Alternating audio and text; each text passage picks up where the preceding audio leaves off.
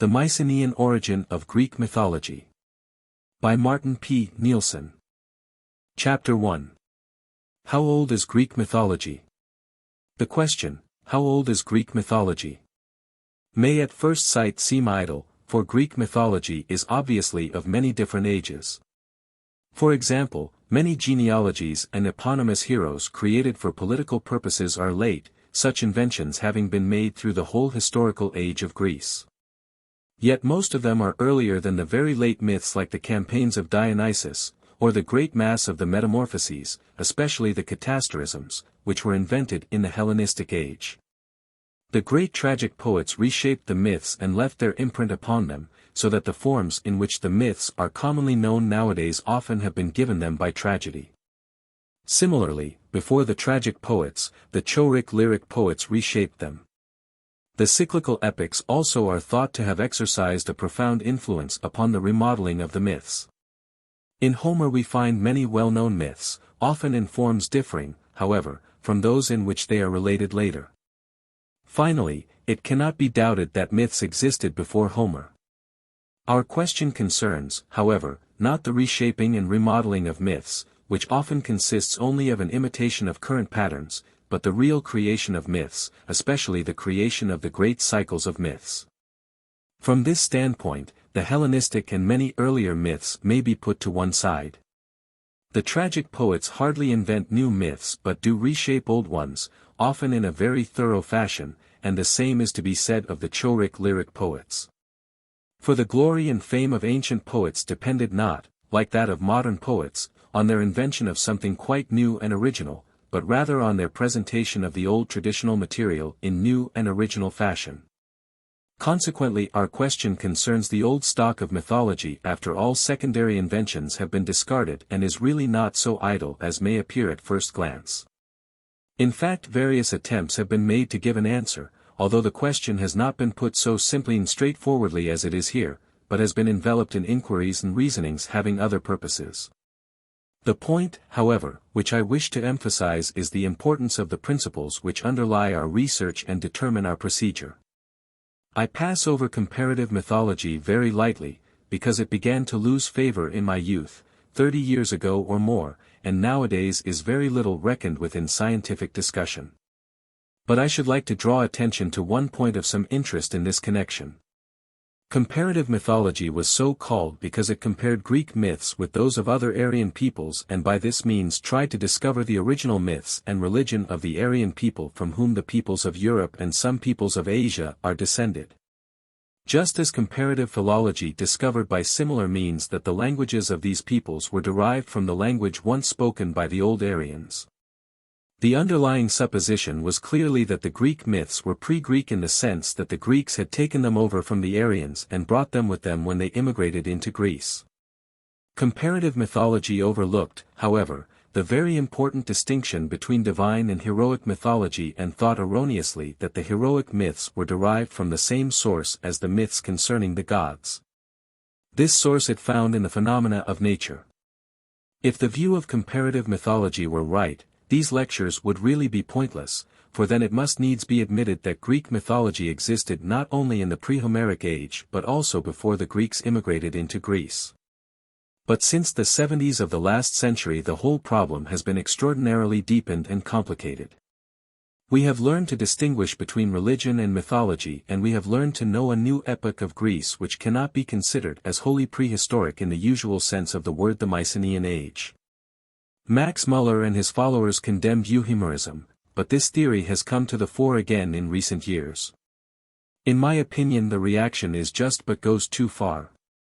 Certain English scholars take mythology as reproducing actual historical facts, just as the logographers did when they brought the myths into a historical system. They do not, of course, overlook the fabulous elements of the myths but think that the mythical persons and such exploits as are not of a fabulous character are good history. And they go so far as to accept without question the mythical genealogies and the mythical chronology. I am unable to do this. I know and appreciate the tenacity of folk memory, but I know also how popular tradition is preserved and confused and remodeled. The remodeling affects especially the chronological relations of the personages, which are changed freely. One, in so far as epical tradition is concerned, the right analogy is not the traditions which have an historical aspect but the Nibelungenlied and the Beowulf and similar epical traditions which I shall characterize later. We know how badly historical connections fared in them, how history was confused and mixed up with fabulous elements. If good historical tradition is to be preserved, an undisturbed life both in regard to settling and to civilization is an absolute condition, but the downfall of the Mycenaean civilization was a most stormy and turbulent age, and its turmoils, which mixed up the Greek tribes and changed their places of settlement, mixed up and confused their traditions, too.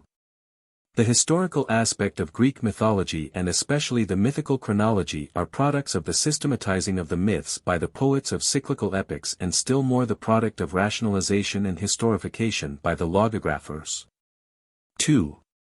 A very different standpoint is taken by German scholars, whose preoccupation is a historical treatment of the myths, in opposition to the theories of comparative mythology. This school is called the historical school. The answer given by this school is not so simple as that proposed by nature mythology.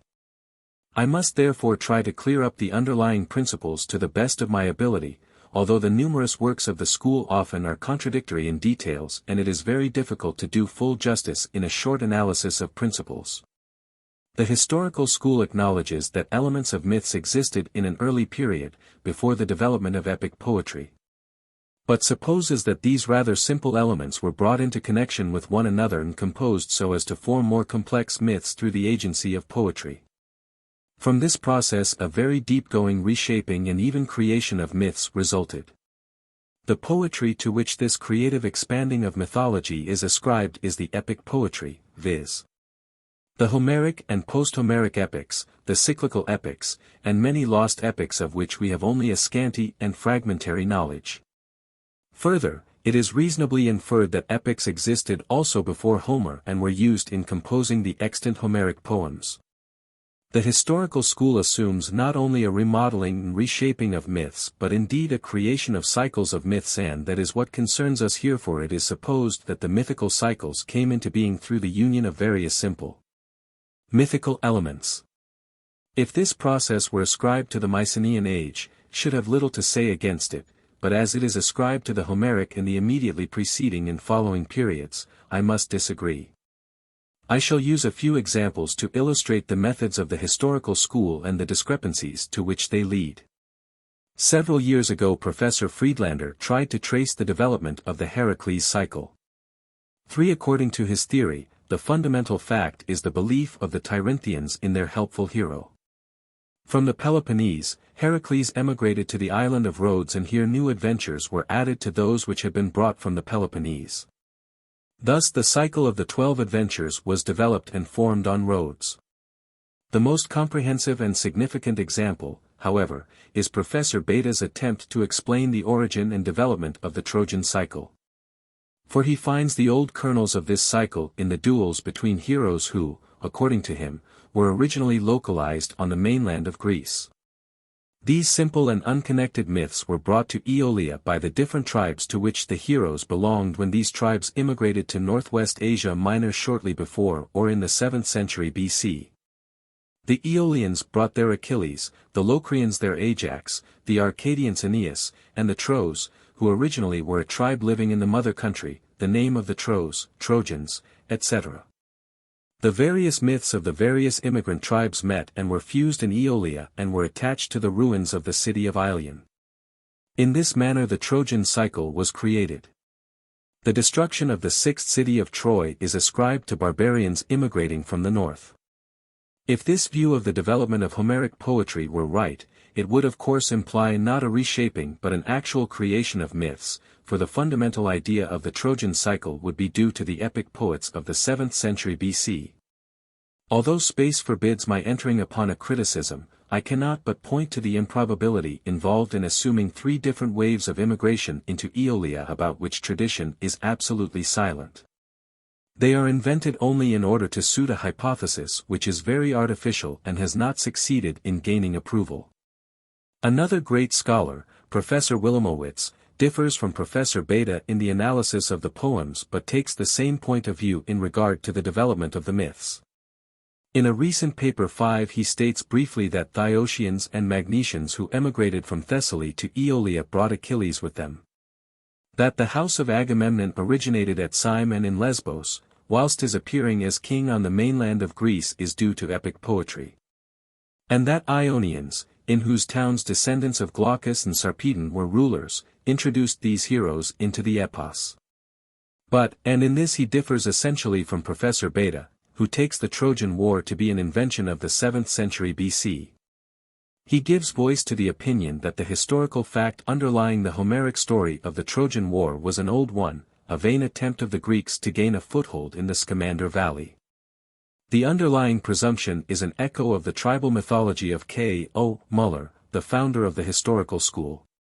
The leading idea is that the myths were transferred to other regions with the wanderings of the tribes and that, as the tribes met and mixed, their myths met and were fused. If this leading principle were applied to Teutonic epics, we must needs date the Scandinavian invasion of England 2 or 3 centuries earlier than it actually took place, for Beowulf tells only of Danes, Swedes, and Getas. Nothing of the English. And we must needs assume an immigration of Teutonic tribes from the continent to Scandinavia before the 9th or 10th century AD in order to explain the fact that the myth of Sigurd appears in the Edda songs. I omit the Russian Balinas and their wanderings. I cannot but think that in regard to the wanderings of myths and songs, conditions in Greece were not altogether dissimilar to those in other countries. Consequently I cannot but suppose that even in Greece myths and songs wandered independently of the wanderings of the tribes. As soon as we know anything of the minstrels, we find that they are wandering people. The localizations of cults and heroes must be regarded with a critical eye and must not be used as arguments unless their reliability is tested, for they are often due to the influence of epics. The localizations of Agamemnon are illuminating examples to which I shall recur in another place. 6. All that we know of other epics tends to show that the fundamental principle, the doctrine that the wanderings and the amalgamating of the myths depend on the wanderings and the amalgamating of the tribes, is erroneous. With this presumption another is connected which, according to my view, is the fundamental error of the method, namely, that two things are identified which must be distinguished: the development of the myths and the development of epic poetry. Moreover, epic poetry is taken into account only to the extent to which it can be reached through an analysis of the extant poems and fragments. It has very often been said that a lost epos of Heracles created the cycle of Heracles, and this may seem not improbable in this case where we do not have the epos but are free to reconstruct it according to our fancy. The attempt to carry through the same idea in regard to the Trojan cycle proved to be a failure and showed the frailty of the principle, for in this case we have the epos and can use it as a control. To take another instance, Professor Wilamowitz contends that the bravery of Diomedes is the oldest song of the Iliad and an imitation of the Thebais. 7. If this is true, it is extremely remarkable that the Theban myths in Homer and Hesiod differ so markedly from the common version. 8. The unavoidable conclusion would be that the Thebais, supposed to be earlier than Homer, has not been able to impress its version either upon Homer or upon Hesiod. Wild shoots of the myth have lived in spite of epical cultivation. The fundamental but hardly expressed principle underlying the work of the historical school is that a mythological cycle is created and developed through the agency of and contemporaneously with the development of epic poetry. And furthermore, only that epic poetry is taken into account of which we have some knowledge through literary sources. But this principle does not stand the test. The opposite alternative also must be considered. Namely, that a cycle of myths existed in its chief outlines and was the store from which the Homeric poets drew, of course not without remodeling the material, in composing their chants. If this view is accepted, the epic poets followed the same line as the Choeric lyric and the tragic poets, who took over and utilized the old store of myths, remodeling them, sometimes profoundly. This is the case with epic poetry in countries where our knowledge of its development is fuller than is our knowledge of the development of the Greek epics. Neither of the two alternatives is strictly demonstrable, but it ought to be evident that both are to be taken into consideration. The view of the development of mythology which I have tried to characterize here is, however, closely bound up with the methods of Homeric research prevailing among the scholars who have adopted it, namely, with the literary analysis of the poems. In England and America this method is now little heeded, and Homeric research follows different lines. I think in fact that full justice has hardly been done to this method and the many works produced by its adherents. In spite of the apparent discrepancies in their results, they have brought about a profounder apprehension of Homer and Homeric problems and have obtained important results. But literary analysis is not the last word in the Homeric question. To shut our eyes to a further development than that which can be traced through literary analysis leads us astray, if the earlier development is regarded as irrelevant because it is hard to unravel. Such a standpoint is unjustifiable, but it is in fact taken up by those who ascribe the development of the mythical cycles to the Homeric and post-Homeric periods, neglecting what may have happened in an earlier age of which no literary records are preserved. The Homeric question must be widened so as to be the epic question. The proverb says, Vixera etiam anti Agamemna fortes viri, I think, Vixera etiam anti Homerum pote. Homeric poetry is an issue of countless generations. That is recognized, generally speaking, but we must try to work out in earnest the implications of this thesis. The gap is apparent if the two following questions are put side by side. How far can literary analysis be carried back? And how old are the oldest elements in Homeric poetry which can be dated with certainty? Literary analysis discovers earlier poems which the Homeric poets utilized and partly took over in composing their poems. Not even the most zealous Unitarians deny that such poems may have existed.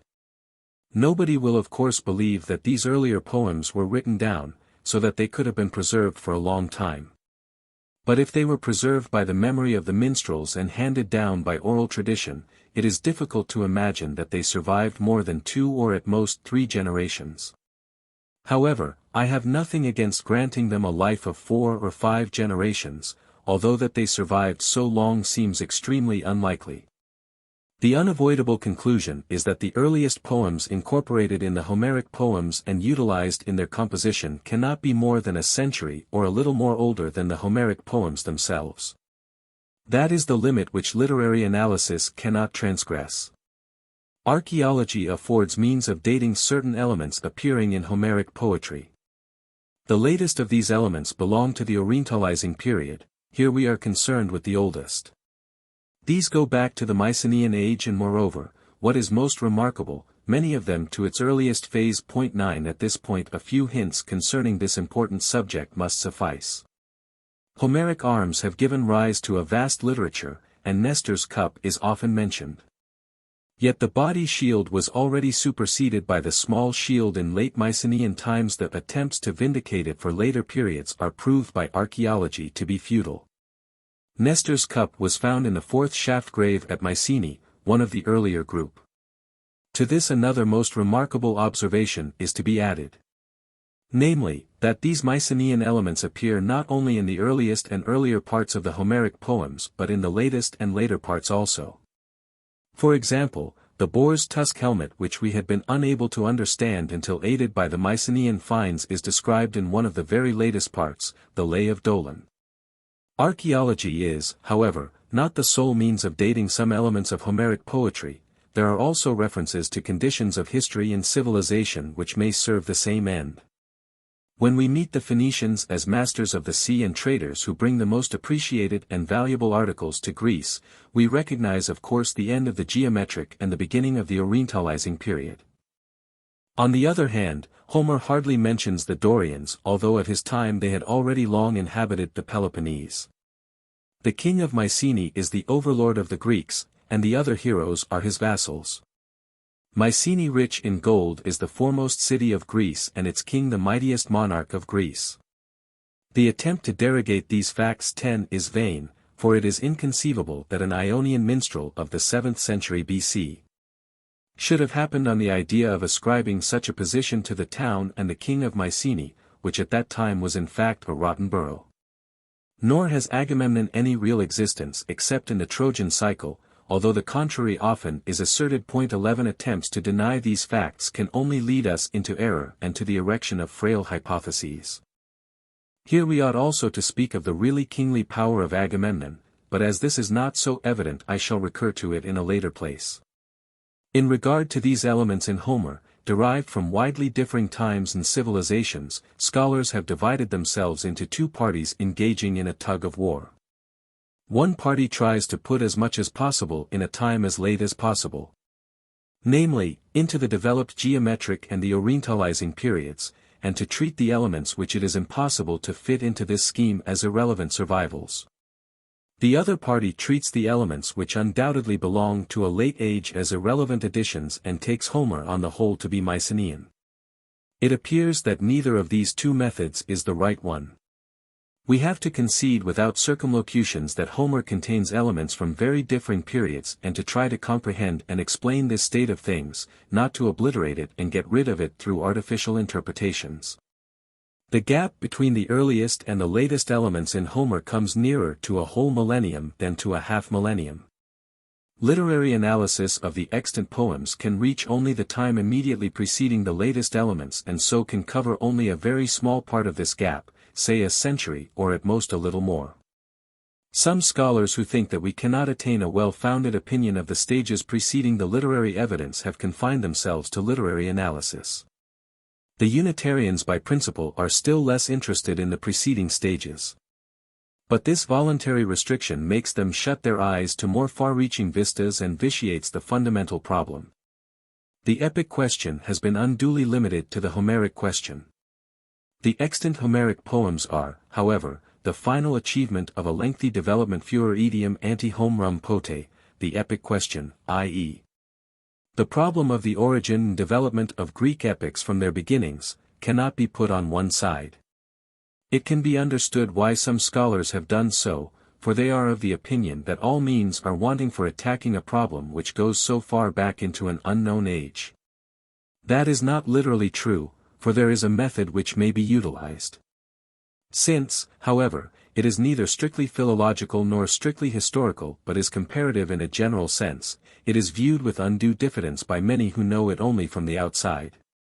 Many years ago Professor Steinthal tried to introduce a comparative study of epics, but his attempt had no decided success, chiefly because he was hampered by the romantic presumption of collective popular poetry. A comprehensive study of this vast subject has never been taken up, only hints and minor attempts have been made. Professor von Pullman drew attention to living epic poetry and pointed to the failure of Homeric research in not taking this into account. 12 but in vain. Professor Dreerup gave a survey of various popular epics. 13 but seems to have been forgotten, perhaps because these materials were not utilized by him in their true bearing upon Greek epics. English works are one-sided, and that is true not only of Professor Andrew Lang's more cursory comparison of Homeric epics with the Chansons de Geste 14 but also of Professor Chadwick's important book, in which he institutes a detailed comparison between Greek and Teutonic epics. 15 It is self-evident that a comparison ought to be instituted on the largest possible basis, and that everything which is accidental and not essential ought to be discarded. 16. It is impossible here to give an account of the numerous instances of popular epics. I simply enumerate them. We have, in the first place, Teutonic epics in their branches, Old German, Anglo-Saxon, and Scandinavian epics. Their offshoots are, at least in part, Finnish Esthonian, Russian, and even Old French epics, Balinas and Chansons de Geste. In Serbia popular epics are still living. In Asia we find epics among several tribes, the Kara-Kirgizes and the Abakan Tartars in Siberia and the Achinese on Sumatra. The historical incidents underlying Greek medieval epics, Digenis Akritas, are too little known. From a comparative study of these epics the following statements may be deduced. Epics do not originate in collective popular poetry but are the creation of a heroic age, a fact which Professor Wundt stated and Professor Chadwick developed at length. They originate in an aristocratic or even feudal society, praising the deeds of living men and describing contemporary events, but mythical traits and folktale elements may be attributed even to living men. The exaggerated praise of heroes and the still undeveloped intellectualism of the age, from the very beginning, open the doors for the supernatural. Epic poetry is composed not by the people in general but by certain gifted individuals, who live as minstrels and often as court minstrels in the entourage of some great man. But there is no intellectual cleavage between persons of higher and of lower standing. The lower classes share the warlike spirit and the admiration of valorous deeds and take up epics enthusiastically. This is the original stage, which usually is short-lived.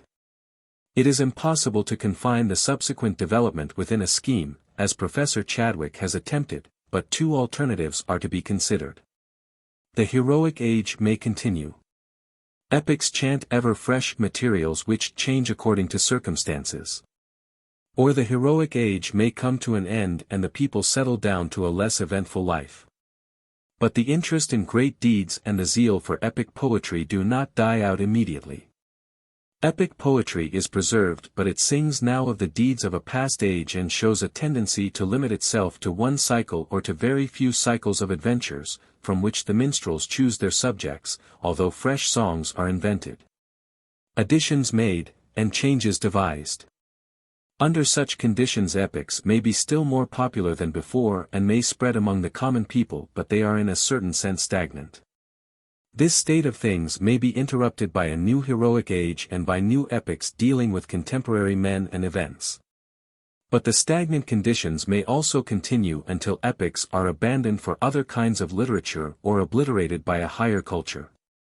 The epics may also wander far abroad and be received by people who lead a monotonous life on a low cultural plane but love poetry and preserve the epic chants. Of course, epic poetry will undergo many and varied changes under such varying conditions. Epic poetry is a floating mass confined within certain limits. This it is essential to know and to understand, and to this end the art and technique of composition must be considered. They seem to be similar everywhere. The art of singing is always exercised by certain gifted persons, but talents vary, and the most gifted become craftsmen, minstrels who chant in the courts or to the people according to circumstances. Everyone learns through hearing, consequently family tradition is important. Families, even schools, of minstrels appear. The art of singing and of composing epic poetry is learned, and hence a question of fundamental importance is, how this art is learned. First, it is to be stated that every one learns through hearing. But that a poem is never learned and repeated word by word, even if a minstrel takes over and repeats a chant, as occurs frequently. In fact, the forms of a poem are just as many as its recitals. The variability differs considerably, however, according to time, individuals, and other conditions. For that which is learned is essentially not single poems, even though a successful chant may be learned and repeated by others, but is the epical technique, the poetical art by which the material is formed. The subject may be taken from the usual store or a new one may be chosen. Every chant is in its form more or less an improvisation, so that the minstrels may claim divine inspiration as Phemius does in the Odyssey. Such an art of singing is possible because the minstrel through lengthy practice possesses a language which puts words and phrases on his lips. In the epical language of all peoples occurs a store of stock expressions, constantly recurring phrases, half and whole verses and even verse complexes, and repetitions are characteristic of the epic style. E.g., when a message is delivered it is repeated word for word. Of the 27,853 verses in Homer, 2,118 verses occur 2 or more times, making a total of 5,162 repeated verses, or 1/5 of Homer. Furthermore, typical descriptions are characteristic of all epics. Though they are not repeated in identical words, they are substantially identical. These are the elements which the epical technique delivers ready for use to the minstrel forming his chant. What is said of the Heracles minstrels is applicable to all. The singer has a large store of poetical parts ready. And his art consists in coordinating these parts according to the course of events and connecting them by the aid of new-made verses. A skilled poet is able to improvise a poem on every subject. 17 Gone days always archaize both in contents and in language. The stock expressions and typical descriptions preserve the old elements, even if they are no longer understood, and introduce them into even the latest chants. The old background of events is kept because the singer is conscious of chanting the past and not his own time, but with the naivete characteristic of his cultural stage the minstrel mixes up the old elements with new taken from his own time. These general statements agree completely with what Greek epics themselves, especially the Odyssey, say as to the art and manner of the recital of Greek minstrels, and we may surmise with certainty that it was not otherwise in the pre-Homeric age. The fact that the stock expressions often are philologically very old-fashioned and that their meaning was no longer understood by the minstrels themselves proves a great antiquity in the epical technique and in the epics themselves. If this high degree of antiquity of epical tradition is considered earnestly, a natural explanation ensues of the fact that Homer contains elements which differ in age by more than half a millennium, in fact by nearly a whole millennium. This long lapse of time is not amazing though it may seem so. Russian epics vegetated nearly a millennium, preserving reminiscences of the empire of Kiev and the age of the Vikings. To this view that the origins of Greek epics must be carried back into the Mycenaean age a serious objection may be made. For the Mycenaean civilization is essentially Minoan, and it is an acknowledged fact that the Minoan civilization sprang from a non-Greek and not Aryan people at all. Consequently Sir Arthur Evans himself and many scholars take the Mycenaeans to be Minoans who have established themselves on the mainland of Greece and subjugated the indigenous population. He admits the view that epics go back into the Mycenaean age and supposes consequently that they were at first chanted in the Minoan language and afterwards, in a bilingual society, transferred into Greek. A similar process took place elsewhere, but the result was in reality new epics, and such a process would of course invalidate the above reasoning concerning the preservation of old elements through the epical technique. Like epics, mythology, too, would consequently originate among the Minoan people. But this seems to be disproved through the fact that almost all mythical names are clearly Greek, those which are certainly Minoan are extremely few. One would of course expect a considerable number of Minoan mythical names if the epos descended from the Minoans. In spite of the great authority of the scholar I have mentioned, I am firmly convinced that the Mycenaeans were immigrated Greeks who took over the Minoan civilization. It would take too long to set forth my reasons and I refer the reader to previous writings in which I have dwelt upon this question. 19 This view is prevailing nowadays. Younger archaeologists are prone to throw back the commencement of the Greek immigration to the end of the early Helladic age or earlier, whilst I find it probable that it began at the end of the following Middle Helladic age. Thus I take it for granted that the Mycenaeans were Greeks, and I hope that the following exposition will corroborate this view. Epics praise heroes and originate in a heroic age. They belong to a social milieu in which certain persons become prominent through power, wealth, or deeds, and desire to be praised and chanted. Such an age was the Mycenaean age. For although opinions differ, it was admittedly an age of great wanderings of tribes and peoples, and its wealth and power are proved by the treasures of the shaft graves of Mycenae, and of the beehive tombs at Dendra, Vaphio, etc. Not to mention the beehive tombs themselves, the palaces, and the mighty walls of the cities. To this age the oldest elements in Homer go back, and I hesitate not the least in stating that in this age Greek epics originated. The minstrels chanted their songs at first to the princes and their retainers, but the people, who shared this admiration for valorous deeds, took over the epics and preserved them. The stormy Mycenaean age came to an end and the subsequent transitional period between the Mycenaean and the geometric ages is the poorest and darkest in all Greek history and prehistory. Conditions were poor and straitened. People were attached to the soil, and Greece was split up into a great number of cantons without much intercommunication, as the marked local varieties of geometric ceramics prove as contrasted with the uniformity of Mycenaean pottery. Moreover, the Phoenicians became masters of the sea. It seems unthinkable that epics originated in such a time, but epics which already existed may very well have been preserved, stagnant and vegetating, just as they were, e.g. in Russia or Finland. The subjects were limited to one or two cycles, to the Trojan and perhaps even the Theban cycle. Why these were preferred to others is just as difficult to say as why the unimportant skirmish of Roncesvalles was put into the foreground of French epics. How epics were transmitted we have already seen. The elements were at hand and they were repeatedly composed anew and mixed up with new elements. In the 9th and the following centuries a fresh life cropped up in Greece, wealth commenced to increase. The Greeks began again to sail the sea and to make expeditions on a large scale. The period of colonization began, which in a certain sense is another heroic age, but aristocracy preserved still its social and political privileges. Thus the ground was prepared for a renaissance of epics, but the old tradition was so vigorous that the old cycle was kept and the new elements incorporated with it. The really new creation is the Odyssey, which does not deny the stamp of the age of colonization which it glorifies. The salient point was, however, the appearance of a great poet, whom I should like to call Homer. He infused new life and vigor into epic poetry, putting the psychology of his heroes into the foreground and planning a comprehensive composition under this aspect. I may seem to have given an only too dogmatic exposition of my opinions of the Homeric question instead of entering upon the subject of the Mycenaean origin of Greek mythology. But this exposition could not be passed over, because some scholars neglect the previous stages of Homeric poetry. And others adhere to the opinion that before the time which on an average may be called the Homeric age only single and disconnected myths existed and that these myth elements were composed into cycles of myths by the poets whose chief representative is Homer.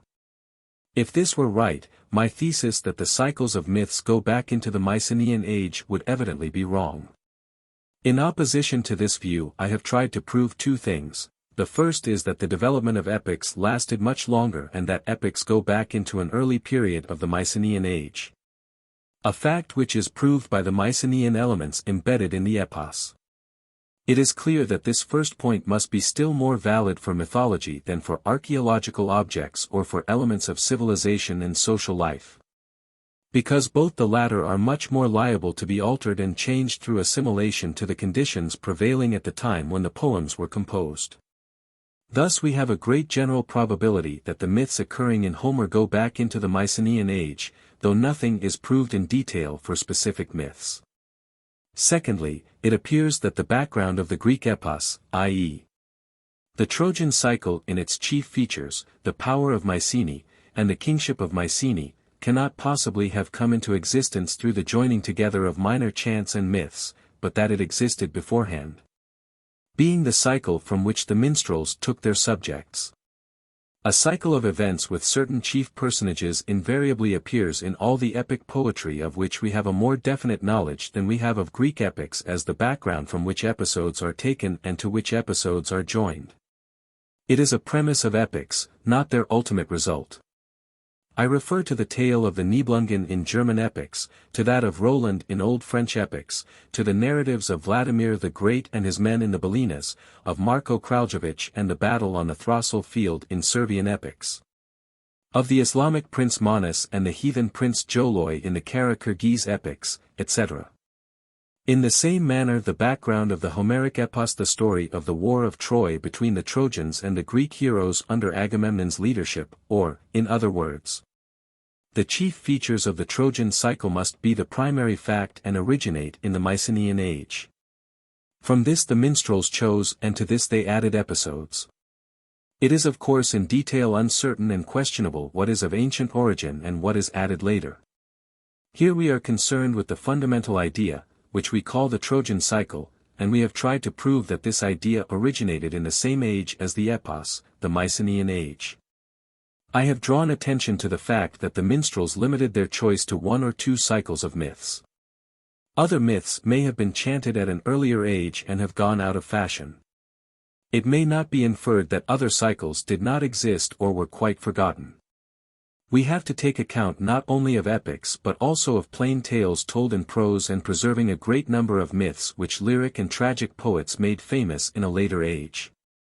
Such prose epics are not unparalleled.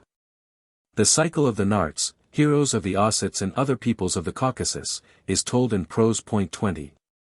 It can be demonstrated that numerous other myths and cycles of myths go back into the Mycenaean age. I begin by referring to an acute philological observation which proves that a number of mythical heroes must go back to an age much earlier than that of Homer. Professor Kretschmer drew attention to the fundamental difference between two series of heroic names. Point 21. The names of the older series have the ending eus and are generally abbreviated forms.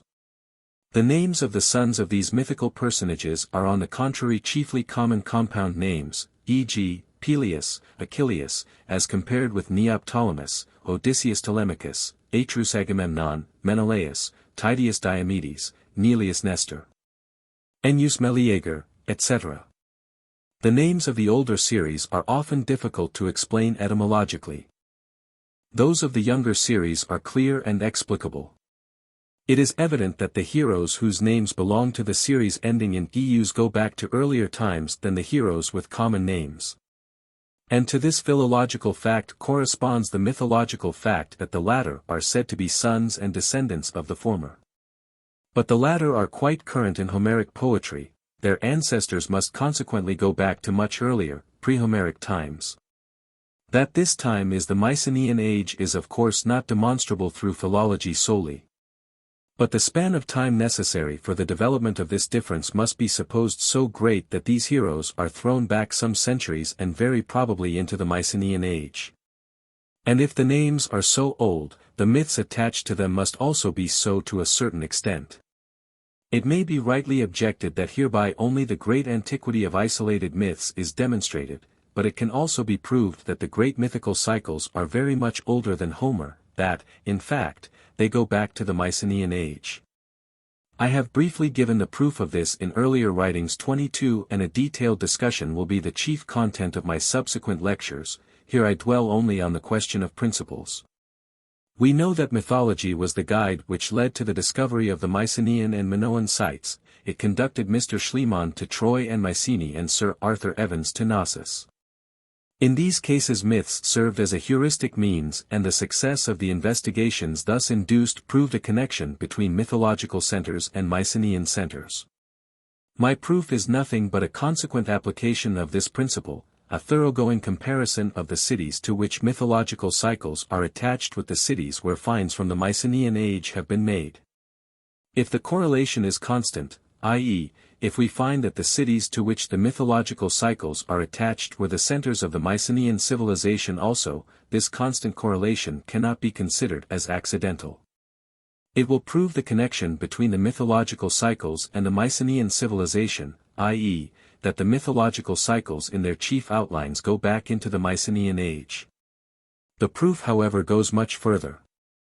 For a close inspection shows that the mythical importance of a site closely corresponds to its importance in Mycenaean civilization.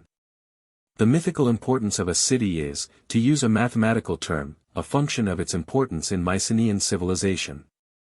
This close and constant correspondence precludes any thought of casual coincidence. There are additional proofs also, elements inherent in certain myths which are of Mycenaean origin, but as these are less frequent and sometimes doubtful, they must be discussed separately. To the application and elaboration of this principle of the close relationship between mythology and Mycenaean sites the following exposition will be devoted. But I am well aware of the difficulties and pitfalls of the detailed discussion and therefore it will be to the purpose to add some methodological remarks.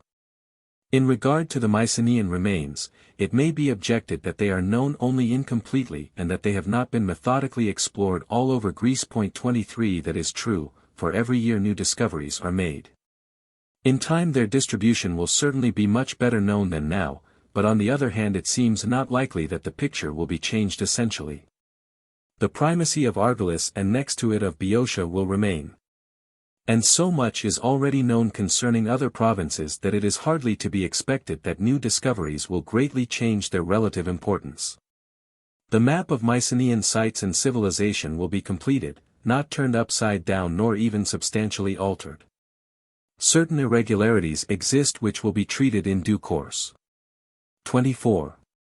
In regard to mythology, certain points ought to be emphasized. We have noted that myths were remodeled in late and even in very late times. The science of mythography sets forth the development of the myths as far as it can be traced with the aid of literary and monumental evidence. As mythographic research is concerned with the historical period of the development of the myths, we have here only to accept its results, when it proves that certain forms of myths are developed or added in historical times. Far-reaching deductions concerning the development of the myths have often been connected with the reconstructions of lost epics or of those preserved only in fragments. But these reconstructions are very hypothetical and conflicting and must be regarded with a certain diffidence. The form in which a myth appears in Homer is often treated with a certain disesteem, nevertheless it must be considered thoroughly because it is the oldest recorded form, although of course not always the oldest form which has existed. Further, a distinction is to be made between myths of different kinds and especially between divine and heroic mythology. The divine mythology consists of myths concerning the gods, and cult myths. I cannot dwell here upon this important distinction. We are little concerned with divine mythology and only casually with cult myths. Nor are we concerned with the many minor and isolated myths which crop up everywhere. For every town had its heroes or made them, and eponymous heroes were created freely. We are chiefly concerned with the cycles of heroic mythology, and our aim is to test to what extent their distribution and varying importance correspond to the Mycenaean remains. Well-marked differences appear even in heroic mythology, since it incorporated very different elements, beginning with folk tales and ending with incidents having a rather historical appearance. Motifs of the folk tale are, e.g., prominent in the myths of Perseus and of Achilles, whilst on the contrary the Pylian myths seem very little mythical, but rather almost historical. This is intelligible in view of the lengthy development of myths and of epics. The Pylian cycle is a late creation referring to the deeds of princes who were very little mythologized, whilst Perseus and Achilles are older and more popular heroes. The Oedipus myth is in its kernel a folk tale, but the War of the Seven is an historical myth, and the same seems to be true of the minions of Orchomenus. I am quite aware of the difficulty of the subject and I am prepared to be met with objections.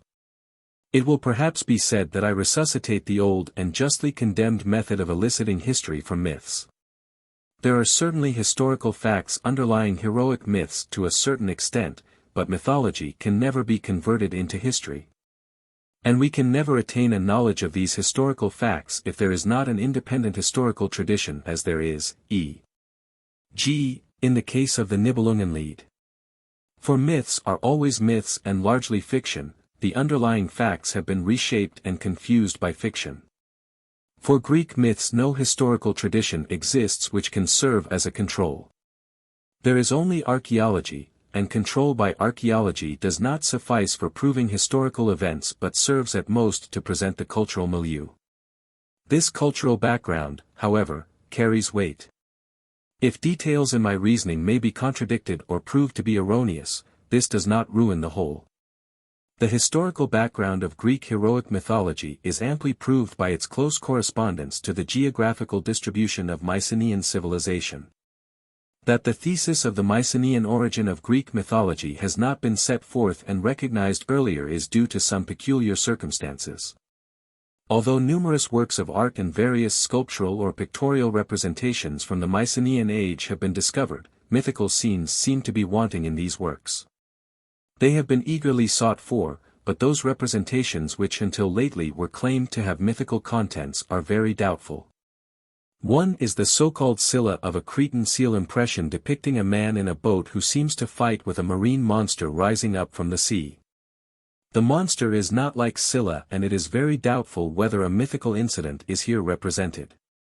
25 The second instance is a gold ring from a find near Tiryns, the engravings on which represent a ship and two couples, each consisting of a man and a woman. The scene is called the abduction of Helen, but this interpretation has never been taken in earnest. It is quite arbitrary. The scene may as well be a scene of salutation or of congee.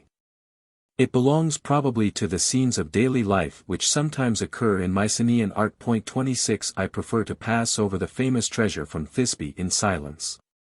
27. In the light of these facts one must needs reason as follows: the Minoan art, which had no mythical but only cultural representations, was taken over wholly and without change by the Mycenaeans. It is practically certain that Minoan artists worked for the Mycenaean sires, as mythical representations were absent from their art, Mycenaean myths were not depicted although they were related. Even elsewhere Mycenaean characteristics were ousted by Minoan art and appear only rarely and hesitatingly. It seems, however, somewhat astonishing that the Mycenaeans had a rich supply of myths but did not depict them in spite of their high standard of art, although such a fact would not be inconceivable. The same thing occurs in geometric art, which loves to depict men, women, horses, and ships but does not represent mythical scenes, though there are one or two exceptions belonging to its late phase. But the geometric period is the Homeric age, which had plenty of myths. Quite recently, however, a new discovery has put it beyond doubt that myths were represented occasionally even in Mycenaean art. Among the very rich and beautiful contents of the beehive tomb at Dendra, near Old Mycenae, which was excavated in 1926 by Professor Persson, were 8 plaques of blue glass, evidently made in a mold, for they are identical. They show a woman sitting on the back of a big bull. 28 The representation is very similar to that of the well-known Metope from Selinus, and if it had belonged to classical times everybody would have immediately recognized Europa on the back of the bull. I am unable to see why we should not accept this identification, even if the object is Mycenaean. Among the same finds there are also another glass plaque and fragments of 2 others which represent a big standing lion and before it a man. 29 From the back of the lion a head seems to grow up, the lion's tail is very long. The plaques are in a bad state of preservation so that details are uncertain, but it cannot reasonably be doubted that this is another mythical representation, the Chimera and Bellerophon. It may seem astonishing that of the 2 myths illustrated the scenes of both are laid in foreign countries. I shall recur to this topic later. 30 A third representation referring to a Greek myth is that of 2 centaurs, each with a dagger in his hand, on a steatite gem found by Dr. Blegan in a late Mycenaean tomb during his excavations at the Argive Heraeum. 31 Here I wish only to stress the fact that Mycenaean representations of Greek myths actually have come to light. If it is proved that the myths of Europa, of Bellerophon, and of the centaurs go back into the Mycenaean age, the view will be still more justified that the great mythical cycles also which are attached to the Mycenaean centers go back into the Mycenaean age. How do you find this book? Any thoughts about the book or the author? Any suggestion for improvement? Please take a moment to share your thoughts in a comment. If you like it, share it with your friends who might enjoy it as well. Subscribe to keep in touch. Visit CompleteAudiobooks.com for more quality content. Chapter 2. Mycenaean Centers and Mythological Centers. Introduction. Having in the first chapter laid down the principles and premises according to which we have to proceed, we now enter upon our main subject. A detailed comparison between the centers of Mycenaean civilization and the centers of mythological cycles, and their relative importance. The chief facts of Mycenaean archaeology being well known and easily accessible, this side of our task will need fewer words. It will suffice to recall the main features of the more important finds and sites, for according to our principles there is little place for a discussion of details. What is essential is to comprehend the whole body and the importance of the Mycenaean relics found in certain places. There exist good surveys of this age. Point 32 for our purpose. Dr. Fimen's book is most helpful with its condensed list of Mycenaean find places and of the authorities on the subject. Point 33 I add solely such things as are of special importance or were discovered after its publication. The mythological side will need more space and more discussion, for in spite of the many handbooks on mythology, 30 for the mythological materials are not so readily at hand as is the archaeological information. They need to a certain extent to be worked up. It will be necessary to discuss what parts of the myths may with more or less probability be referred to the Mycenaean age and to consider the evidence for this reference, evidence which is often of a rather difficult kind and sometimes, certainly, questionable. 1. Argolis. I commence of course with Argolis, for this province held the primacy both in Mycenaean civilization and in Greek mythology. It is the richest in Mycenaean remains as well as in myths. Its capital was Mycenae, and that this city should give its name to the age and the civilization with which we have to deal is justified by discoveries which have been surpassed nowhere. 35 For in this connection we do not speak of Crete and the Minoan civilization. Mycenae was the proudest and wealthiest town of Mycenaean Greece. The architectural remains are imposing, the city wall with the Lion Gate, the only monumental sculpture from prehistoric times, the unfortunately very ruinous remains of the Great Palace. The 9 beehive tombs which in number and size surpass those found on any other site. The so-called Tomb of Atrus is the largest and stateliest dome erected before the building of the Pantheon in Rome nearly a millennium and a half later. The famous shaft graves yielded the finds through which the Mycenaean civilization was first discovered. Their richness is still unsurpassed. There are also numerous chamber tombs. Professor Tsoundas excavated some of them long ago, and the English school in Athens explored recently the extensive cemetery of Chalcony. 36 Their great number proves that Mycenae was populous and their contents, that its inhabitants were prosperous. Tiryns seems almost to rival Mycenae because of its mighty walls with their galleries and the well-preserved remains of the palace, although it is a distinctly smaller town. And what has been found there of other remains and objects is not so important as the finds at Mycenae. There is, however, an extensive lower town and a well-built beehive tomb. Quite recently an extensive work was discovered through which a river southeast of Tiryns was diverted in order to protect the lower town from being flooded. The third Mycenaean fortress in Argolis is Medea. Its imposing walls enclose an area larger than that of any Mycenaean site except Gla. It is still unexplored, but in the neighborhood hardly a mile to the south at the village of Dendra, Professor Persson had the luck to discover a collapsed but untouched beehive tomb and several chamber tombs. The finds are famous and rival in value those of Mycenae. 37. It is proved by archaeological facts that on the site where the famous temple of Hera, the Heraeum, stood later, there once was another Mycenaean city. There are traces of Mycenaean walls and houses, Mycenaean sherds and idols are found. 38 There is a beehive tomb in the neighborhood, and, finally, rich chamber tombs from all periods of the Mycenaean age were recently excavated by American archaeologists. 39. The remains from Argos, the capital of Argolis in historical times, are less significant. On a low hill called Aspes, Mycenaean sherds were found, and on Daras, the ridge which unites this hill with the imposing Acropolis, the Larissa, some chamber tombs were excavated. On the Larissa some remains of Mycenaean walls were discovered recently. 40. There are also several minor sites in Argolis, e.g. in the neighborhood of Corinth, Nauplia, and Asini, where a Swedish expedition has unearthed a small Mycenaean town and found a series of chamber tombs. 41. This brief recalling of the outstanding archaeological facts will be sufficient for our purpose. Turning to the myths, we commence with the capital in the Mycenaean age, Mycenae. There are 2 series of strikingly different tombs, the shaft graves and the beehive tombs, both testifying to great wealth and power. It has been said that this difference in funeral customs is accounted for in the mythical narratives telling of 2 royal houses at Mycenae, one of which succeeded the other, the Perseidae and the Atridae.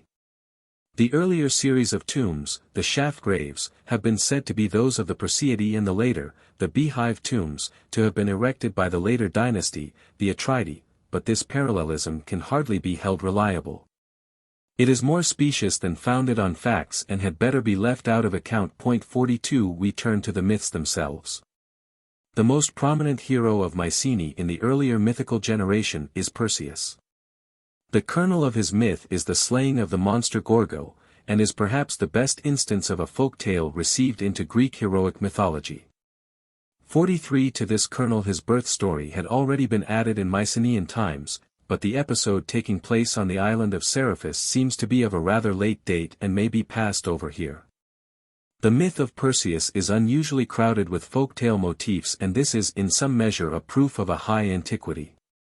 Folktales are told in all countries everywhere, and they are not localized by other peoples. In Greece, however, They were localized because of the innate tendency of heroic mythology to localize its heroes, and because the folktale was preserved only when it was received into the heroic mythology. It is generally recognized that Perseus belongs to Mycenae. He is said to be the founder of the city. An etymological explanation was invented later.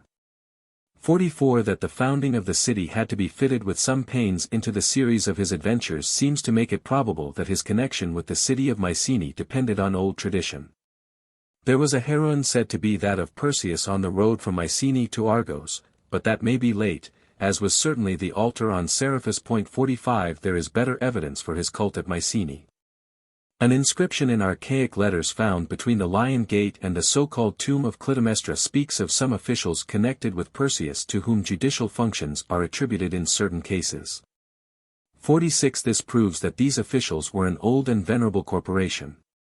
Professor Robert assumes that it was sent from Argos to provide for the cult of Perseus, following the destruction of Mycenae by the Argives sometime after the Persian War. If this is right, the cult was so old and venerable that the Argives felt themselves bound not to discontinue it. The inscription seems, however, to be too early to permit such an interpretation. In regard to the date of the cult, we can only infer that it existed in the Archaic Age, a fact which proves that Perseus' connection with Mycenae is of old date. During the Roman age it was a matter of course. 47. The genealogies are of little or no value, being invented in order to fit Perseus into the common pseudo-historical scheme. I gave voice above to the opinion that the story of his birth was already in Mycenaean times joined with the folk tale of his slaying of the Gorgon. This cannot be proved by the story of the subterranean bronze thalamus in which his mother was enclosed and where she was sought by Zeus in the shape of a golden rain. For even if a beehive tomb decorated with bronze ornaments is rightly recognized in the description of this subterranean thalamus, it has been justly remarked that such a story may have been invented only after the beehive tombs had fallen into disuse. Some of them may have been accessible for a long time after being opened by plunderers. There is, however, a more certain indication to the same effect. The name of Perseus' mother Danae signifies nothing but the Danaan maiden. 48 In the beginning the Danaan maiden had of course no father, or if she had one he was evidently a Danaan man, a Danaus, just as Chryses is the father of Chrysis, the maiden from Chryse. Acrisius was introduced later and made the father of Danae in order to attach the genealogy of Perseus to Argos, the historical capital of Argolis. Danaoi is a tribal name, already obsolete in Homer, and the same name is recognized in Egyptian inscriptions from the times of Akhenaten and Ramses III. It is Mycenaean and was out of daily use in the Homeric age. The consequence is that such a name as the Danaan maiden cannot have been imposed upon the mother of Perseus except in Mycenaean times, and that the birth story therefore had already been created in this age. This result leads to the conclusion that the birth story was joined in this age with the tale of his slaying of the Gorgo. Thus the Perseus myth is in its essential parts of Mycenaean origin.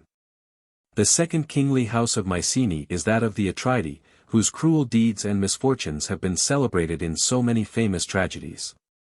This house and especially its chief representative in Homer, Agamemnon, seem to be firmly localized at Mycenae, but even this has been denied. Professor Wilamowitz has said that the artificial makeup of the name of Atreus is apparent, 49 i.e. He is of the opinion that this name is formed from the family name attributed to Agamemnon, the Atreides. This seems hardly to be a happy idea. We have seen that names ending in eus make up an older series of mythical names and go back to a great antiquity. 50 Of course a name may have been formed later with this ending, but in this case one would expect the stem of the name to be clear, as it is, e.g., in the name of Eurystheus Harold Coprius, the dung man. This is not true of the name Atreus. Or if Atreides is the primary form from which an eponymous hero Atreus was abstracted, as Minyas was abstracted from the Minions, it would be in fact a tribal name, and this is very unlikely. On the other hand, if Atreides is a true gentilicial name, the name of an ancestor Atreus is its basis, and this seems to be by far the most probable view. Atreus is certainly an old mythical personage and no late invention. This opinion is corroborated by the famous passage describing the scepter of Agamemnon 51, in which the genealogy of the house of the Atridae is given. The scepter carried by Agamemnon is said to have been wrought by Hephaestus and given to Zeus. Zeus gave it to Hermes, Hermes to Pelops, Pelops to Atreus, Atreus at his death to Thyestes, and Thyestes left it to Agamemnon to carry, and so to rule over all Argos and many islands. Even those scholars who embrace the opinion that Homer's description of the kingship reflects the conditions of the early historical age recognize in this passage a relict of a much older age, in which the king was invested with a really kingly power. It can but be the Mycenaean age. 52. But the genealogy is so closely linked up with this description of the kingly power that the former cannot be separated from the latter. Both go back into the Mycenaean age. The most questionable and at the same time a superfluous figure of the genealogy is the father of Atreus, Pelops. The house being called after Atreus, Pelops appears to have been put at the head of the genealogy secondarily. He is recognized to be nothing but the eponymous hero of the Peloponnese, the vanished tribe which gave its name to the Peloponnese. 53. The form is that of a number of Greek tribal names ending in ops, plur. Ops.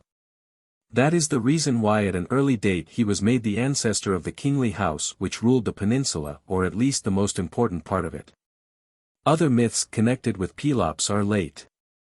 He plays an important part in the myths of Olympia, which are post-Mycenaean. 54. And his connections with Asia Minor are certainly also of late date. Pelops himself is by his name proved to be of Greek origin. Of the many cruel deeds attributed to the house of the Atridae there is no word in this passage, nor was there any place for them.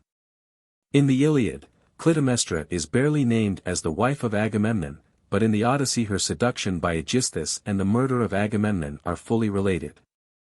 It is impossible to pronounce any well-founded judgment on the age of this tragic myth, but it is the oldest of the family tragedies of the Atridae, and it was followed by other myths of a similar nature attached to this house. The story of the Atridae and the story of the Labdacidae are similar, being of a highly tragic nature, but there is a marked difference between them, on one side unwittingly committed guilt and internecine feuds, on the other cunning cruelty and deceptive ruse. One would think that at any rate Agamemnon's localization at Mycenae is firm and well attested, but even this has been denied. When Professor Beta says 55 that in the Iliad Agamemnon is only twice or thrice called king of Mycenae and in other passages is said to be from Argos. 56 and from this pretended discrepancy concludes that he was originally not king of Mycenae but a war king, a commander-in-chief of the Greek troops. He is using a logic by which it would be possible to argue that the king of Prussia was not at the same time emperor of Germany. I confess that I cannot imagine a war king without a city and country of his own. 57. There are other more specious arguments to the same effect. The best one is the oft-repeated contention that Agamemnon originally was a god. I do not enter upon the question of principles. 58. Some time ago scholars preferred to regard Greek heroes as fated gods. This theory has lost much of its attractiveness, although there are certainly such heroes even if there are not so many as was imagined. But for Agamemnon's godhead no good evidence exists, as has been proved in a searching analysis. 59. The idea is founded upon an expression in the enigmatical poem of Lycophron. 60. But here the expression is partly a copy of the Hellenistic cult of the rulers, partly a synecdoche. Agamemnon is used for Zeus and vice versa.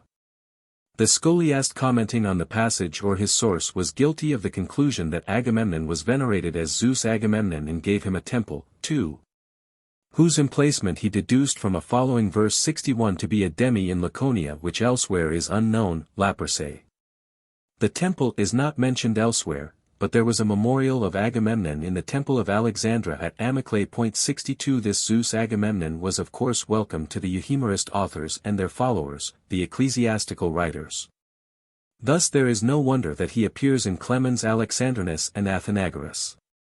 The source is said to be a certain Staphylos from Naucratis who has written about different Greek provinces, of course a Hellenistic author. Still worse is the second testimony. Pausanias relates that the inhabitants of Kyrenia venerated Agamemnon's scepter, of which Homer speaks. but states that they called it a spear and that it had been found together with some golden objects on the boundary between Kyrenia and Panopeus. 63. I cannot see why this information should be rejected. Why is it improbable that people had discovered an old tomb containing gold objects and a spear or staff which they took the fancy to venerate? But apart from this, the inhabitants of Kyrenia called it a spear, not a scepter, and the title Agamemnon's scepter is clearly nothing but the usual attribution of old and curious things to Homeric heroes. Moreover, if Agamemnon's scepter was venerated, this in no wise proves that Agamemnon himself was a god.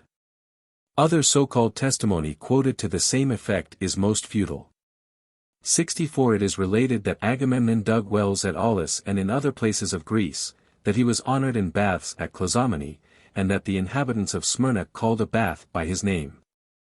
65. In the same way warm springs, even baths, were attributed to another hero, Heracles. It is hardly necessary to state that this is no proof of the existence of a cult. A god Agamemnon never existed except in the fancy of the interpreters of Lycophron. Others do not believe in the old god Agamemnon but contend that the hero Agamemnon originally belongs to Asia Minor. His family is said to have survived on Lesbos and at Syme. Only Homer brought him to Greece, for Perseus was the hero of Mycenae. 66 To begin with, I cannot see why a town cannot have two heroes or more, most of them have. In regard to the descendants of Agamemnon in Asia Minor, the testimony is as follows. A passage in Pollux 67 speaks about those who invented the process of coining money, mentioning Phidon in Demodike from Syme, wife of the Phrygian king, Midas, and daughter of a king Agamemnon of Syme. That the kingly house of Syme claimed descent from Agamemnon because one of its members bore his name is not a very striking inference, and if they did ennoble their pedigree by attaching to it one of the famous heroes of Greek mythology. So also did others, for example, the kingly house of Lydia. For my part, one am inclined to draw quite another conclusion, namely, that in the end of the 8th century B.C. 68 Agamemnon was still used as a human name, for names of heroes were not given to men before the Hellenistic age. It follows that Agamemnon was not venerated as a hero at that time, and still less was he believed to be a god. On Lesbos there was a town, Penthyle, 69, and to this belongs probably the noble family of the Penthelidae. Aristoteles relates that the members of this family were wont to go about at Mytilene striking people with clubs but were overcome by Megacles and his friends. 70 Further, it is related in several differing versions that Orestes or his descendants emigrated to Asia Minor. 71 The tradition here relevant says that the son of Orestes and Erigone, Penthilus, or his grandson Gra, went to Lesbos and founded cities there. This Penthilus is of course taken to be the ancestor of the Penthelidae, but their claim to descent from Agamemnon is no better founded than the descent from Heracles claimed by the mermaids in Lydia or by the royal house of Macedonia. Penthilus is a late invention akin to Megapenthes, the bastard son of Menelaus, or the son of Proetus who exchanged Tiryns for Argos with Perseus. His name hints at the calamities of the house of the Atridae. The fact that a noble family of Lesbos was called Penthelidae 72 facilitated a connection with heroic genealogy, such as noble families loved. Their name was certainly derived from that of the town. There are no valid grounds either for the godhead of Agamemnon or for the theory that he belonged originally to Asia Minor. He exists only as a mythical personage, and the attempt to sever him from Mycenae is vain. The arguments adduced to prove the contrary are as fallacious and vain as arguments are wont to be when somebody tries to give reasons for a preconceived opinion. Corresponding to the paramount importance of Mycenae in the Mycenaean age, two of the most famous cycles of Greek myths are attached to this town, that of Perseus and that of the Atridae. It would have been necessary only to point to this fact, not to enter upon a discussion of the myths, if doubt had not been cast upon the connection of Agamemnon and his house with Mycenae. His position as overlord of the Greek princes is another heritage from the Mycenaean age, due to the wealth and power of his city. I shall recur to this topic in my last chapter. 73 Finally, it is to be observed that it is quite incomprehensible how the wealth of myths attached to Mycenae came into existence if they were created in historical times, when Mycenae was a very small and unimportant town. But it is perfectly comprehensible if the origins of the cycles go back into the time of the glory of Mycenae, the Mycenaean age. They were popular from of old and were taken up by literature and developed by means of new accretions and inventions, for many details of the cycles are evidently of later date. In regard to Tiryns, things are not quite so clear as in the case of Mycenae and need more discussion. The foremost hero of Tiryns is of course Heracles, for the Heracles who performs his labors on the injunction of his suzerain, Eurystheus, the king of Mycenae, is at home at Tiryns. But, as I propose to treat the Heracles cycle in a separate chapter, I only note the fact here, emphasizing its bearing on our judgment as to the mythological importance of Tiryns. And proceed to another hero whose connection with Tiryns seems more questionable. Bellerophon is always said to be a Corinthian by birth, the son of Glaucus, and the grandson of the wily Sisyphus. At Corinth he had a sacred precinct, a cypress grove on the road to the harbor town Kenchrai, 74, and Athena Kalanitis, who had a temple at Corinth, was said to have this epithet because she had tamed Pegasus, placed a bit in his mouth, and given him to Bellerophon. 75. More important than this tradition is the fact that Pegasus appears on the coins of Corinth and of the neighboring town of Sicyon from the earliest time of coinage. In the 6th century BC, Corinth and Sicyon laid claim to Bellerophon.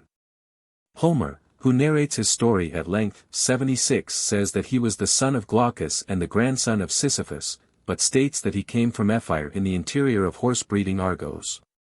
The current identification of Ephyre with Corinth is questionable. 77. Further, Homer has no mention of Pegasus, and Aristarchus may be right in concluding that he did not know this feature of the myth. 78. Hesiod has it, just as he has many other innovations. Genealogies are not to be trusted very much in proving the old localization of a myth. A more reliable indication is provided by the locality of the chief myth of a cycle, i.e., that part of the myth which must be considered to be the old kernel, especially if there is no apparent reason why this myth should be localized in a certain place. Such a localization depends presumably upon old, good tradition. Genealogies cannot be admitted without being tested, for they were often invented in order to transfer a hero from one place to another and to bring him into connections which for some reason it was desired to establish. So Corinth, and probably Sicyon also, laid claim to Bellerophon and succeeded in appropriating him for themselves. The kernel of the cycle of Bellerophon is a series of adventures, the killing of the Chimera, the battles with the Solymi and with the Amazons, and finally the ambush which Iobates laid for him. But, as in many other such cycles, this chain of adventures is preceded by a story which seeks to explain why the hero was driven out to stand these hardships. Here we have the old motif known from the biblical story of Joseph and the wife of Potiphar. Potiphar is called Proetus and his wife is called Antiaea by Homer, Sthenoboia by later authors. Proetus is unanimously said to be king of Tiryns. The Cyclopes built its mighty walls for him. Homer says that Proetus drove Bellerophon out from the people of the Argives because Bellerophon, though subject to him, was a better man than he. 79. This is the regular epical opinion concerning a king's jealousy of a brave vassal. It may have been introduced surreptitiously or it may have preserved an earlier tradition. In the next lines the Potiphar motif is substituted for it. The scene of this introductory myth is laid at the court of Tiryns, and as there appears no reason whatever why it should have taken place precisely at Tiryns, which in a later age was highly unimportant, I venture to refer this localization to the heyday of Tiryns. This reference to the Mycenaean age receives perhaps a certain corroboration from Homer's hint at a vassalship of Bellerophon, such as was unknown in historical times and even in the Homeric age. If by the Homeric age we understand that age in which the poems were ultimately composed. The series of adventures which make up the kernel of the myth take place in far-off Lycia. The Amazons are at home in Asia Minor, whatever fact or people may be underlying the myth. The Solymi are always located in the neighborhood of Lycia, although it cannot be proved that references in later authors are independent of Homer. Professor Malten proved in a substantial paper 80 that the chimera and the winged horse are of Oriental origin. He thinks that Bellerophon is a Lycian hero who was taken over by the Greeks during their wanderings and wars on the eastern shores of the Mediterranean in the Mycenaean age. If this kernel of the cycle dates from the Mycenaean age, it may seem strange that its setting is far off Lycia, and that may perhaps be adduced as an argument against this dating. Happily a Mycenaean representation, the glass plaque from Dendra 81 shows that the adventure with the Chimera was known in the Mycenaean age.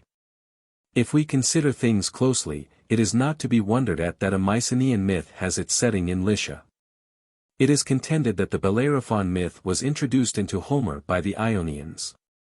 82 It is, however, to be observed that there is a wide tract of land between Ionia and Lycia inhabited by Dorians and Carians, and the question is relevant, why have not the Ionians introduced their own myths? The answer is that they had none. Ionia is singularly devoid of myths except for foundation legends of the Ionian cities. Here is a remarkable fact which ought to be well observed and which requires an explanation. This fact agrees with certain outstanding omissions in Homeric geography. 83 The islands situated in the neighborhood of Troy, Lesbos, Tenedos, Lemnos, and Samothrace, are mentioned, but not the rich Ionian islands, Chios and Samos. On the contrary, the Dorian islands Kos and Rhodes are mentioned, Kos in connection with a myth of Heracles 84 and Rhodes in a passage considered to be a later addition, in which is described at length how the Rhodian hero Lipolemus was killed by Sarpedon. 85 It is really curious that the Ionian minstrels had nothing from their own country to put into their poems. This fact is notable, for it agrees in a surprising manner with the well-known but too little appreciated fact that Mycenaean remains are almost entirely lacking in Ionia. Mycenaean vases and sherds were found at Troy, at Phocea, and at Miletus. A single tomb was discovered at the Heraeum of Samos, 86, and a beehive tomb was discovered at Colophon. 87 That is all, and nobody will doubt that if there were Mycenaean tombs their contents would have appeared in the hands of the dealers. This was the case on Rhodes, which, on the contrary, is full of Mycenaean tombs and finds.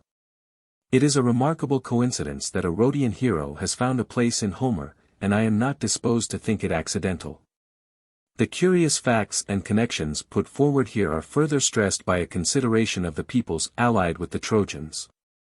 88 If we take the relevant passages into consideration, omitting the catalogue, it appears that the range is strictly limited to northwestern Asia Minor and the neighboring parts of Europe. 89 Most prominent are the Thracians of Europe, with one exception to which I recur below, even if the Dolonia is left out of account. Next to them come the Paeans, a more western Thracian tribe. For the description of the death of the two Paeonian heroes is more full than that of the death of the two Paphlagonian heroes. With the Paphlagonians we cross to Asia Minor. Less important is the mention of the Halizones and of the Mycenae. Each people has the death of a hero briefly mentioned. The Caucans are mentioned twice in passing. No Phrygian hero takes part in the war, but the country appears in the background as the mighty empire it was, in the description of Priam's visit and in the fact that Hecate was a Phrygian princess. The Maeones, who belonged to Lydia and lived south of the Mysians, are mentioned only in passing, and some knowledge of the country is displayed in another passage. The Carians occur only in the enumeration of the Trojan allies in the Dolonia. This is a very consistent limitation to the neighboring peoples north and east of Troy, and it is most natural in view of the situation of Troy. It is obvious and reasonable that the Homeric poets took the conditions of their own age into account in describing the allies of Troy, of whom old myths had not much to tell. I have dwelt more fully upon this in order to emphasize the astonishing fact that none of the Trojan allies plays such a prominent part as the people hitherto not mentioned, the Lycians who lived in the far-off south of Asia Minor.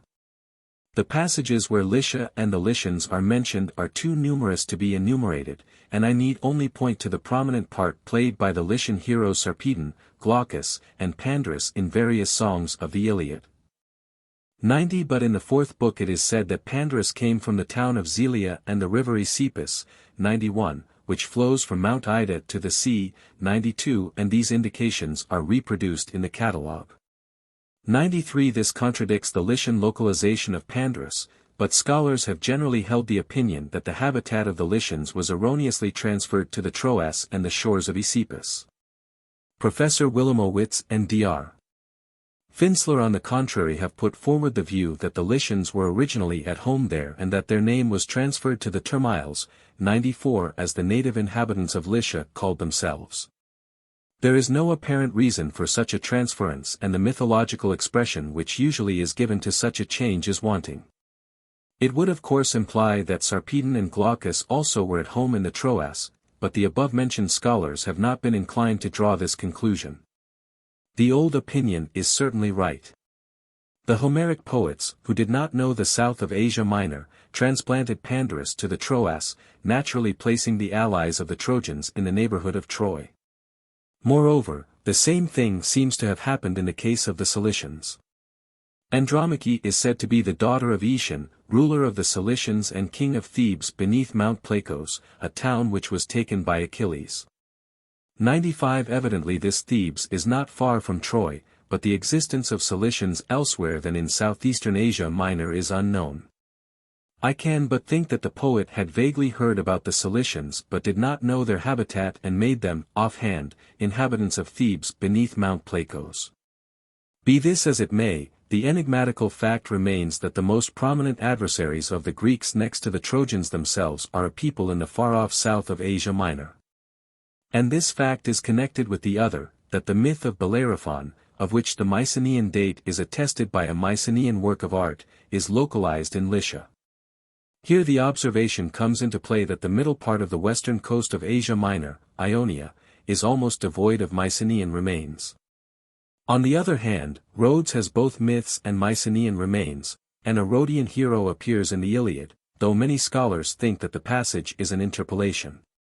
There is, however, a very obvious explanation of these facts, one which, moreover, corroborates the Mycenaean origin of the myth and the Mycenaean background of epics.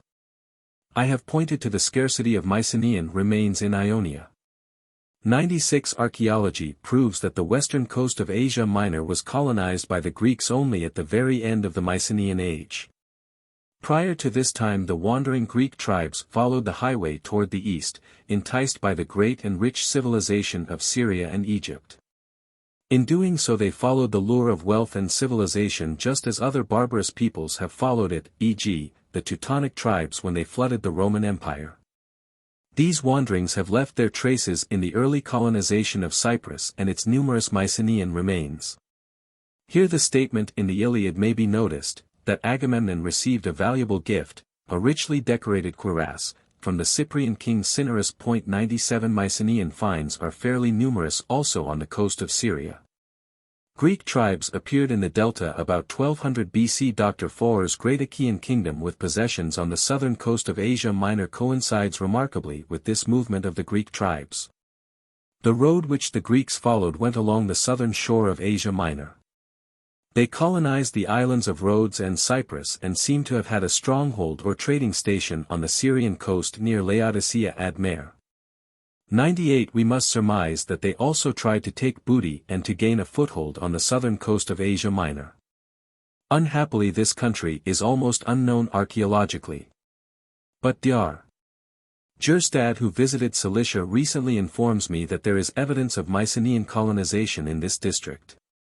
If Dr. Foer is right, the Achaean king had possessed himself of Pamphylia about 1330 BC. But apart from this it must be presumed that the Greeks during their voyages along the southern coast of Asia Minor had numerous opportunities of coming into conflict with the peoples who lived there, and these were the Lycians and the Cilicians. The memory of these fights was preserved in the myths and in the epics. Hence the Lycians came to play a prominent part, and the adventures of Bellerophon were localized in Lycia. The woeful signs of the message which he carried from the king of Tiryns to the king of Lycia refer of course to the Minoan script which the Greeks took with them to Cyprus. The battles with the Lycians were celebrated in early epics and were from these introduced into the Trojan epos with that disregard for geography and chronology which is peculiar to epics, when events are incorporated into them. While the Lycians loomed largely in earlier recitals, they became the chief adversaries of the Greeks next to the Trojans themselves in the Trojan cycle. 99. The same thing happened in the case of the Cilicians. The Greeks had learned to know them also during their voyages toward the east, and for this reason they were mentioned in epics and recitals. The Homeric poet took over the tradition and had heard that they were a mighty people, but not knowing their whereabouts he thought them fit to be the people over whom the father-in-law of the most brilliant hero of the Trojans ruled. Just as Hecate came from the mighty Phrygian Empire. King Cinyras of Cyprus who gave Agamemnon an artfully wrought cuirass may have been introduced into Homer from the same source. As far as I can see, this is the most natural explanation of the relevant facts.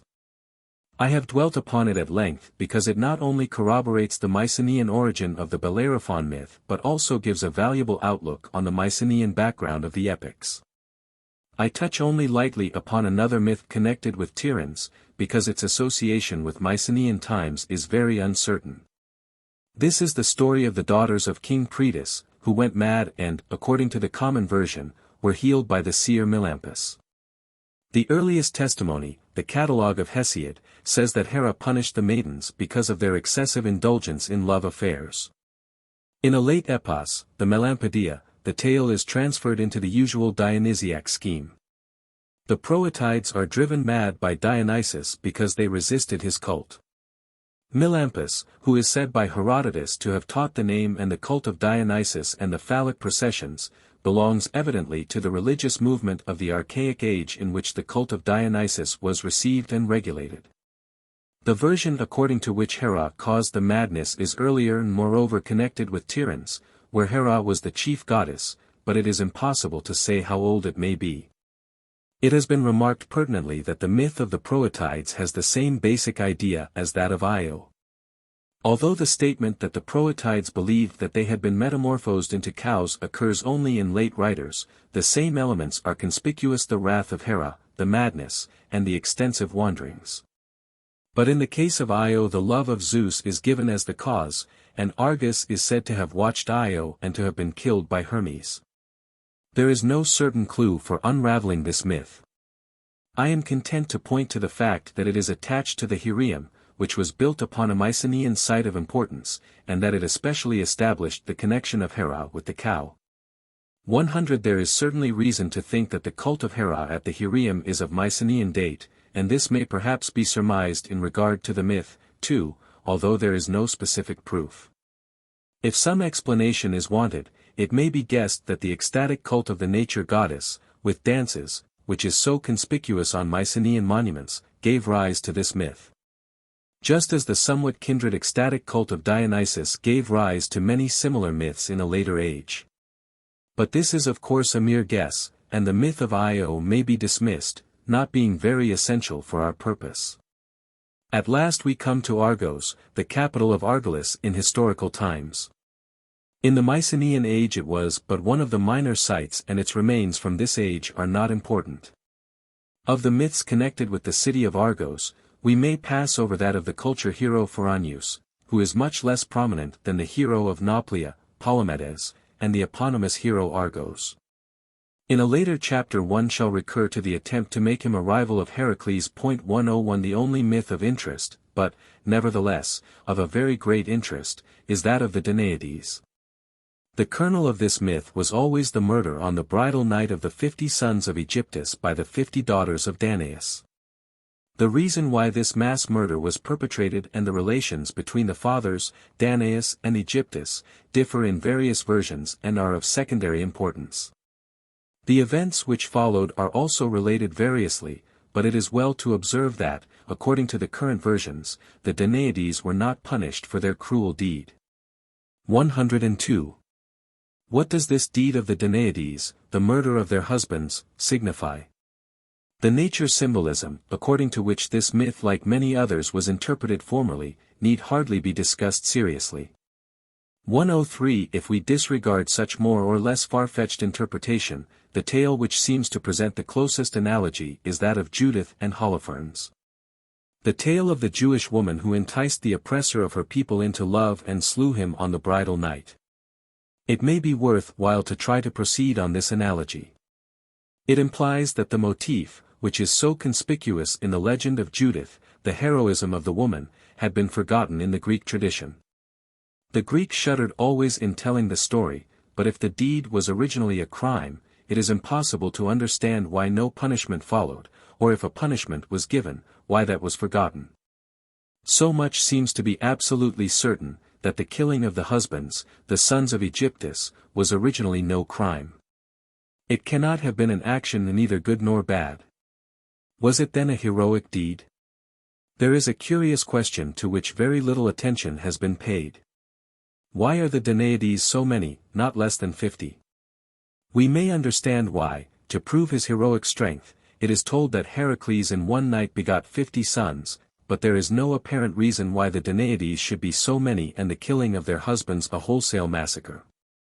If we take the word Danaides in the original sense of Danaan maidens 104 and not according to the usual interpretation as the daughters of Danaus, a way to understanding this feature will perhaps be opened. Danaus is moreover a very shadowy personage.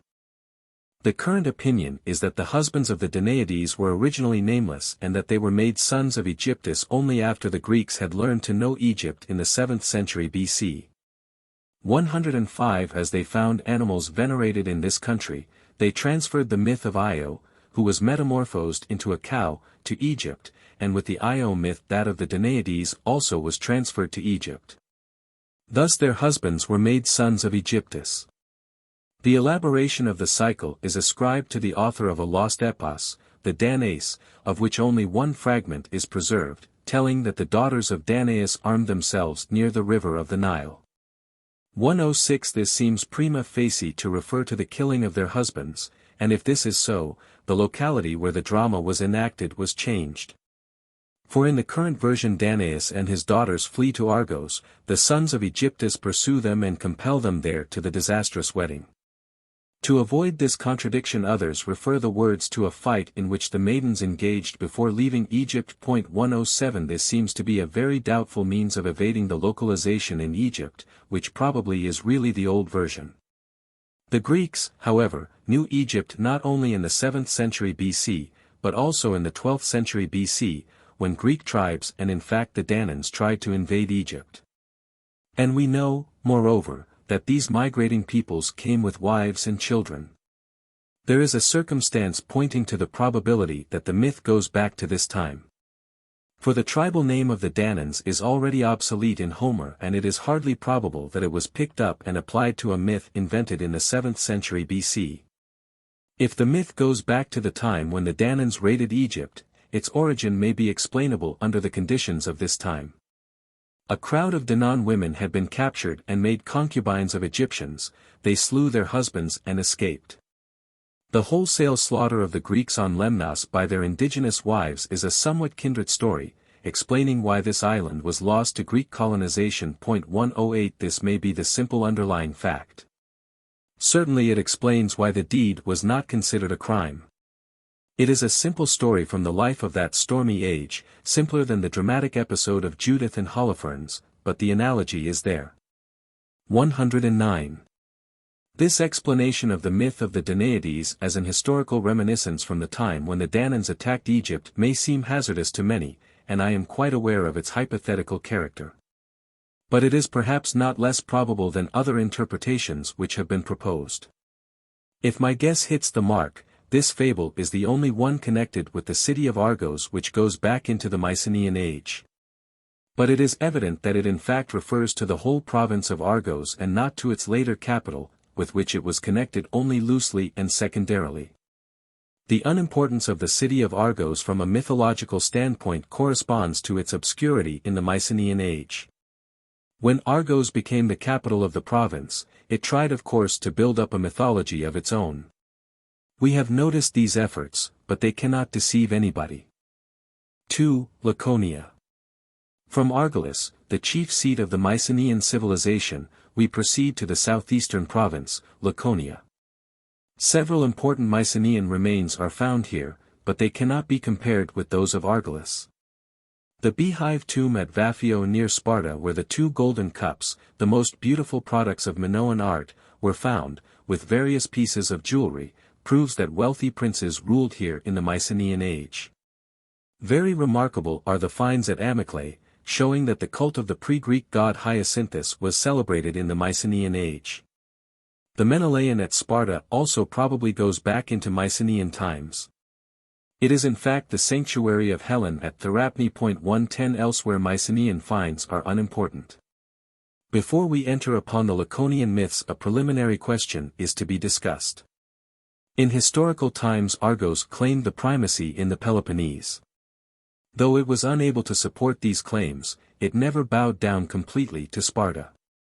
Its claims found an expression in the myth that Argolis was the inheritance allotted to Temenus, the eldest son of Aristomachus. We shall see how Sparta in this as well as in other cases tried to change and reshape the myths in its own favor. The claims of Argos correspond to the relation between the two provinces in the Mycenaean age, during which Argos was the most important province and Laconia relatively unimportant, and they go ultimately back into this time. For in later times there is nothing to warrant the predominance of Argos. The reign of King Phidon, about which our information is regrettably scarce and uncertain, was too ephemeral to have founded such persistently sustained claims. In Homer the relation between the two provinces is just this. Lacedaemon appears as a vassalage of the king of Mycenae, or rather as a secundogeniture given to his younger brother. That Agamemnon and Menelaus were co-regents, as the Spartan kings were, is one of a series of ill-founded contentions which try to find traces of the conditions of historical Sparta in the Homeric poems. In Homer and in mythology on the whole, Menelaus is clearly subordinate to Agamemnon. There is, however, a well-attested version according to which Agamemnon and his son Orestes were at home in Laconia, and this must be taken into consideration, for it would move the seat of the overlord from Argolis to Laconia. This was a received opinion, at least among some people. At the beginning of the 5th century BC, Pindarus says in one of his odes that the Atreides, i.e., Agamemnon, died at Amyclae and calls Orestes a Lacedaemonian. In another ode, which praises a victorious athlete from Tenedos, he says that this athlete's ancestors went with Orestes from Amyclae, 111, hinting at the emigration conducted by Pentheus. Especially explicit is a passage in Herodotus. 112. The Spartan ambassador replies to King Gelon, who claimed the hegemony in the war against the Persians, that Agamemnon would groan, if he heard that the hegemony was taken from the Spartans by the Syracusan Gelon. Stesichorus, whether he is a citizen of Himera from the 7th century BC or a Locrian from about 500 BC. 113 proffers the same localization. 114 From these passages only one legitimate conclusion may be drawn, viz. that the Spartans tried to appropriate Agamemnon for themselves as the prototype of their hegemony in the Peloponnese, just as the Dorians appropriated Heracles in order to justify their possession of the peninsula. In their war with the Arcadians they transferred the bones of Orestes from Tegea to Sparta. There seems, however, to be an earlier testimony in a passage in the Odyssey 1:15 which relates that Agamemnon on his voyage homeward from Troy, coming to Cape Malea, was driven by storms out on the sea to the extreme part of the country where Aegisthus resided, but that the gods changed the wind and he alighted with joy in his fatherland. But Aegisthus, who had put out watchmen to watch his return, invited him to a meal and killed him and his followers. We may observe that these sentences are not coherent. This is a puzzle to which we return presently. In a preceding passage it is related that Aegisthus seduced Clytemnestra and became the ruler of Mycenae, but the murder of Agamemnon is passed over with only 2 words. 116. Now for a person voyaging from Troy to Argolis, Cape Malea is evidently out of the way, whilst it would be on the way for one going to Lacedaemon. Observing this fact, scholars have analyzed the passages in question with the tools of logic, assuming that the verse about Cape Malea is based upon the localization of Agamemnon as well as of Aegisthus in Lacedaemon. 117. They think that a narrative in which Agamemnon had his residence at Amyclae was worked over in order to make it lit in with the current opinion of his residence at Mycenae. I refrain from criticizing the criticism and remark only that when a poet adapts earlier chants for use in his poems, as certainly has been done here, inconsistencies and errors will be committed very easily and almost unavoidably. Such inconsistencies and errors exist undoubtedly in Homer. In this case they are the words about the steep mountain of Malea, v. 5:14, and the two verses 519 and 520. The foregoing verses tell that Agamemnon was driven out on the sea, when he rounded Cape Malea, to the extreme part of the country where Aegisthus resided. The two verses in question add that, when an opportunity for safe return appeared, the gods changed the wind again and they came home. The narrative proceeds to tell that they alighted with joy and that Aegisthus laid an ambush for them and murdered them. The two verses are incomprehensible in the given situation, and there must be something wrong with them. The reference to Cape Malea was, as Dr. Kunst observes, 118 taken over from the description of the calamity befalling Menelaus at the same place on his return. I agree with Professor Schwartz that the two verses 519 and 520 were added later in order to smooth over the discrepancy. 119a transposition of the two verses before v. 517, which is adopted by some editors, does not remove the difficulty. If the two verses in question are cancelled, and if in v. 514 the southernmost cape of the Argive Peninsula is put instead of Cape Malea, the narrative proceeds consistently. Agamemnon was driven by the gale from the landing place in Argolis at which he aimed, but succeeded in coming ashore at a far-off place in Argolis where Aegisthus lived, for as a member of the royal dynasty he must have a castle and a town. Thus Agamemnon was by fate brought into the hands of Aegisthus. Why Aegisthus did not reside at Mycenae after having won Clytemnestra is an idle question. He did so after having killed Agamemnon because he therewith took the place of the great king. Thus the most probable solution is that there is behind this passage a minstrel's error, of which the Spartans have taken advantage in order to appropriate Agamemnon for themselves. Furthermore, I am inclined to think with Mr. Harry 120 that the Temple of Alexandria at Sparta with Agamemnon's memorial has been of importance in establishing the story. Thus we shall have satisfactorily answered the question as to how Agamemnon and with him Orestes came to be localized at Lacedaemon. In view of the relative importance of the two provinces in the Mycenaean age, it is impossible to take the overlord from Mycenae and to transfer him to Lacedaemon. If we turn to Laconian mythology, a curious circumstance is prominent. We have much less to do with personages of heroic mythology than with old gods who were received into it.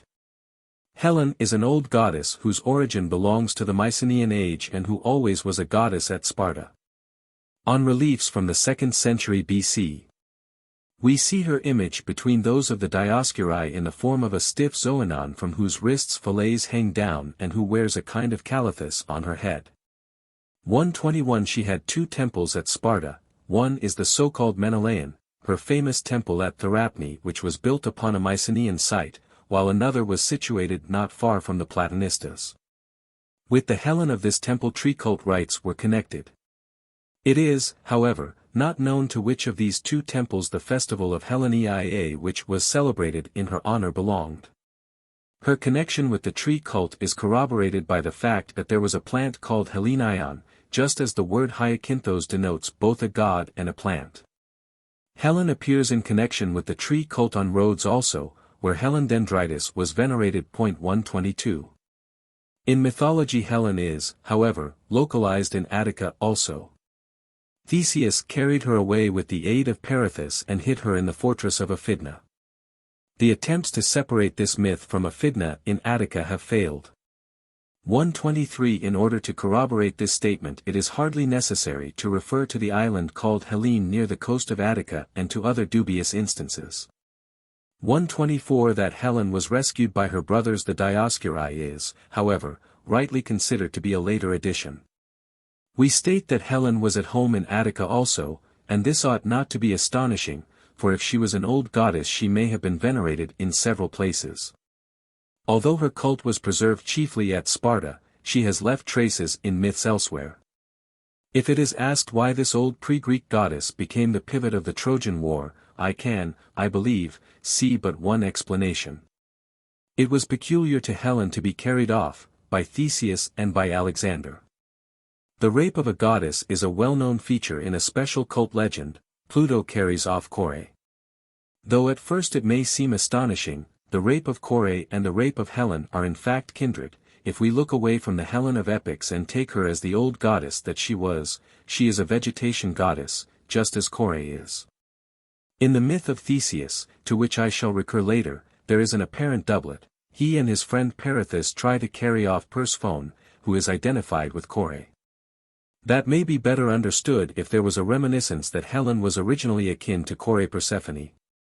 For us the rape of Kore by Pluto looms in the most sacred light of Greek cult legend and religion. The rape of Helen presents itself as a frivolous and scandalous quite profane story, but this difference may be a result of a development under different conditions. The myth told that the old pre-Greek goddess Helen was carried off, but the invading Greeks did not seize the deep sense of the legend, only the feature so common in the heroic age. The feuds of which were caused by the theft either of cattle or of women, that a woman called Helen was carried off. When the familiar motif of the rape of a fair woman was given as the cause of the Trojan War, the woman was called by the name of the goddess of whose carrying off the Greeks had heard but whose cult had fallen into disuse in most places.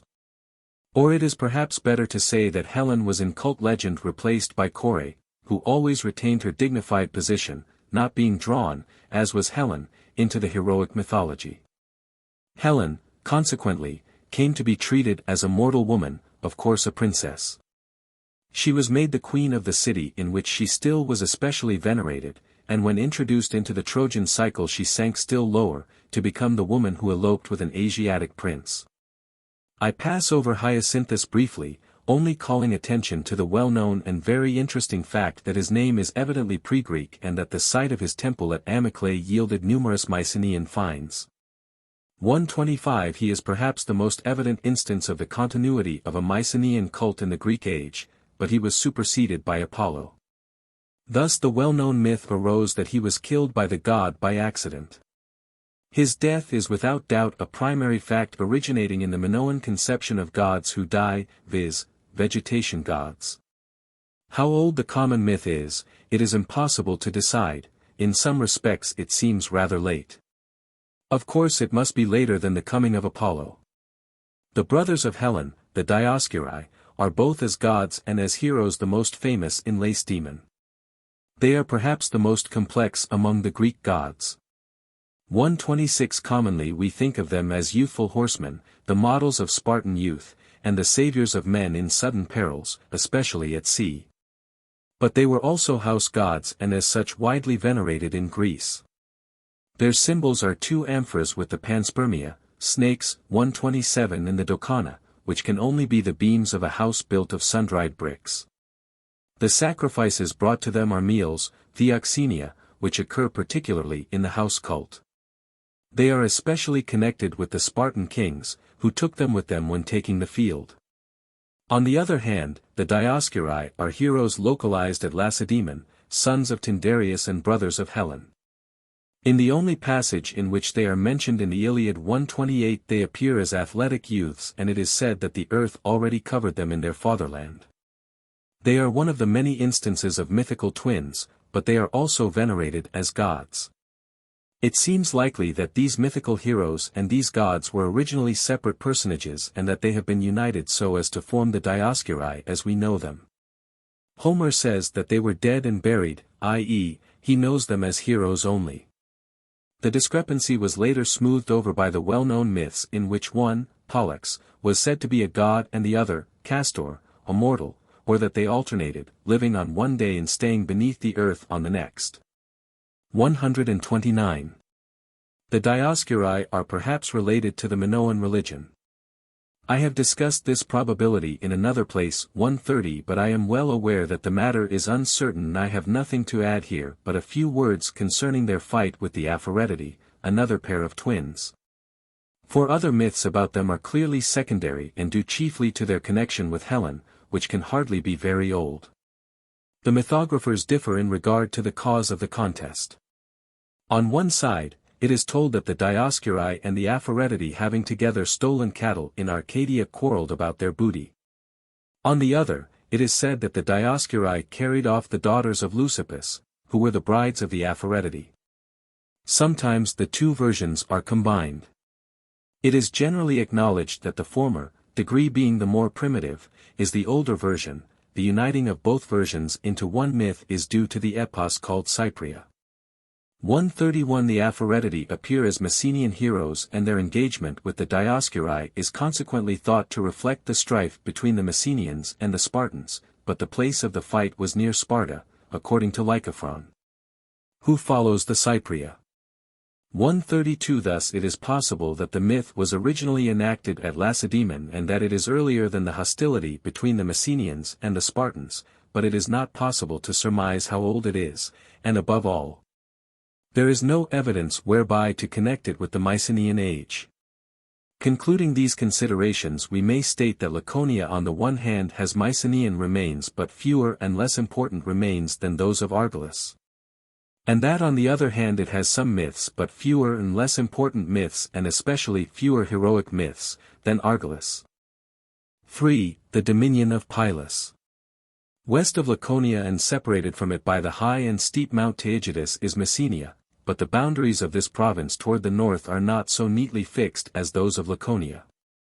In historical times they varied not a little.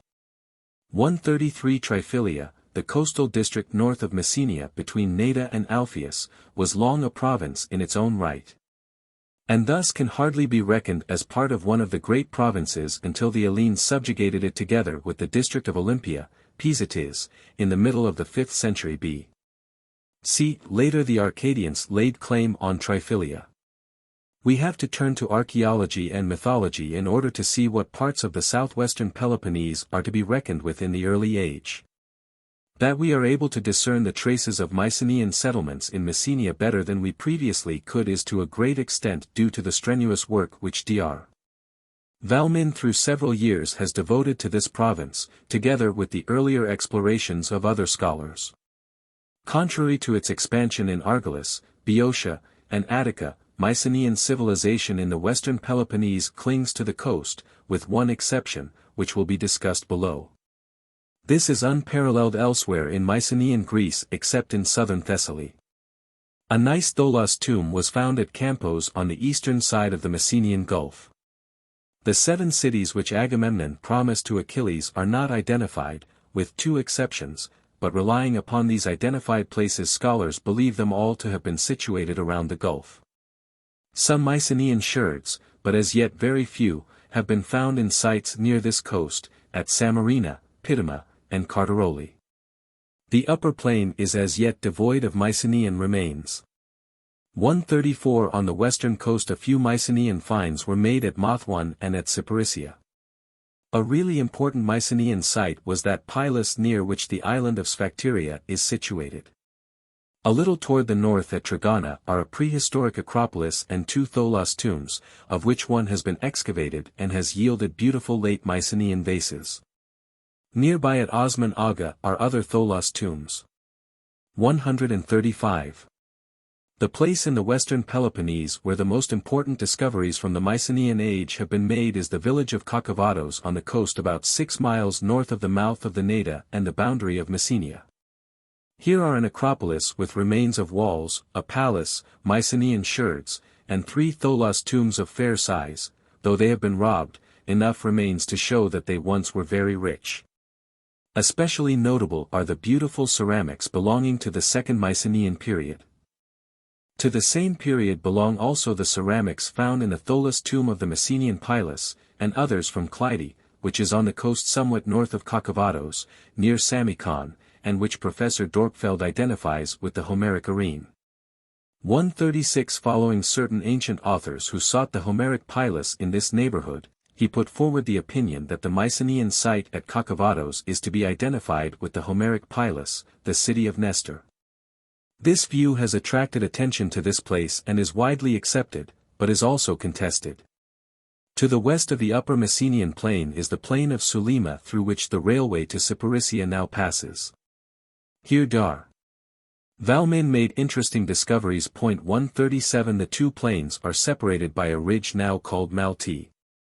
On this ridge was a Mycenaean settlement built upon an earlier Helladic one, with an apsidal house. A Mycenaean house of fairly large proportions has been excavated. In the plain below this ridge are 2 tholos tombs of which one has been excavated, and a little farther toward the west near Kopenaki 4 others have been discovered, of which one has been cleared.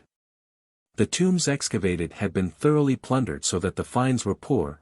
They belonged to the late Mycenaean period, thus proving that the Mycenaean settlement in the Sulima plain is decidedly later than that on the western coast. The great number of Tholos tombs shows that this district in the interior but not far from the western coast had a certain importance in the late Mycenaean age.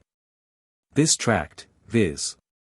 Westernmost Messenia and Triphylia, was thus much more covered with Mycenaean settlements than any other in the western Peloponnese, while finds from the Mycenaean age are elsewhere very scarce. It appears that the Mycenaean settlers came over the sea, first taking possession of some suitable points on the coast and only at a late period proceeding along the river of Cyparissia upward to the Sulima plain. The settlers in this plain cannot have come from the south or east, for the upper Mycenaean plain shows no traces of Mycenaean habitation. This fairly dense Mycenaean population on the western coast of the Peloponnese cannot but be brought into relation with the Homeric tradition of the dominion of Nestor, king of Pylos. Dar. Leaf passed over this dominion in his suggestive book on Homer and history, but it is worth an inquiry since archaeological discoveries have lent color to the old tradition and to the fragments of a Pylian epos incorporated into Homer. But here the perplexing question arises, which site was Nestor's Pylos? Professor Dorpfeld holds it to be identical with Kakavados, but many scholars adhere to the old opinion that it was the Mycenaean Pylos. The settlements of the Sulima plain are separated by a considerable distance from those on the coast and hardly contribute to the solution of this problem. Access to them may be a little more difficult from the Mycenaean Pylos than from Kakavados Pylos. It is of course a good argument in support of Professor Dorpfeld's opinion that the site of Kakavados was evidently the most important in this region, to judge from the number, size, and richness of its Tholos tombs. It is moreover, according to the finds, earlier than the Mycenaean Pylos. The journey of Telemachus in a carriage from Pylos to Sparta, described in the Odyssey, has been vigorously discussed in this connection.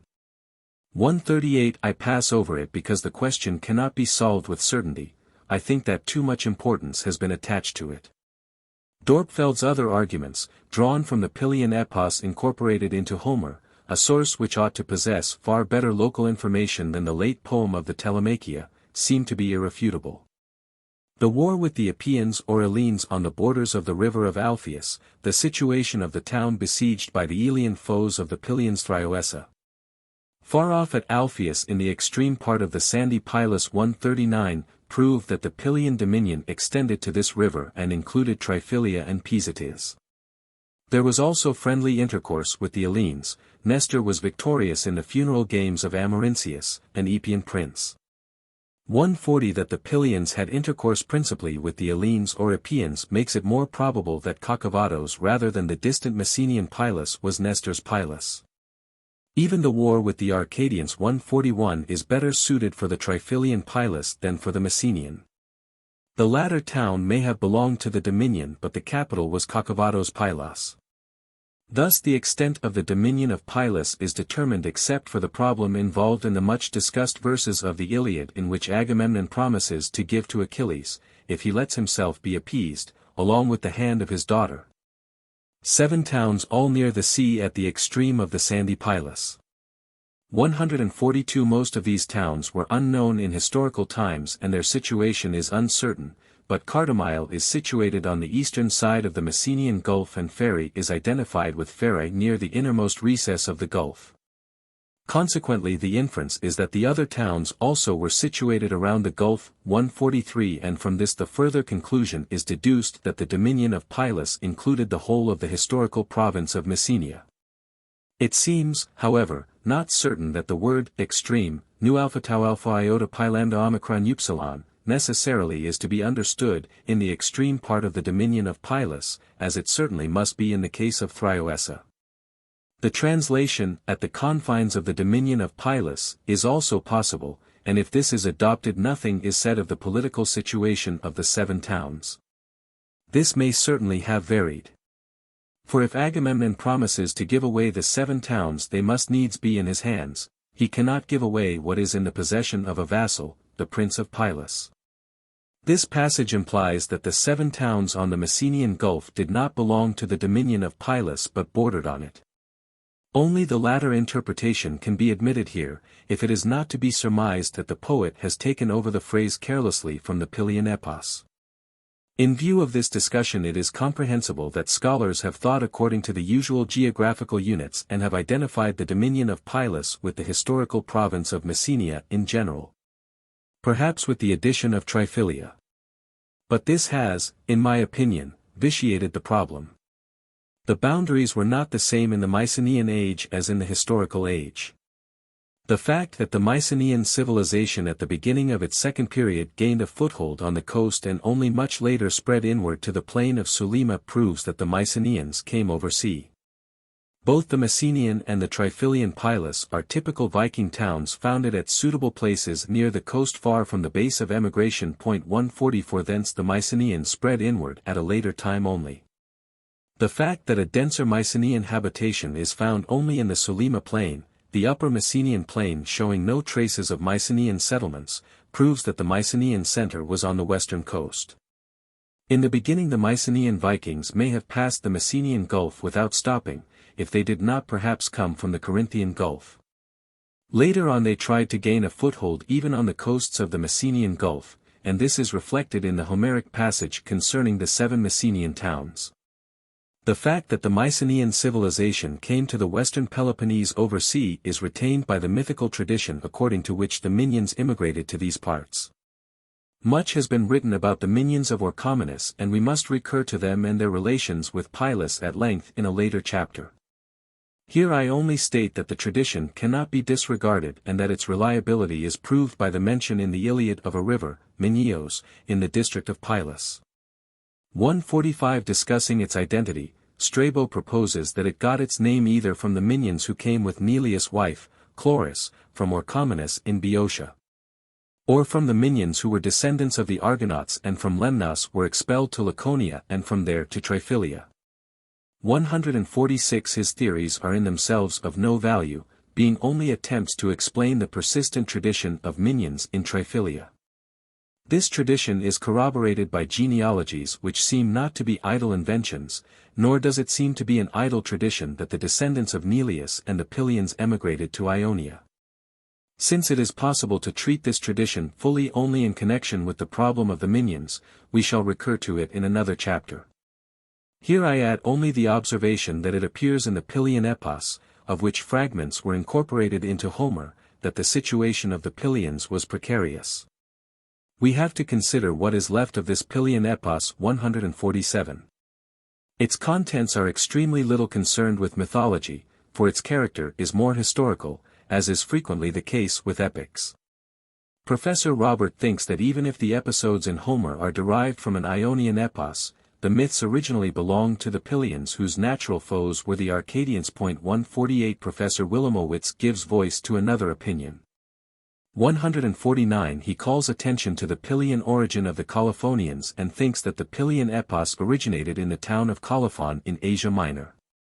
In order to disprove its Pylian origin he proceeds to point to some geographical impossibilities and errors in the description of the war and the march of the troops, drawing the inference that the situation of Pylos was undetermined. The name Pylos, he thinks, designated, originally, the entrance of the nether world, then the western part of the Peloponnese, and finally a certain locality but never a town.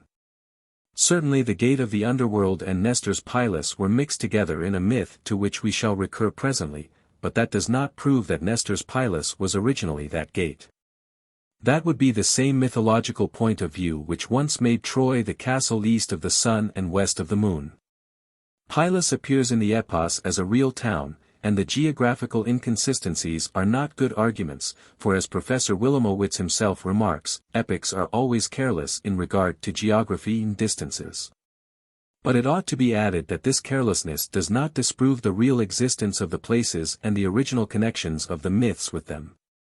It is unlikely that such inconsistencies prove that the epos originated among people who were ignorant of the actual geography of the places mentioned. Blunders were sure to creep in during the repeated rehandling of the epics. I cannot but think that the Pylian epos originated, as epics usually do, among people who were concerned with the events described, viz., among the Pylians themselves, that with them it came to Ionia, where parts were incorporated into the Iliad. and that its contents are historical traditions subjected to epical and mythical remodeling. At all events they are not mere fiction. 150. The story is remarkable that Heracles, evidently at the head of the Epeans or in their company, had dealt severe blows to the Pylians and killed 11 sons of Neleus, only the youngest one, Nestor, being left. 151. That is no glorious tradition, and consequently we may believe that it has some real foundation, viz., that the Pylians had been very severely dealt with by their foes in Elis. The story must, however, be compared with another often quoted episode, viz., that Heracles wounded Hades, fighting with him at Pylos among the dead. 152. It is justly recognized, and we shall have more to say of it when we come to Heracles. 153. That this Pylos is the gate of the underworld, and that the myth is an old form of Heracles' victory over death. Because of the resemblance of the names it was applied to the city of Pylos, and thus Heracles became the foe of the Pylians. It is the oldest of his deeds and the starting point for these, and has perhaps given rise to the idea that Heracles was a leader and a hero of the Dorians. The Pylian epos, which, in fact, glorified the last struggles of the old Viking Empire against the invaders, was certainly not conceived in a foreign country by people to whom the Pylians were mythical figures only. To quote Professor Robert, its mythical contents are extraordinarily small. But even if Professor Willamowitz's view is accepted, the fact remains that epical traditions of a certain richness cling to the western coast of the Peloponnese, and that the same tract is the only one on this side of the peninsula which is comparatively rich in Mycenaean remains. The traditions may be more historical than mythical; if so, their value is the same or still greater for our purpose. For the traditions here treated are such as are handled by epics. Epical traditions and Mycenaean remains cover the same district. 4. The rest of the Peloponnese. If we now turn to the remaining parts of the Peloponnesian Peninsula, to Arcadia, the central mountain land, to Elis, the northwestern district, and to Achaia, the coastal province on the south side of the Corinthian Gulf, Mycenaean remains are remarkably scarce. Finds from Achaia were first reported quite recently. Late Mycenaean tombs at Gumanitsa near Kalaveda, 154 chamber tombs near Prostavitsa on the west slopes of Mount Erymanthus, chamber tombs, and 3 Tholos tombs near Kalandritsa, 12 miles south of Patras. 155. Only the last mentioned find seems to be of any importance, and the report barely mentions that and gives no details. In Arcadia Mycenaean remains seem to be still less important. Most remarkable are the Tholos tombs at Sarandapotamos near Tegea, of which one has been explored. 156. Elis has yielded still less, Olympia a single Mycenaean sherd, and the hill where ancient Pisa was situated a few sherds. 157. To this scarcity of Mycenaean finds the paucity of myths closely corresponds. Arcadia has a number of curious old-fashioned cults and even myths, but the most interesting of these are divine, not heroic myths, e.g. those of Calliste and of Og. The few heroic myths are of a late make. Atlanta is sometimes said to be an Arcadian, sometimes a Boeotian. She is perhaps one of those folktale personages who were not localized originally and of whom stories were told in different places. In Elis likewise the number of myths is very few. Salmoneus, the eponymous hero of the town of Samone at Alpheus, has been much discussed lately and has been thought to be a reflection of an old kingly magician. 158. This is probably true and shows that his importance for heroic mythology is small. His myth was a local sacral myth which was attached to the Pylian Thessalian genealogy. 159. It is a curious and, from the point of view of the history of Greek religion, interesting fact that the most famous seers and soothsayers are connected with Elis. The Iamati and the Clytiadi did service at Olympia 160, and the celebrated mythical seers Melampus and Bias are said to be sons of the Elean hero Amatheon, who was connected genealogically with Neleus. For our purpose these myths have hardly any interest, their elaboration is probably due to the religious ideas of the early archaic age. It would have been a sheer miracle if the foundation of the Olympian Games had not been projected into the heroic age and surrounded with myths.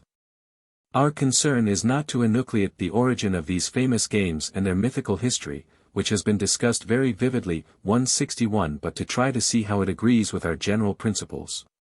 Except for a single sherd, Mycenaean remains are absolutely lacking at Olympia, which has been searched thoroughly, and they are few and insignificant at the neighboring town of Pisa, which in an earlier age controlled the games. The myths attached to Olympia ought consequently to be later creations, even if earlier elements were used in arranging them. Their relatively late date is indicated by the fact that quite a number of etiologic myths concerning the foundation of the games exist, but that none was generally accepted so as to oust the others. Pausanias has two quaint myths. 162-1 is that Heracles, who here is said to be one of the Idaean dactyls to whose care the child Zeus was entrusted with his 4 brothers, founded the games. 163 The other is that Zeus himself founded them after his victory over Cronus. Both are apparently late inventions and need not detain us.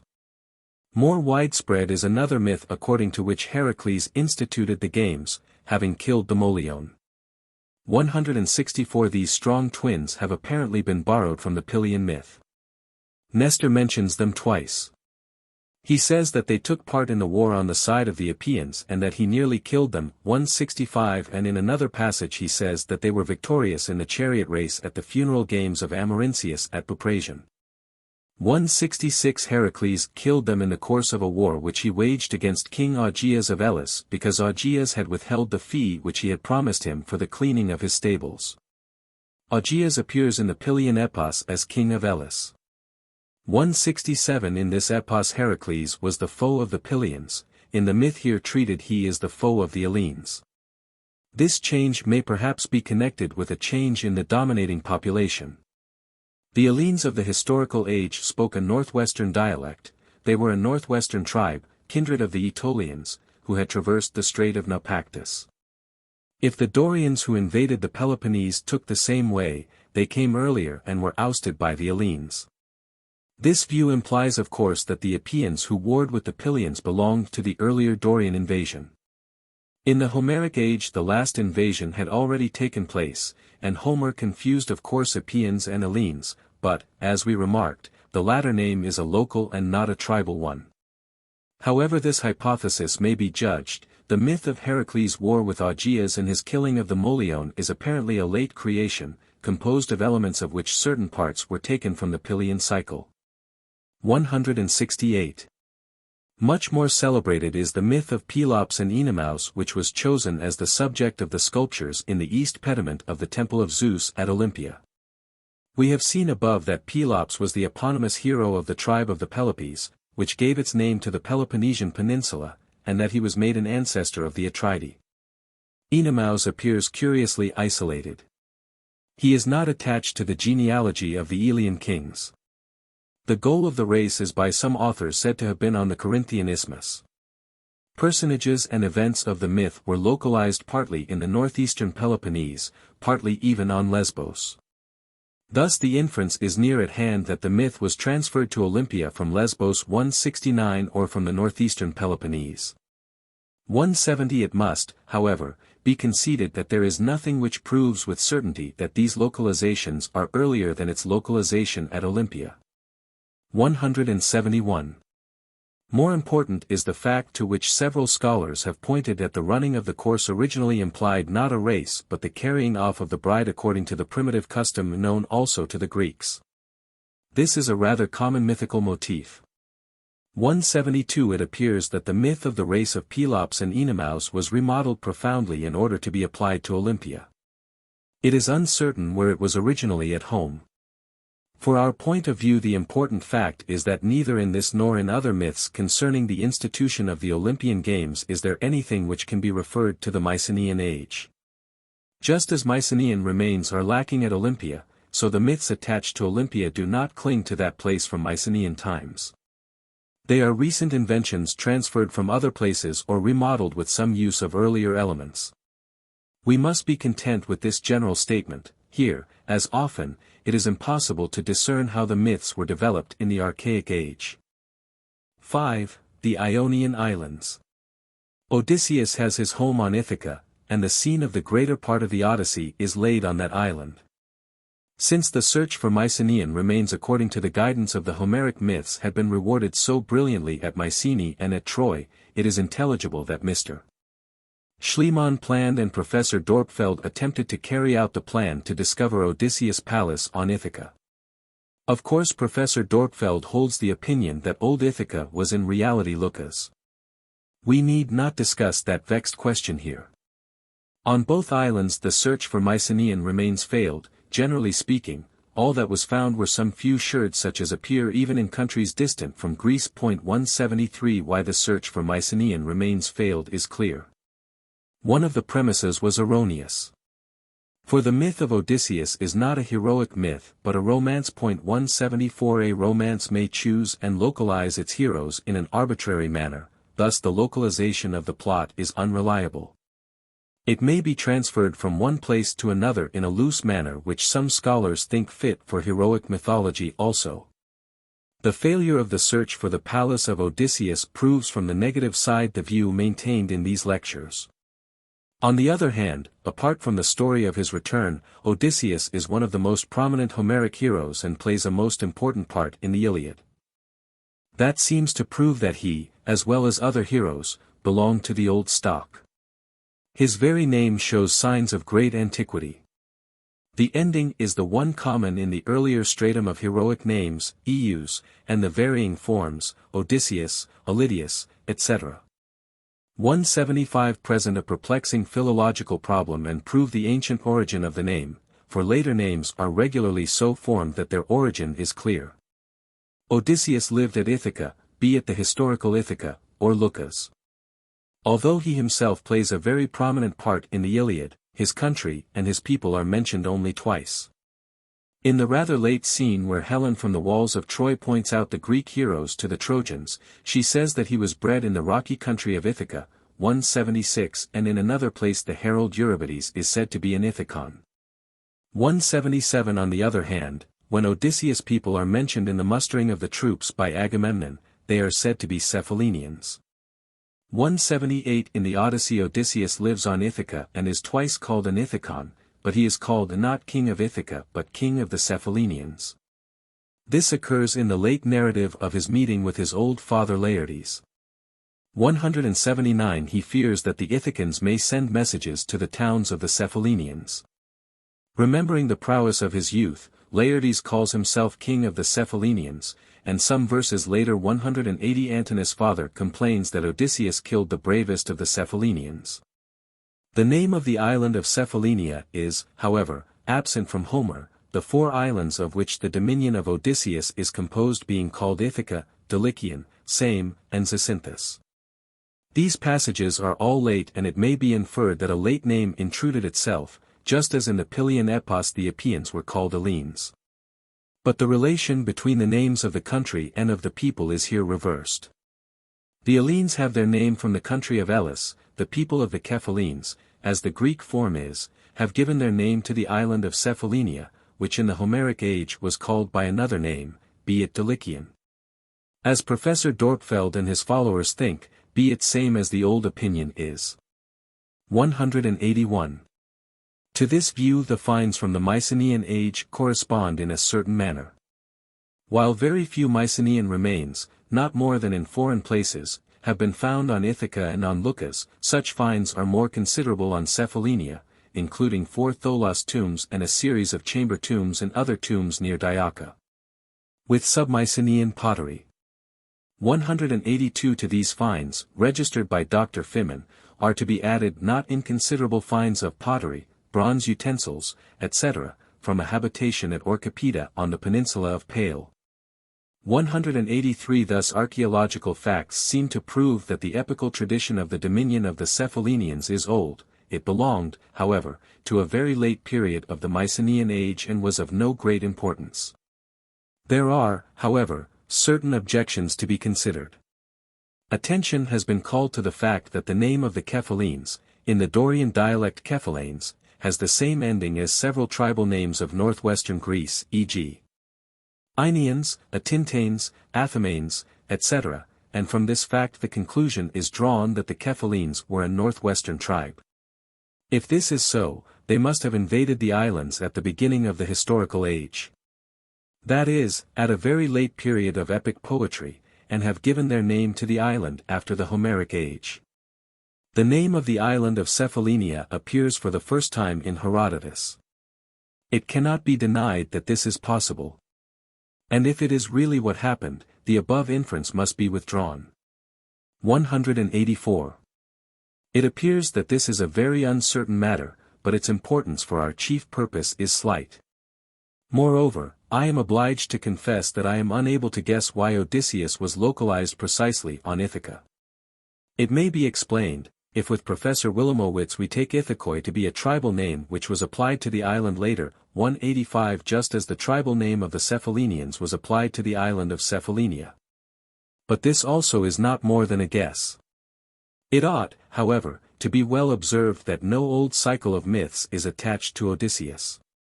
The story of his return to his faithfully abiding wife is a romance, his adventures on the sea are sailor stories, such as are told by a seafaring people, and were en vogue during the epoch of the Greek colonization. Originally they were not bound up with a certain person but were attached to one person or to another who seemed suitable, and Odysseus was suitable as king of an empire of far-off islands. Other myths of Odysseus are still later. The fame of Odysseus is due to these late myths and to the genius of a poet who depicted his character as that of the wise and cunning man and thus made him an important personage in the Iliad. He has no mythological cycle of his own but was put into the foreground during the development of Homeric epics. And this corresponds closely to the state of things in this outlying part of Greece, as archaeology shows them to have been in the Mycenaean age. 6. Southern Boeotia. Boeotia comes next to Argolis and takes the second place in the richness both of its myths and of its Mycenaean remains. There we find two important Mycenaean cities. Though the perversity of fate has left less than elsewhere of past splendor, there is enough to prove that they once were mighty and populous. We find the large and strong fortress of Gla and the extensive works for the improvement of cultivation by the draining of the lake of Copais, which better than anything prove the high standard of Mycenaean civilization in peaceful work. They are far superior to the roads radiating from Mycenae, and I shall recur to them in a later place. But if we take a survey of the province as a whole in regard to Mycenaean remains, they do not appear to be so numerous as might be expected from these outstanding examples. 186 In fact, elsewhere in Boeotia both Mycenaean habitations and isolated finds seem to be scarce. 187 Not to speak of Argolis, Attica is much more thickly strewn with Mycenaean sites, tombs, and finds. This state of things is only partly due to the lack of exploration and knowledge of Mycenaean remains in Boeotia. This province has not been so thoroughly searched as have Argolis and Attica, but much attention has been paid to Boeotia also, and it is hardly likely that such an explanation would cover the whole truth. It seems as if Boeotia had been a kind of new land of the Mycenaean civilization which, coming of course from the south, occupied two great centers and penetrated less into the country. The draining of the lake of Copais, which provided a vast area of arable land for the profit of the town doing the work, corroborates this view. This is of course only a suggestion and it may be judged on its own merits. For our purpose the important fact is the existence of Mycenaean centers. I begin with Thebes, postponing the mention of the others until I treat their myths.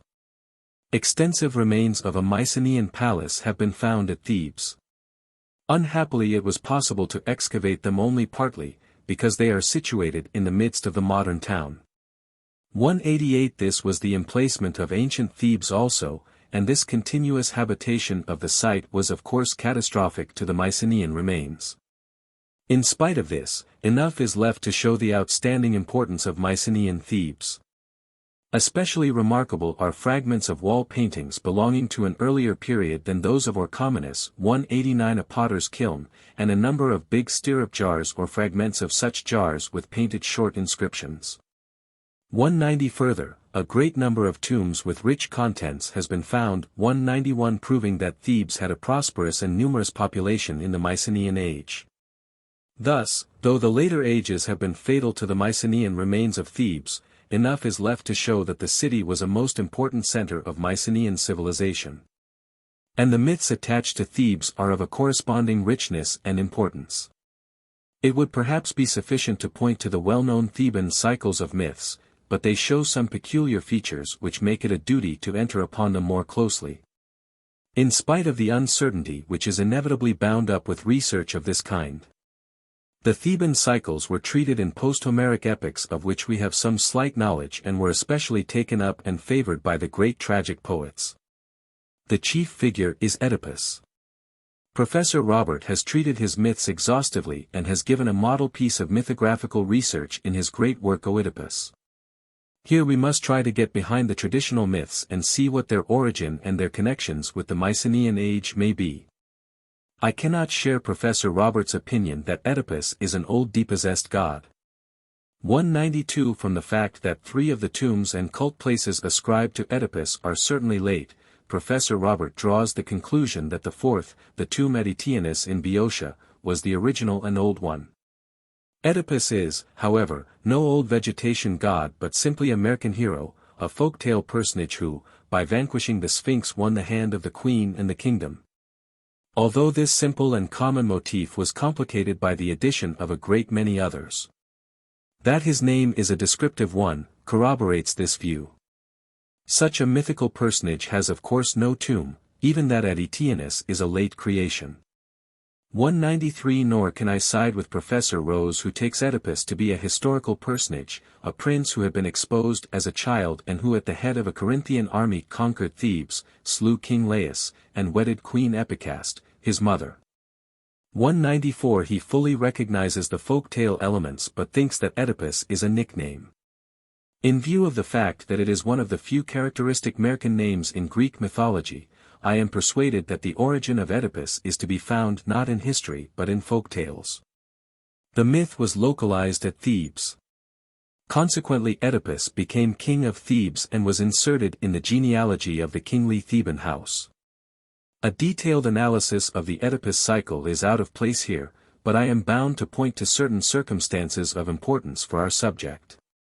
To begin with, I remark that the reception of folktale motifs in this cycle, just as, e.g., in the Perseus cycle, shows its popularity in age. Concerning the ancestors of Oedipus a few words will suffice. His grandfather Labdacus is an empty name, and if the guess deriving his name from the name of the letter, lambda, hits the mark, he is of very late origin. On the other hand, the myth in its developed form implies an important role for Oedipus' father. If the myth of Oedipus told only that he guessed the riddle of the Sphinx, or simply that he slew her and in reward won the hand of the queen and with her the kingdom, it would have been a very simple folk tale of a well-known kind.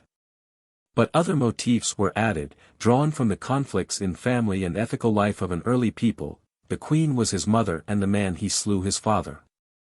The addition of these motifs created the real Oedipus myth and its essential greatness. In a later chapter we shall treat the naming of the mythical personages and we shall see that the name Oedipus belongs to a class of names, rare in Greek mythology but of frequent occurrence in folk tales, in which the hero's name is descriptive of certain peculiar characteristics which he possesses. Oedipus signifies, the man with the swollen feet. The formation of the name is of great antiquity, showing a kind of derivation which was obsolete in the Greek language of the historic age. 195 The feature that his feet were pierced, though irrational as has been said, is bound up with the story that as a newborn child he was exposed to die, but was saved, and when grown up was recognized by his parents. This motif is on the other hand essential only in connection with the myth telling that Oedipus married his mother. That is to say, in this case, because of the formation of the name. We are able to state that the tale of the exposure of Oedipus and of his marrying his mother was joined in an age which long preceded the historical age with the folk tale of the young man who by guessing the riddle of the Sphinx won the queen and the kingdom. I confidently ascribe the origin of this myth complex to the Mycenaean age. Folk tales have a logic of their own which sometimes is rather penetrating, though it may seem puzzling to us. When it was asked how the queen became a widow, the myth answered by applying another motif of the same kind: Oedipus had without knowing it killed his father. Thus the terrific logic of events was still more emphasized. The slaying of his father is not so essential for the myth and may have been added later, but this motif also is certainly very old 196 and with it the cycle is established in all its essential parts. Other features are more loosely bound up with it and must be passed over here. 197 The history of Greek literature proves that this myth was perhaps the most dramatic of all Greek myths. I venture to think that in its essential parts it was already created in the Mycenaean age and attached to Thebes. The reasons for its localization at Thebes we are of course unable to discover or to guess. They may have been quite fortuitous. As often happens in localizing current tales, but a necessary condition for the recognition of this localization was that Thebes in this age was a famous town. The second part of the Theban cycle is from our point of view perhaps of still greater interest. This cycle resembles the cycle of Mycenae in that the kernels of the first part of each, the Oedipus and the Perseus myth respectively, are closely linked up with folk tales. Whereas the second parts, the myths of the Atridae and of the Seven against Thebes respectively, belong to those myths which have a historical aspect and kernel. With certain scholars I have assumed this historical kernel in the case of the Atridae, and in making the same assumption in regard to the War of the Seven against Thebes I only follow the footsteps of Wilamowitz, ed. Meyer, and Robert, who take this myth to be a historical reminiscence of a war waged against Thebes by a confederation of Argive princes. 198. But the matter is not so simple as it may appear. Difficulties arose when the myth of the war was joined with the myth of Oedipus, and we must try to grasp these. The common form of the myth is well known. The two sons of Oedipus, Eteocles and Polynices, quarreled about the throne. Polynices was driven out by his brother, and collected with the help of the Argive prince Adrastus the great army of the Seven, but failed to conquer Thebes. He and his brother slew each other in the battle, the army was routed, and the other leaders were killed, except Amphieros, who was swallowed alive by the earth. The sons of the Seven marched a second time against Thebes with an army, conquered, and destroyed the town. This complex form of the myth was known to Homer, for in the fifth book of the Iliad 199 it is related that Tydeus, one of the Seven, went to Thebes as a messenger, and that he challenged and vanquished all the Cadmeans in athletic contests. In a later passage in the preceding book, 200, the same adventure is told more fully.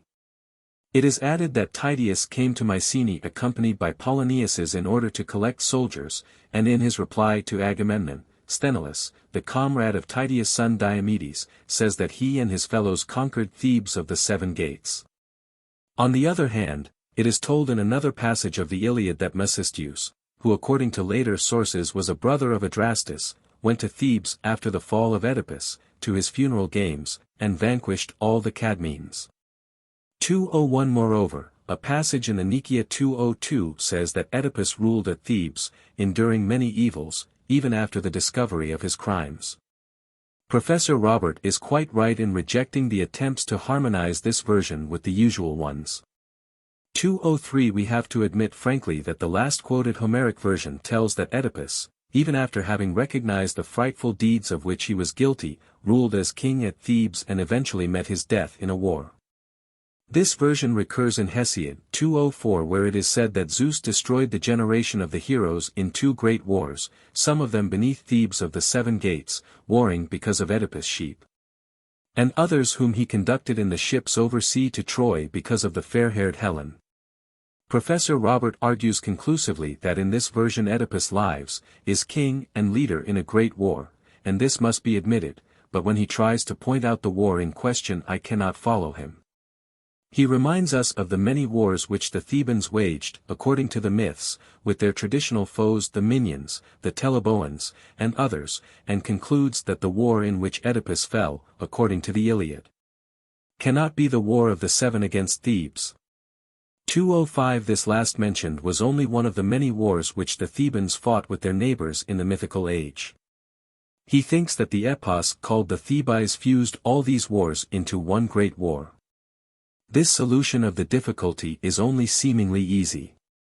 For the passages quoted from Homer and Hesiod, which differ from the usual version, refer evidently, as Professor Robert admits, to the same war. And if the war because of Oedipus' sheep was one of the many casual wars which myths attribute to Thebes, how was it possible that Hesiod puts it on the same footing as the most famous war of mythology, that against Troy, and counts it as the second in which the generation of the heroes perished. This being so, it is established beyond possible doubt that the war in which Oedipus fell was the one great war of Thebes, just as there was one great war of Troy, although mythology knew other wars of the Trojans too. That is to say, Professor Roberts' theory is no real solution of the dilemma, and another way must be found. From the standpoint of principles, Professor Roberts' view of the Theban War is the same as that advanced by Professor Beta in regard to the Trojan War. 206 He thinks that of old only scattered elements of myths existed, although he admits that the War of the Seven has a historical kernel going back into the Mycenaean age. But it was only one of many wars, he says. He tries to demonstrate this opinion by proving that the two foremost of the seven, Tydeus and Amphiaraus, were not Peloponnesians by origin but were brought into connection with Adrastus, being made his sons-in-law. He thinks that emigrants to Ionia from Euboea, Boeotia, and Argos brought their myths with them, and that these separate myths originating in different provinces of the mainland coalesced in Ionia into the cycle of the War of the Seven. And that the myth of the hostile brothers was invented in order to give a cause for this war. 207 In a following chapter he attempts to reconstruct the epos which created this cycle, the Thebais. I pass over his reconstruction and his criticism of the earlier reconstruction of this epos by Professor Beta. 208. Here also I am unable to embrace the opinion that the great mythical ideas were conceived in a later age, say in the 7th century BC. Of course Thebes may have waged many wars in the prehistoric age, but popular recollection was unable to keep them apart in the lapse of the centuries, and one war became at an early date more prominent than others. Consequently I consider it as granted that old mythology knew one great war against Thebes, as it knew one great war against Troy, and these two wars were the most famous wars of the mythical age. This is the kernel of the question. The simple mythical fact stated above was of course not sufficient, the myth had to tell details too, and we may surmise that these were likely to be varied and enlarged. It is only natural that the most famous king of Thebes was made the leader in this war. The cause of the war does not take hold on popular fancy. Cattle lifting is a very common pastime among early peoples, who breed cattle and value them highly, as the Greeks did, and it is accordingly very frequently given as the cause of wars in the myths, just as is the abduction of a woman. On the other hand, the Theban cycle was distinguished by the reception of motifs, already mentioned above, which were derived from the ethical conflicts and family life of an early people. Still another familiar motif of this kind is that of the hostile brothers. Mythology knows plenty of such pairs, e.g., Proetus and Acrisius, Romulus and Remus, and many others. The hostility of the brothers gave a very good reason for the war. One brother had been expelled by the other and tried to regain his throne. It may moreover be surmised that an accident of this kind happened more than once in the heroic age. When such a quarrel was given as the cause of the war, Oedipus was out of place. Not he but another, Eteocles, must be made king and leader of the Thebans in the great war. It seems to me to be difficult to decide what was the original form of the myth in this respect, whether Oedipus himself or one of the hostile brothers was the Theban leader in the great war. Oedipus is manifestly an intrusive personage in the myth of the war, for he belongs originally to a different cycle, but because of his mythological fame he was connected with the great war also. For the same reason he was introduced into the story of the hostile brothers, and made their father. This led to quite a series of difficulties which mythical fiction did not succeed in solving in a probable manner. These difficulties appear in the two questions: who was the mother of the brothers, and what happened in the time between the discovery of the crime of Oedipus and the Great War. I do not enter upon these questions, which are of no importance for this discussion. 209. We turn to the other side, to the foes of the Thebans, who also are essential to the myth. We are wont to regard the Theban war from the standpoint of the besieged, whilst we regard the Trojan War from the standpoint of the besiegers. There is a certain reason for these different standpoints, because, unlike the Trojan War, the Theban War ended in the failure of the besiegers. But this point of view ought not to be so overemphasized as to make the foes of Thebes of only incidental importance. On the contrary, the myth, as we know it, takes a far greater interest in the leaders of the hostile party than in the Theban leaders. The latter are, except for Eteocles, rather insignificant mythical personages. There is not the least reason for supposing that the roles have been reversed in importance. The foes too belong to the original myth, but in such a series of heroes, names are apt to be changed, left out, or added. How old the canonical number of 7 may be, is of course uncertain, although it is intimately bound up with the myth as we know it. But this number may have determined the number of the gates of Thebes, for, as it has been observed, the historical city of Thebes never had 7 gates. There is, however, one personage who is essential and hardly can have been subject to a change, namely, the leader of the hostile army, Adrastus. And this is in fact acknowledged by the scholars who think that the historical kernel of the myth is an expedition of Argive princes against Thebes. The myth of the War of the Seven was not created at Thebes but like other myths was a product of the general creative genius of the Greeks and was told everywhere. This inference follows from the localization of Adrastus. Adrastus belongs to the northeastern Peloponnese, but as to the town where he ruled mythological sources differ. He is commonly said to be king of Sicyon, and the special reason for this is Herodotus' account of how Cleisthenes, the tyrant of Sicyon, managed to get rid of his cult by introducing the cult of his death foe Melanippus. 210 Herodotus says that Adrastus had a heroon on the marketplace of Sicyon, but a learned Hellenistic author contends that this heroon was a cenotaph and that his real tomb was at Megara. 211 Such localizations must always be regarded with a certain diffidence, because well-known hero names were applied to nameless tombs and cults, or ousted less-known names. Thus it may be understood that a hero might have 2 or more tombs, no one of which was necessarily the real one. 212 The story of how Adrastus became king of Sicyon gives grounds for suspicion. He is said to be the son of Telos, the king of Argos, and of the daughter of Polybus, the king of Sicyon. Expelled from Argos because of a quarrel, he went to Sicyon and inherited the kingdom from his mother's father. Telos is said to be the son of Bias, a brother of Melampus, the seer who, during the reign of King Anaxagoras, cured the women stricken with frenzy by Dionysus. This is a later version of the myth of the daughters of Proetus, which belongs to Tiryns, and may be dismissed. Adrastus was not king of the city of Argos, though he is genealogically annexed to the kingly house of Argos. We may safely say that he ruled as king somewhere in the province of Argos, but we cannot tell for certain which Argive city was his. That Adrastus was king in some other Argive town and leader of the expedition against Thebes is not incompatible with the overlordship of the king of Mycenae as it is described in Homer. Myths and monuments prove that Mycenae was the richest and mightiest city, but they prove also that there were several other rich and mighty cities in Argolis. We have taken their rulers to be vassals of the king of Mycenae, but we have also emphasized the facts that the power of the suzerain depended on his personal energy and that the vassals strove to assert their independence. A goal which was attained at last at the breakdown of Mycenaean power and civilization. There is place for many changes and vicissitudes in the half-millennium, more or less, during which the Mycenaean age lasted. We know now, e.g., that the great constructions at Tiryns belong to a very late period of the Mycenaean age, about 1200 BC.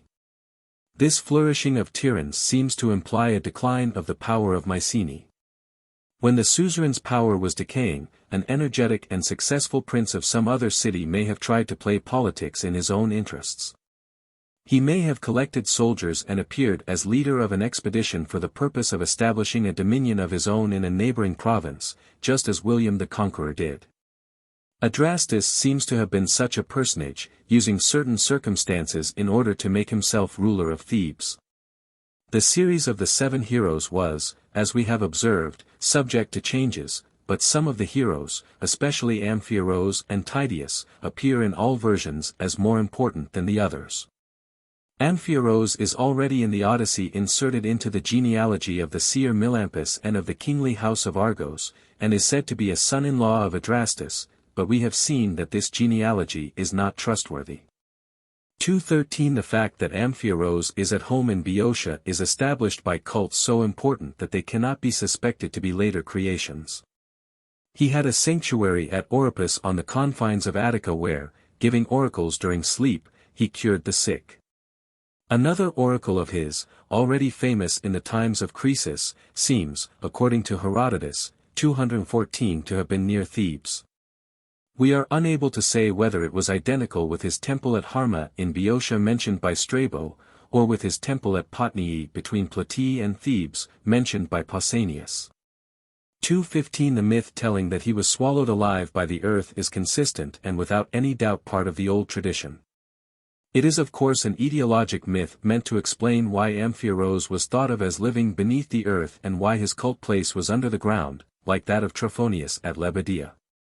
216 We have to admit that a Boeotian cult hero was received into the myth of the seven against Thebes. The fact that Tydeus always is said to be a son of the Aetolian king of Calydon, though versions differ in regard to his mother, seems to prove that this genealogy is old and trustworthy and that Tydeus is at home in Aetolia. He also is made a son-in-law of Adrastus. Tydeus' name is one of the old type and moreover his character shows traces of a high and crude antiquity which was detested by the Homeric age. He belongs to that older generation of heroes who possessed an admirable strength and did valiant deeds but met an evil fate. 217 His violent temper and his hasty deeds are prominent characteristics. Like so many other heroes he was exiled because he had slain a relative, that is a consistent feature of the tradition, although there are variations as to the names and the number of the slain. Further, he is always represented as the special protégé of the goddess Athena. He appears as a knight-errant, capable of valorous but also of cruel deeds, a character consistent with the stormy Mycenaean age but antiquated in the more humanized Homeric society, which set up higher moral standards than did the Mycenaean Vikings. This character is certainly a heritage from Mycenaean times. Of the others, Capaneus is the most interesting. His genealogy and localization are unknown. The fact that his son Sthenelus always appears in Homer as the faithful comrade of Diomedes, Tydeus' son, gives perhaps a hint at an old connection even between the fathers. His character is depicted as exactly like that of Tydeus. Striving to conquer Thebes, he defied even Zeus. The myth, first found in Euripides, that at his funeral his wife Euadon threw herself upon the flaming pyre of her husband, is very remarkable. For it is absolutely inconceivable that such a myth was invented under the conditions which we know to have existed in Greece from Homer onward, but the custom is well attested for certain Aryan peoples. Among the Thracians, the Indians, and the Scandinavians of the Viking age the wife accompanied her husband in death in this terrible manner.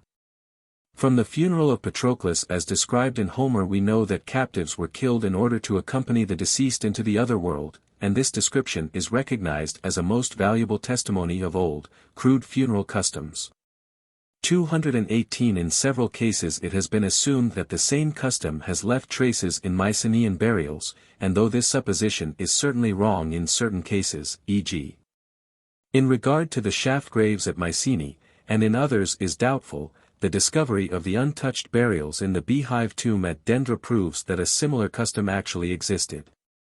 One of the sacrificial pits in the tomb contained half-burned animal and human bones which must have survived from a sacrifice at the funeral, and the king and the queen were buried at the same time. Professor Persson thinks it likely that in fact we here have an instance of the self-sacrifice of the queen at her husband's funeral. 219 At all events we have an example of human sacrifice at the funeral. The myth of Euadon's voluntary death on her husband's pyre is pre-Greek and, I venture to think, a precious testimony as to Mycenaean funeral customs. We have, consequently, good reason to think that the three foremost of the seven have come down from Mycenaean times, but at least two of these three were not Argives or Peloponnesians, one being a Boeotian and the other an Aetolian. Professor Robert has duly emphasized this fact, 220 and according to his point of view he draws the inference that both had waged a war of their own against Thebes. That the emigrants from Boeotia and Aetolia respectively had brought the myths of these wars with them to Ionia, and that there the wars had been fused with other wars by the Ionian epic poetry. So that the cycle of the Great War of the Seven against Thebes was formed. I cannot see any reasonable ground for this supposition except the preconceived opinion that the great mythical cycles were first formed by the Ionian minstrels by the fusion of several minor myths into one cycle. We have found reasons to suppose that the idea of one great war against Thebes was an old heritage from the Mycenaean age, and we have seen that the leader and the three most prominent heroes go back into the same times. Hence it is a fair inference that the cycle in its outlines also goes back into the Mycenaean age. For a great war and a few prominent personages, among them the leader, are intimately bound up with each other. Certainly one of the seven is a Boeotian hero and another an Aetolian knight-errant, but why should not the Argive aggressor have secured the help of a valorous knight-errant and a Boeotian adversary of Thebes, or, at least, why should not the myth have presented him as doing so? In historical times it is almost a rule that discord between neighbors provides the lever for aggression by foreigners. These are of course nothing but possibilities, but they are mentioned in order to show that there is no interior improbability in drawing the inference which the myth makes likely. Namely, that not only the idea of the great war against Thebes but also its chief heroes have come down from Mycenaean times. Concerning other parts of the cycle I am unable to proffer any well-founded opinion. Eriphyle, the sister of Adrastus and the wife of Amphiaraos, and her treacherous conduct toward her husband, have a prominent place, but I see no means for reaching any opinion as to the time when this motif was joined with the cycle, or as to the time when Amphiaraos and Tydeus were made sons-in-law of Adrastus. The feeling that a great undertaking ought not to end with a great disaster has created the myth of the Epigonoi, the sons of the seven, who conquered and sacked Thebes. This myth is obviously late, some scholars think very late. It may be post-Mycenaean, but cautiousness bids me to leave the question undecided. 221 One of the Epigonoi, Diomedes, derives certainly from Mycenaean times. There is another well-known Theban myth which cannot be passed over in silence, although it is very difficult to judge and will not be of much importance for our purpose: the myth of Cadmus, the founder of Thebes.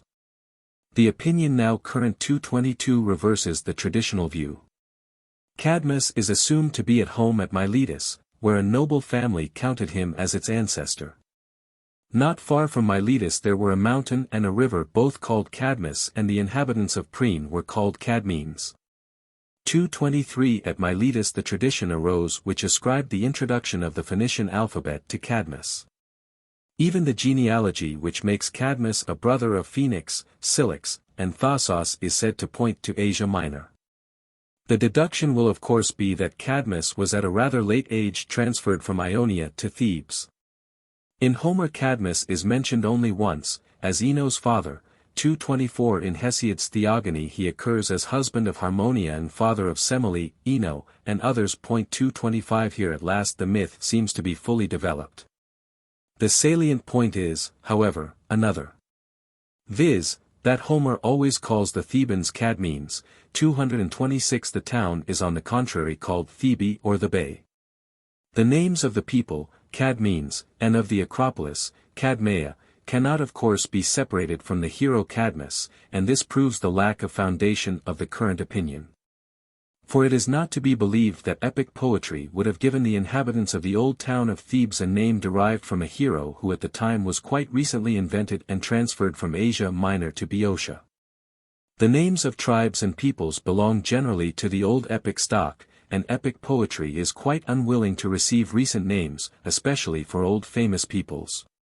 That the inhabitants of Thebes were called Cadmeans is one of the not uncommon cases in which a town and its inhabitants had different names, e.g., Ilios and the Trojans, or Commonus and the Minions, etc. It is further to be observed that Boeotia is richer than other Greek provinces in old tribal names. One of these was the name of the Cadmeans, and with that Cadmus is linked inseparably. Professor Crusius came nearer to the truth than later writers, though he neglected the last mentioned argument and argued only from the oldest, rather scanty sources. 227.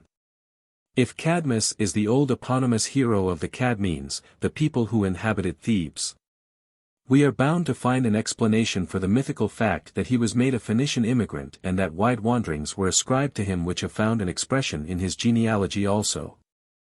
It will, however, be necessary to take up another important detail of his myth before proceeding to this question. The myth of Cadmus is the foundation myth of Thebes in the strict sense of the term. The oracle commanded Cadmus to follow a cow and to found a town on the spot where she lay down. When she did so, he intended to sacrifice her, but in fetching water for the sacrifice he encountered the dragon of Ares and slew him. He sowed the dragon's teeth, and from them men grew up, the Spartoi, who killed one another until only 5 were left. For expiation he had to do service to Ares for a long year. At the end of this time he received the god's daughter, Harmonia, for his bride, and the wedding was celebrated with great pomp. It is a curious fact that this is a true foundation myth. The site of the town is determined by divine intervention, the origin of the people and of the noble families is explained. Such myths are numerous, but they are almost always told of colonies or of towns, such as Rome and Carthage, put on an equality with them. It will be hard to find another true foundation myth referring to a town in Greece, except perhaps in the case of Alos in Thessaly. 228 I do not of course take the many etymological myths into account. Their late make is so transparent that it is needless to dwell upon them. 229 There are not a few myths telling how the walls of a city were built. E.g. Apollo and Poseidon built the walls of Troy for King Laomedon, the Cyclopes the walls of Tiryns for King Proetus, and Athena helped in erecting the walls of the Acropolis of Athens. But these legends are not foundation myths in the true sense of the word. The existence of the city is presupposed and they relate only how it was fortified. They are evidently late etiologic myths. Except for these rather doubtful or worthless instances, only one other example may be cited, and that also concerns Thebes. It is told that this city was founded by Amphion and Zethus. The best known feature is that these twin brothers built the walls of Thebes. Hence one may reasonably be inclined to consider this myth as one of the common type describing the erection of the city walls. But as early as in the Nicaea it is expressly stated that the brothers founded the city of Thebes of the 7 gates and built the walls. 230 The well-known version of the myth occurs, however, first in the Antiope of Euripides, the earlier tradition being very meager. It has a feature which is found in true foundation myths. The twins were exposed to die but were saved by shepherds, just as were Romulus and Remus or Cyrus. But as told by Euripides the myth is not a foundation myth. The brothers recognized their mother and punished their stepmother Dirce. It is supposed that the city of Thebes existed already, for their stepfather Lycus is king of Thebes. We have no way of knowing what may have been the earlier form of the myth which Euripides used and transformed. We cannot say whether or not it was a true foundation myth. The constantly recurring fact is that Amphion and Zethus built the walls of Thebes, and from this detail alone we can surmise that it is old. The statement in the Nicaea that the brothers founded the city may be deduced simply from their building its walls. Thus Thebes has one foundation myth, or perhaps two. At all events Amphion and Zethus appear to be intrusive in the Theban cycle. They fit very badly into it. That is the reason why Professor Robert, relying upon a passage in Apollodorus, ascribes them to another Boeotian town, Hyria. 231 But even so we do not get rid of the most embarrassing fact, that they built the walls of Thebes, for it is related only that they lived at Hyria and were exiled because of a murder, i.e. there is nothing to prove that the supposed foundation myth belongs to the town of Hyria. We should not demand consistency and sequence of myths. Both these myths were attributed to one town without consideration of how they fitted together. The inconsistencies appeared when the myths were brought into a kind of pseudo-historical system by means of genealogies. The remarkable fact is that Thebes in contrast to other Greek towns has a true foundation myth. It is very easy to understand why the colonies have foundation myths and the cities in Greece have not. The founding of a colony was a fact which was present to all. The towns in Greece, on the contrary, had very often been inhabited since immemorial times. Many of them show traces of human habitation not only from Mycenaean but from pre-Mycenaean times also. Therefore foundation myths were precluded. They were out of place. Thus I am inclined to believe that the Theban foundation myth is really a reminiscence of a historical fact and that a Mycenaean tribe really founded a new town here. If this is so, it falls in with the opinion which I gave above that Boeotia was an outpost of Mycenaean civilization. The site of Thebes was of course inhabited in pre-Mycenaean times, but what has been found from this age is not so much as to be a serious objection to this view. 232. If I am right, an old myth, of course handed down from Mycenaean times, told that Thebes was founded by the eponymous hero of the tribe which inhabited the town, the Cadmeans. The founder, Cadmus, came consequently from abroad. The old myth did not tell or had forgotten whence he came, and the field was left open for guesses. At the beginning of the historical age the foreigners who constantly visited Greece were the Phoenicians. 233 If we take these conditions into consideration, we may perhaps be able to understand why the myth hit upon the idea of making Cadmus a Phoenician. At that time other foreigners were hardly known in Greece, and as Cadmus was acknowledged to be a foreigner, he became a Phoenician.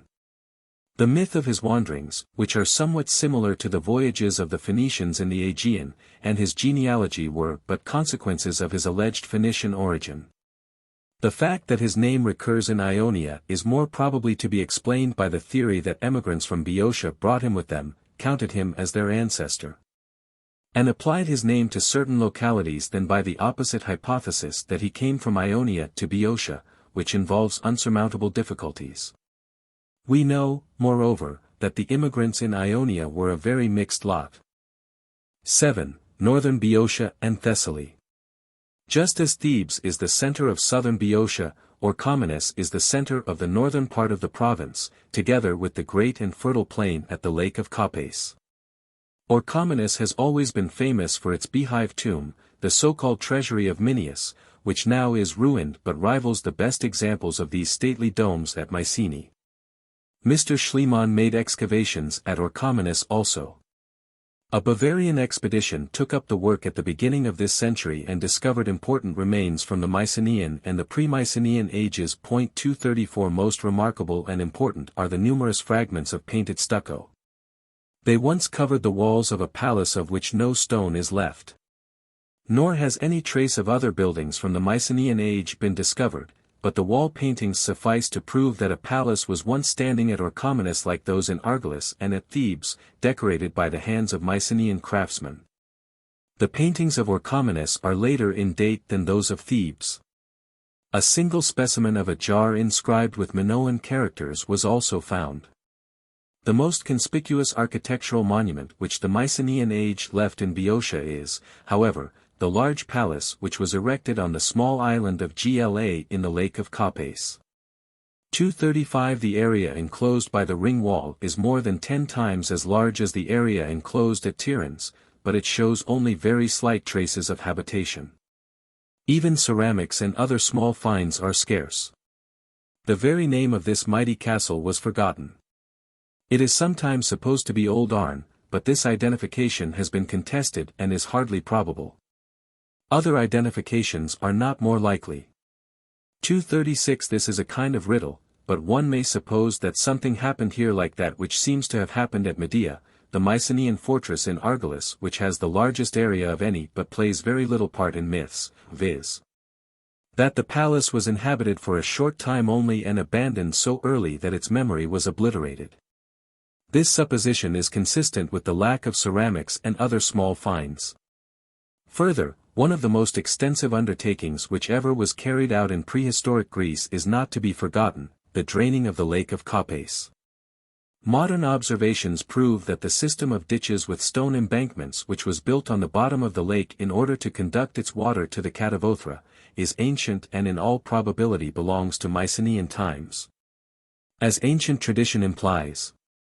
237 The immense attempt was also made to excavate tunnels through the mountains which separate the lake from the Euripus, but this work is of a later date. If we, according to our principles, ask for the cycle of myths corresponding to the Mycenaean center of Orchomenus, the answer will be the myth of the Minions. Since K.O. Muller more than 100 years ago published his famous book on Orchomenus and the minions. This tribe has loomed very large in the modern conception of Greek mythology.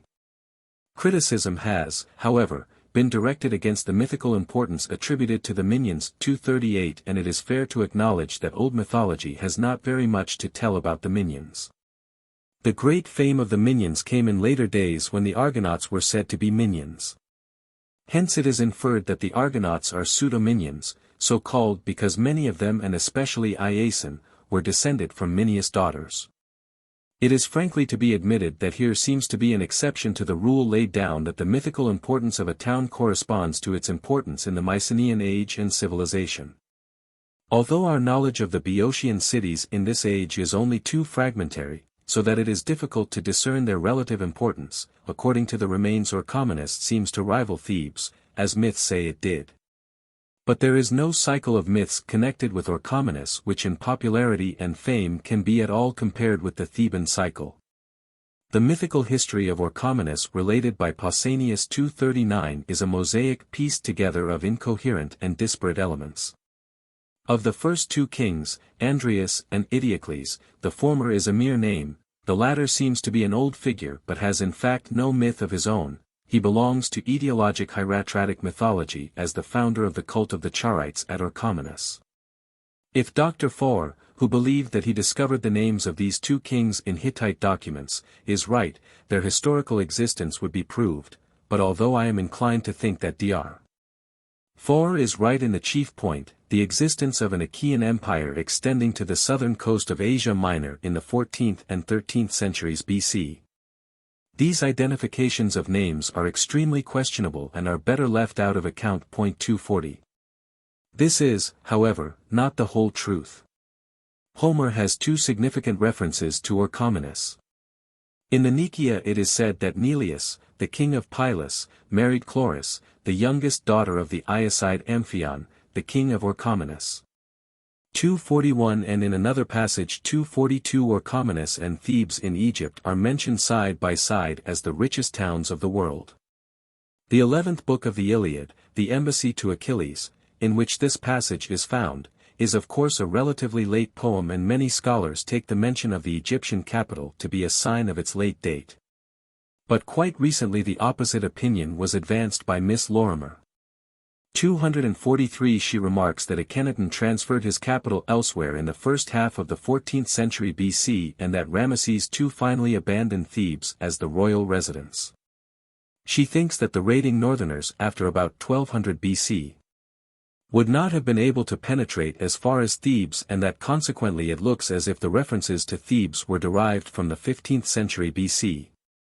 There is an undeniable probability in this view.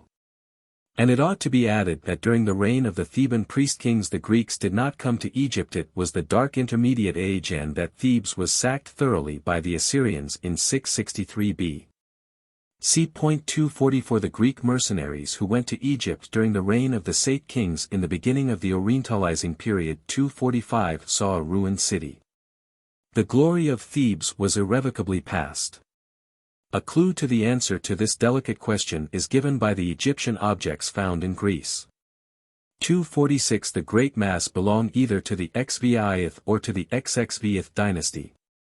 A few are more indistinctly labeled as belonging to the XXI-DXXVth dynasties. Objects from the intermediate period are scarce and insignificant, the most notable exception being those found in the so-called Tomb of Isis at Eleusis, which belong to the XXTHXXID dynasties. That is to say, there is evidence of brisk connections with Egypt in the 15th to the 13th centuries BC, and then again in the Orientalizing period from its beginning in the middle of the 7th century BC, viz. in the period after the sack of Thebes. This certainly gives considerable support to Miss Lorimer's opinion. From the Homeric verses mentioned above it appears that the fame of Orchomenus was as great in the age of Homer as in that of K.O. Muller. This fame derives probably from the Mycenaean age, for in the later geometric and in the Orientalizing periods its great glory was gone. If we turn to the myths, we do not find any proper Orchomenian cycle of myths. But Orchomenus and the minions appear very often in a great many mythical connections, and we must try to find out what their role was in the early age of Greece. The clues which we are compelled to use are the localizations of the myths and the genealogies, but the latter must always be regarded with a certain diffidence and the localizations cannot be accepted without additional proofs. We must try to find out the results of such an analysis. Minyas himself is nothing but the eponymous hero of the tribe and has no myths of his own. The myth of his daughters who resisted the cult of Dionysus and went mad is well known, but belongs to the late type of Dionysiac myths, which are of no importance for our subject. The myth of Athamas is on the contrary very important. Athamas is believed to be the eponymous hero of the tribe of the Athamanes. 247 This tribe had never any importance in Greek history. It lived on Mount Pindus and sometime belonged in historical times to the Molossian kingdom. If this view concerning Athamas is right, the Athamanes must have been a relict, driven up into the mountains, of a tribe which once dominated a much larger district toward the southeast, but this seems at least doubtful. For our inquiry this idea may be put aside. I need not relate the well-known myth of Athamas, his children by Nephele, Phrixus and Helle, their stepmother Ino, and their escape from the sacrifice, riding on the ram. Happily the elements from which this myth was derived are discernible, and what I observed many years ago 248 still holds good. The kernel of the myth is the sacrifice of a member of the house of Athamas. Such a rite was practiced at Hellas in Thessaly even in historical times. This kernel was enlarged and developed in various manners. According to another and simpler version, 249 Athamas himself, not Phrixus, was the sacrifice. Drought, failing of the crops, and hunger are always given as the causes of this sacrifice, and this is consistent with old cult customs which required human sacrifices to avert such calamities. From this point of view it is possible to explain the outstanding role of the fleece in the myth. On the top of Mount Pelion there was a sanctuary of Zeus Acreus to which a procession went in the severest heat of the summer, about the time of the rising of Sirius. The men were girt with sheep fleeces. This Zeus is the cloud-gatherer and rain-giver, and the procession is in accord with quite a number of similar customs, the aim of which was rain magic. That the fleece served as a means for weather magic is proved by various known facts. 250 Hence we are able to understand the curious fact that the cloud, Nephele, is said to be the wife of Athamas. She is the longed-for rain cloud which in another instance of weather magic, people saw rising from the well of Hagno on Mount Lycaon. 251. The historical sacrifice of the Athamantidae took place at Hellas in southern Thessaly in the cult of Zeus Laphiscus, consequently Athamas is said to be at home in Thessaly. Around Hellas was the field of Athamas, 252 but there is no Mount Laphiscon. The mountain with this name is situated in Boeotia, between Caronia and Orchomenus. We do not know the source of Pausanias' statement 253 that the sacrifice of Phrixus took place on this mountain. It may be an inference, but such an inference is right, for since there is no other mountain with this name, it is evident that this Boeotian mountain was the original home of the cult of Zeus Laphiscus. 254 It follows of course that Athamas himself and the cult originally belonged to the Boeotian Mount Laphiscus and, like many other cults, was transferred to another place. This localization, depending on the cult, is corroborated by the numerous traces of Athamas, preserved in myths around the lake of Capes. Athamas is said to have founded the town of Acraethia at the east side of the lake, 255 and here, says Pausanias, there was also a field of Athamas as one proceeded on the direct road to the lake. 256 Quite a number of his sons are mentioned as eponymous heroes and founders of various Boeotian towns and localities, Toas as early as the time of the epic Poedacius. 257. Consequently the statements that Athamas was a son of Minyas, 258 that he was king of Orchomenus, and lived there, 259 are not unfounded. He is of old connected with the plain around the lake of Capes and with Mount Laphiscon. That is, with the district of Orchomenus. With the myth of Athamas is connected that of the Argonauts. The Argonauts set out to fetch the golden fleece from Colchis. The harbor from which they sailed was Iolcus near ancient Pegasae and modern Volo in Thessaly, and here the famous cycle of myths corresponds to the Mycenaean remains, for Iolcus was the northernmost Mycenaean town. Mycenaean sherds and minor finds are reported from all Thessaly, just as they are from other provinces of Greece, 260, but only scattered minor and unimportant finds have come from parts of the province other than from the neighborhood of Iolcus. 261 There the remains are so numerous and important as to prove that Iolcus was an important center in the Mycenaean age. It is now generally acknowledged that Professor Tsoundas discovered the site of Old Iolcus on a hill in the plain of Volo, called Old Volo or the Castro of Volo. 262 This hill consists of remains of old habitations. Many late Mycenaean sherds and some vases were discovered. 263 Recently it has been reported that trial excavations were undertaken on this hill, and that remains of a Mycenaean palace built upon Neolithic layers were unearthed. It appears to have been extensive and well built. The floor was covered with cement and the walls with painted stucco. 264 It is to be regretted that no more detailed report is forthcoming of this apparently interesting discovery. The really convincing facts are the rich finds from the Mycenaean age in the neighborhood of Iolcus. At Kapakli, quite near Iolcus, Dr. Kouruniotes excavated a tholos tomb which was almost untouched and yielded rich finds, especially gold objects. This has been one of the richest and most important discoveries of remains from the Mycenaean age. The vases are referred to the Second Mycenaean period. 265 To the same period are ascribed vases found in tombs on a small peninsula just south of Volo within the area of what formerly was called Old Pegasae but more justly is called Demetrius. 266.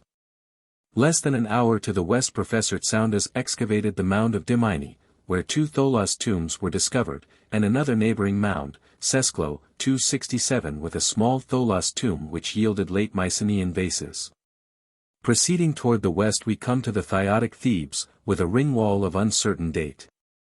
Mycenaean terracottas, sherds, and painted stucco were found here. Halys, farther toward the south, near the sea, is not yet explored, but the old town is surrounded by Cyclopean walls which may be Mycenaean. In the village of Gura in the interior on the northern slope of Mount Othries another tholos tomb was discovered by peasants, but the contents were dispersed so that nothing can be said of it with certainty. It appears that the Mycenaean civilization had an important center in Iolcus and, as we observed above, this corresponds to the localization of the famous cycle of the Argonauts in that place. After this survey of the Mycenaean remains in Thessaly we come back to the fact that the Argonauts are said to be Minions. We find this statement in Pindarus, 268 Herodotus has much to tell about the Minions, 269 and Apollonius Rhodius still more. Modern scholars generally embrace the view that they are pseudo-Minions, accepting the opinion professed by Apollonius Rhodius and his scholiast that they were so called because they and especially Iason were descended from the daughters of Minius. But Buttman, whose paper on the Minions 270 is forgotten but is more solid than Muller's book, remarked justly that the myth gives us no reason whatever why the inhabitants of Iolcus were called Minions. 271 The name is one of these ever-recurring old stock expressions which the poets use by tradition without knowing their sense. The statement of Apollonius Rhodius and his scholiast 272 is no real explanation but merely an attempt to explain the old stock expression. In order to give a reason why the Argonauts were called Minions they made them sons of Minius' daughters. For they could not be made sons of Minius himself. Buttman's conclusion that the real reason was that the Minions inhabited not only northern Boeotia but also southern Thessaly seems to be well-founded. The Argonauts were not called Minions because they were descended from Minius' daughters. These genealogies were invented in order to give a reason for the traditional phrase describing the Argonauts as Minions. The myth itself corroborates this connection, for the goal of the expedition is the fetching of the golden fleece. The fleece is inseparable from the cult of Zeus Laphiscus, and the original home of this cult is Mount Laphiscon, south of Orchomenus. It follows that the cycle, that of the Athamantidae and the Argonauts, is connected with both northern Boeotia and southern Thessaly. And this is comprehensible if we accept Buttman's conclusion that the Minions inhabited not only northern Boeotia but also the seaboard toward the north, including southern Thessaly. 273. This conclusion is corroborated by cults and place names common to Boeotia and southern Thessaly. In addition to the cult of Zeus Laphiscus, which was our starting point, that of Athena Aetonia may be especially mentioned. Among place names the Thiotic Thebes was mentioned above. There is a Caronia not only in Boeotia but in Thessaly also, situated on the northern slopes of Mount Othrys. Another Orchomenus in Thessaly is mentioned by several authors, 274, and lastly, a Thessalian town Minya is known by an inscription.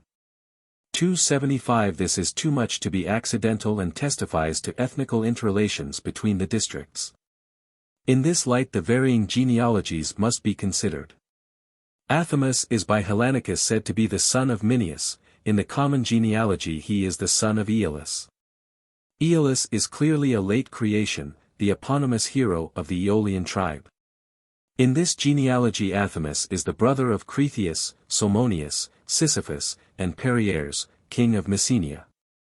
The two latter are undoubtedly late creations. Even Cretheus is not much more than a genealogical connecting link, the father of Ison, Pheres, and Amathaeon, who in turn are nothing but eponymous heroes, Ison and Pheres of two Thessalian towns. But curiously enough Amathaeon of the district of Amythonia near the Trifilian Pylos. 276. The source of this genealogy is, however, late, and here we merely state the fact of its existence. With Tyro, the daughter of Salmoneus and wife of Cretheus, we strike old ground. She is mentioned in the Odyssey, together with Alcmene and Mycenae, as one of the most famous heroines. 277. Her story is fully told in the Nicaea 278 but without certain features which are conspicuous later. But here a bewildering state of things appears. Where is Tyro at home, and where is the scene of her love affair with Poseidon from which sprang the twins? Peleus and Neleus. She is said to be the daughter of Salmoneus, and Salmoneus is the eponymous hero of the town of Samone in the Alpheus Valley. Her wedding takes place in the river of Enopeus. There is a large river with this name in Thessaly but also another of the same name, a small tributary to Alpheus in Pisatis.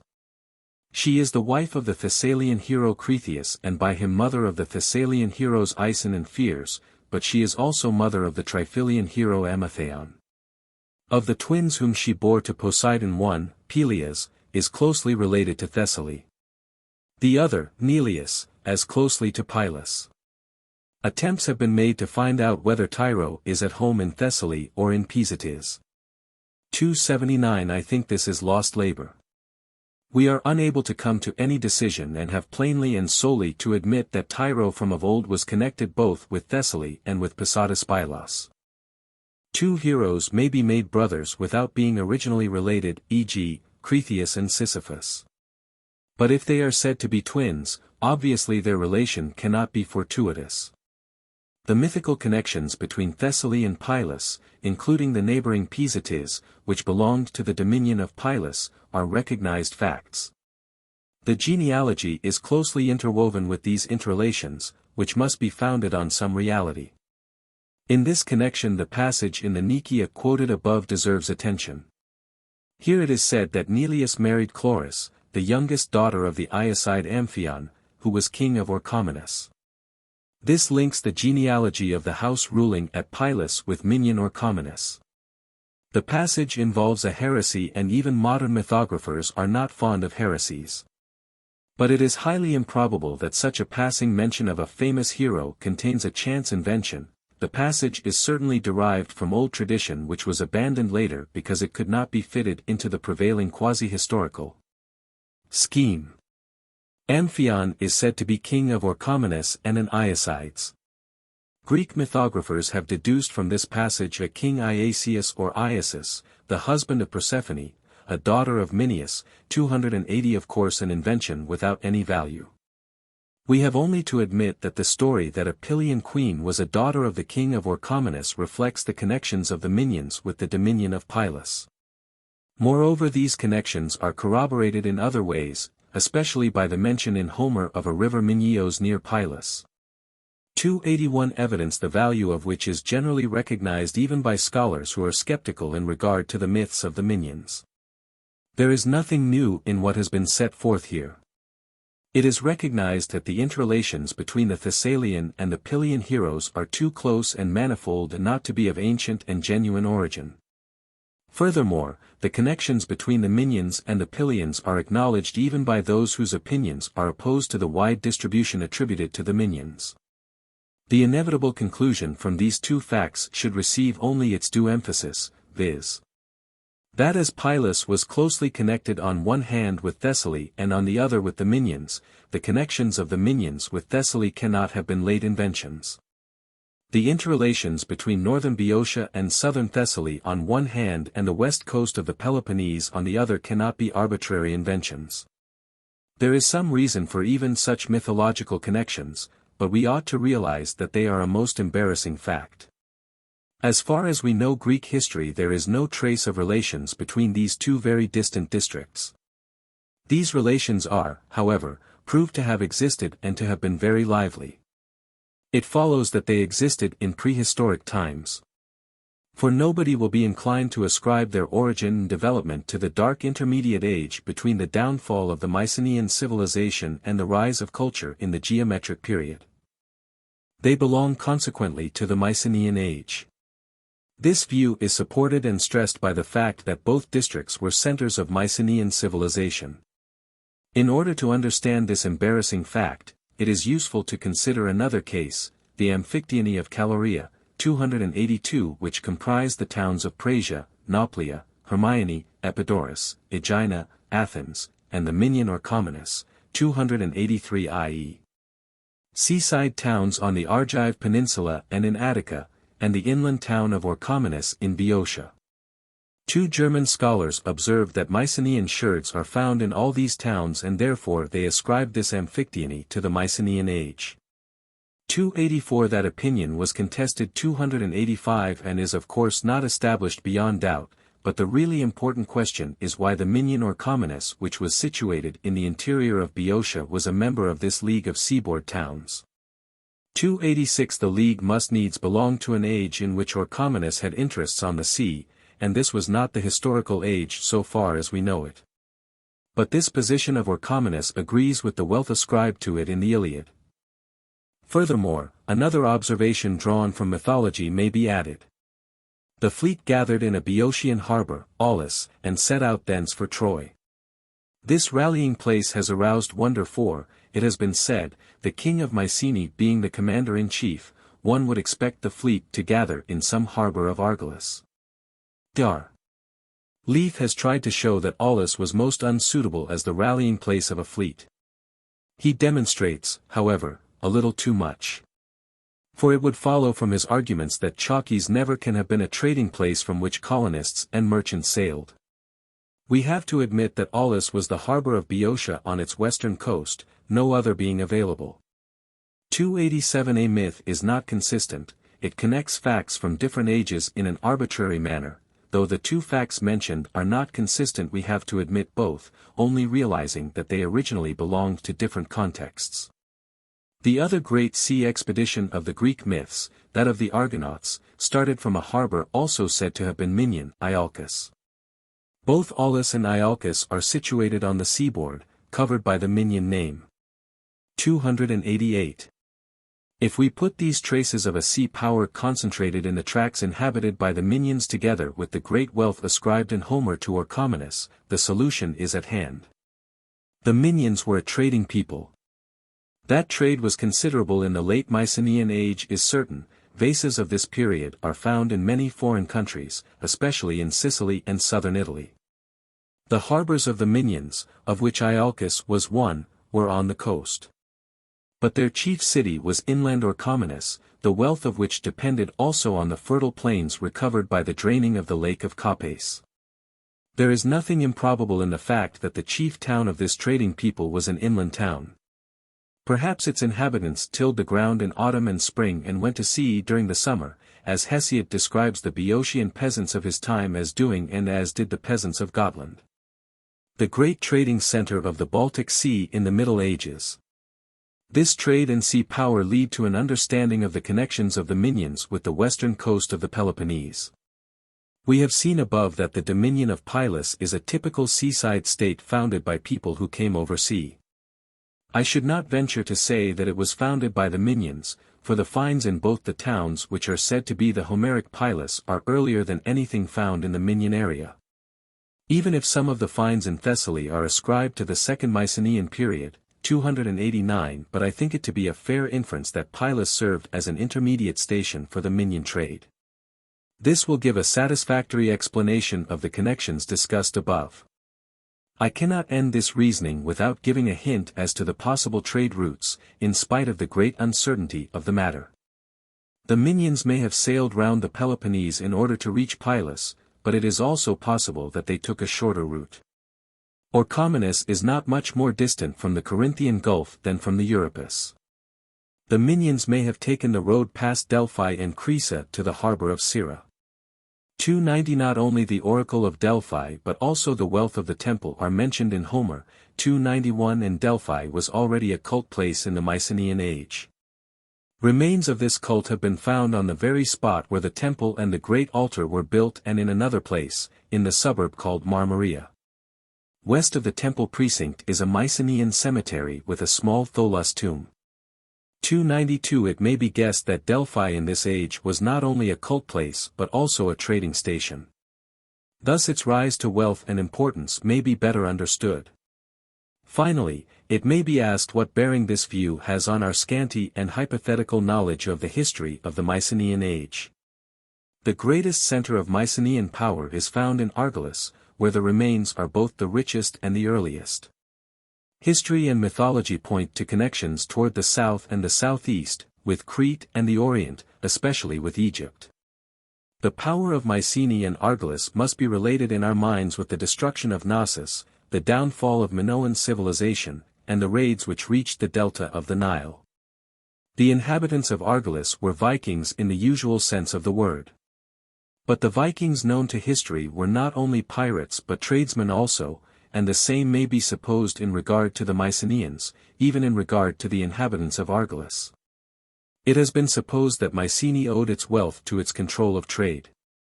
Its situation is favorable for trading not only to the southward on the Argive Gulf but also to the northward on the Corinthian Gulf. To corroborate this opinion the roads radiating from Mycenae toward the south and the north are referred to. 293 There may be a certain truth in this view but I cannot help thinking that the rulers of Mycenae were more warring than trading kings. It has been remarked that the overwhelming power of Mycenae covers only a part of the Mycenaean age and that we have to suppose several changes and vicissitudes in the political status and power of the various towns during this age. The northerly connections of Mycenae and Argolis explain, as was observed above, the unlucky attempt to conquer Thebes, an episode the memory of which was preserved in myths. It is comprehensible that when the great expedition toward the east came to an end, the people turned more and more to trading, not, however, without incidental piracy. The Phoenicians acted similarly, for trade and piracy were closely bound up even in the Homeric age. It seems as if this late period of the Mycenaean age was represented especially by the Minions. Their sea power seems to be a fact as well as their connection with the distant Dominion of Pylos. They were more a trading than a warring people. Epical poetry prefers to chant great and valorous deeds in war and has a certain disesteem for trade. Thus it has little to say about the Minion or commoners, but the recollection of the wealth of the city and the importance of its people loomed in the background of tradition. There were great sea expeditions starting from Minion harbors, which were the most lively in Greece in the late Mycenaean age. For this reason the myth told that the expedition which set out for Troy gathered in the harbor of Aulis, but according to a still older tradition the king of Mycenae was made its commander-in-chief. Another expedition, bound up with Minion myths, acquired a fame of its own, the expedition which fetched the golden fleece from Colchis. It started from Iolcus, the Minion center on the Gulf of Volo. I cannot leave this subject without adding another observation. When treating the other provinces of Greece we have generally had to speak of cities, not of tribes. In this chapter almost the reverse takes place. We have spoken of a tribe which had two great centers, many minor ones, and several harbors. This falls in with the conditions of old Boeotia as described by tradition. 294 various tribes never play so great a part in old tradition in any province as in that of Boeotia. In addition to the Minions, we have first the Phlegians who are mentioned as early as in the Homeric poems and by later authors are described as a reckless and impious people. It is notable that they, like the Minions, belong both to Thessaly and to Boeotia. Probably they were a tribe to the rear of the Minions who tried to push forward and invade the neighboring civilized country. Other tribes are the Temmics, the Aones, the Graikoi, the Gephorioi, and the Hyantes, but we know too little of them to say what their importance was and to which ages they belonged. Perhaps we have here a picture of the continual attempted invasions by Greek tribes coming down from the north and striving to invade Greece. One of these tribes, the Minions, took over the Mycenaean civilization during its late period when the warring enterprises toward the east already belonged to the past. They were cut off from the routes toward the south and the southeast by the inhabitants of Argolis. Consequently they turned toward the northeast, or, perhaps going overland and across the Corinthian Gulf, they went toward the west. According to the conditions of the time they turned to trading or to cultivation of their land, but these peaceful occupations diminished their importance in mythology. The Minion power declined, things were changing rapidly in this age. The Minions were exposed to the pressure of the tribes in their rear coming down from the mountains in the north and northwest, but they seem to have had foes in the south too. For the myths telling of their war with Thebes probably have a historical background. Our sources are late. Euripides is the first who mentions Heracles as the vanquisher of the Minions and the liberator of Thebes. 295 Diodorus has an extensive and picturesque tale of how Heracles overcame the Minions and their king Erginus, who had conquered Thebes and made it tributary to Orchomenus. 296 Another version is that Heracles blocked the Catavothra through which the lake of Capes was drained, so that the district of Orchomenus was inundated. 297 It is the same fact, the catastrophe which overtook the power of Orchomenus, in various mythological settings. In the latter version it is combined with the fact that the plain made dry by the draining of the lake of Capes was again flooded, but the blocking of the Catavothra may have come about through negligence. That the Minions of Orchomenus lost their power through a disastrous war with Thebes is a generally received opinion. It is hardly possible to proffer any well-founded opinion as to the time at which this war took place. Dar. Phimon's opinion 298 that the inhabitants of Thebes were the Boeotians who immigrated into the province to which they gave their name seems unlikely to be correct. Our information concerning their immigration is given by Thucydides, 299 who says that they came from Thessaly, and it seems a priori probable that they came from the north or northwest, not from the south or southeast. The war with Thebes is probably earlier. What was left of the Minion power was destroyed and the Dorians invaded both Boeotia and Thessaly and overturned the old conditions. One of the components of the historical Boeotian dialect is Doric or more justly West Greek. Some of the Minions seem to have emigrated. There are traces showing that they took part in the colonization of the western coast of Asia Minor at the very end of the Mycenaean age. Herodotus enumerates many peoples of whom the Asiatic Ionians were composed and among these are the Minions of Orchomenus.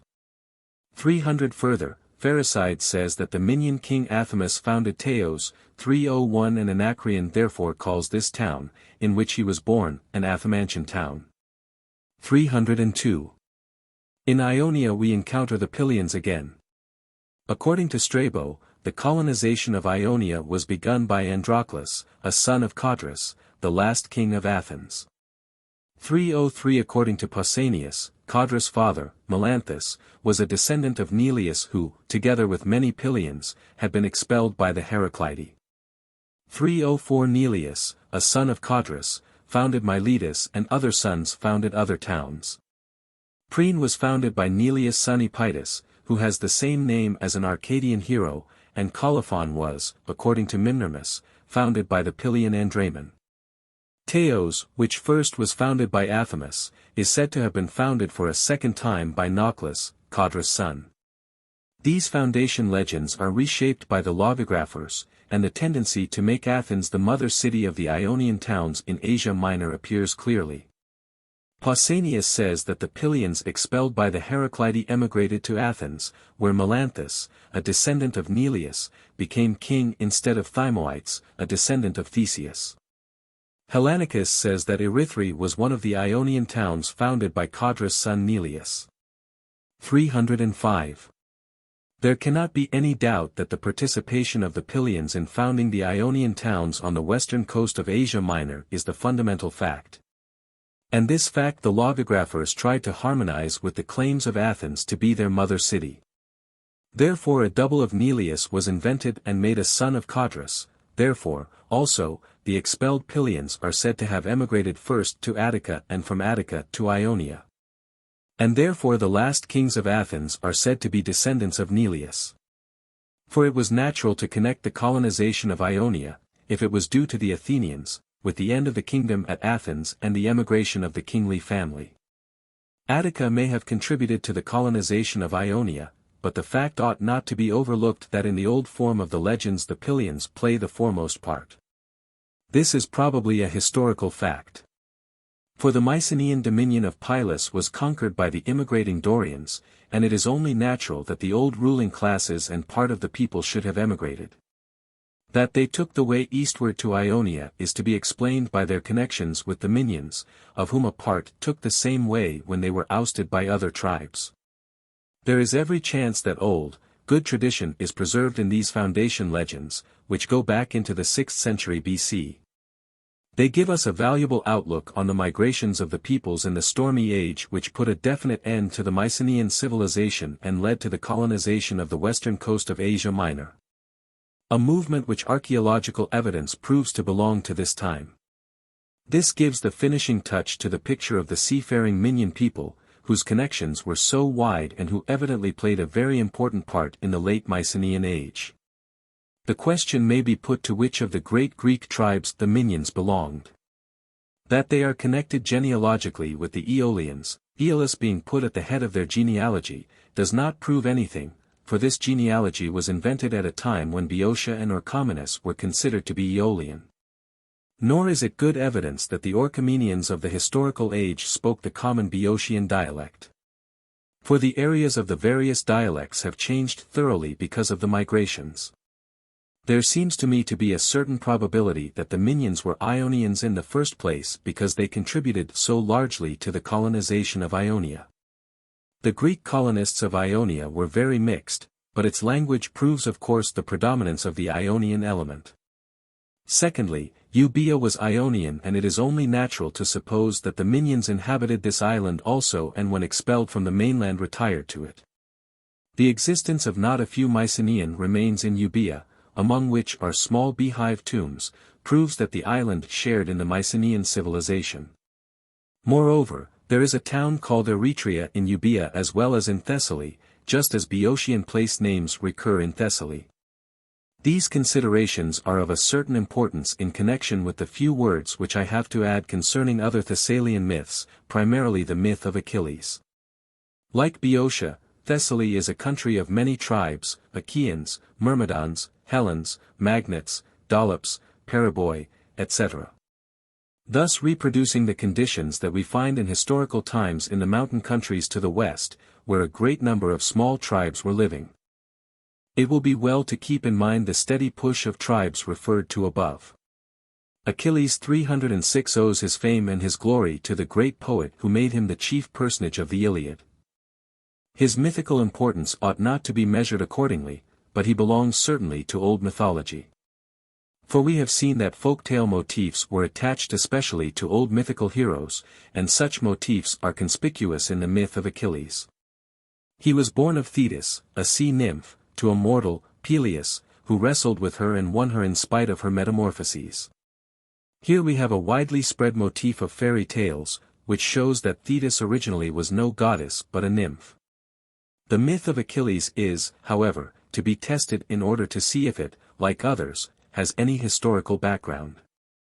The Iliad includes, in the dominion of Peleus, Phthia and Hellas, both populated by the tribe of the Myrmidons.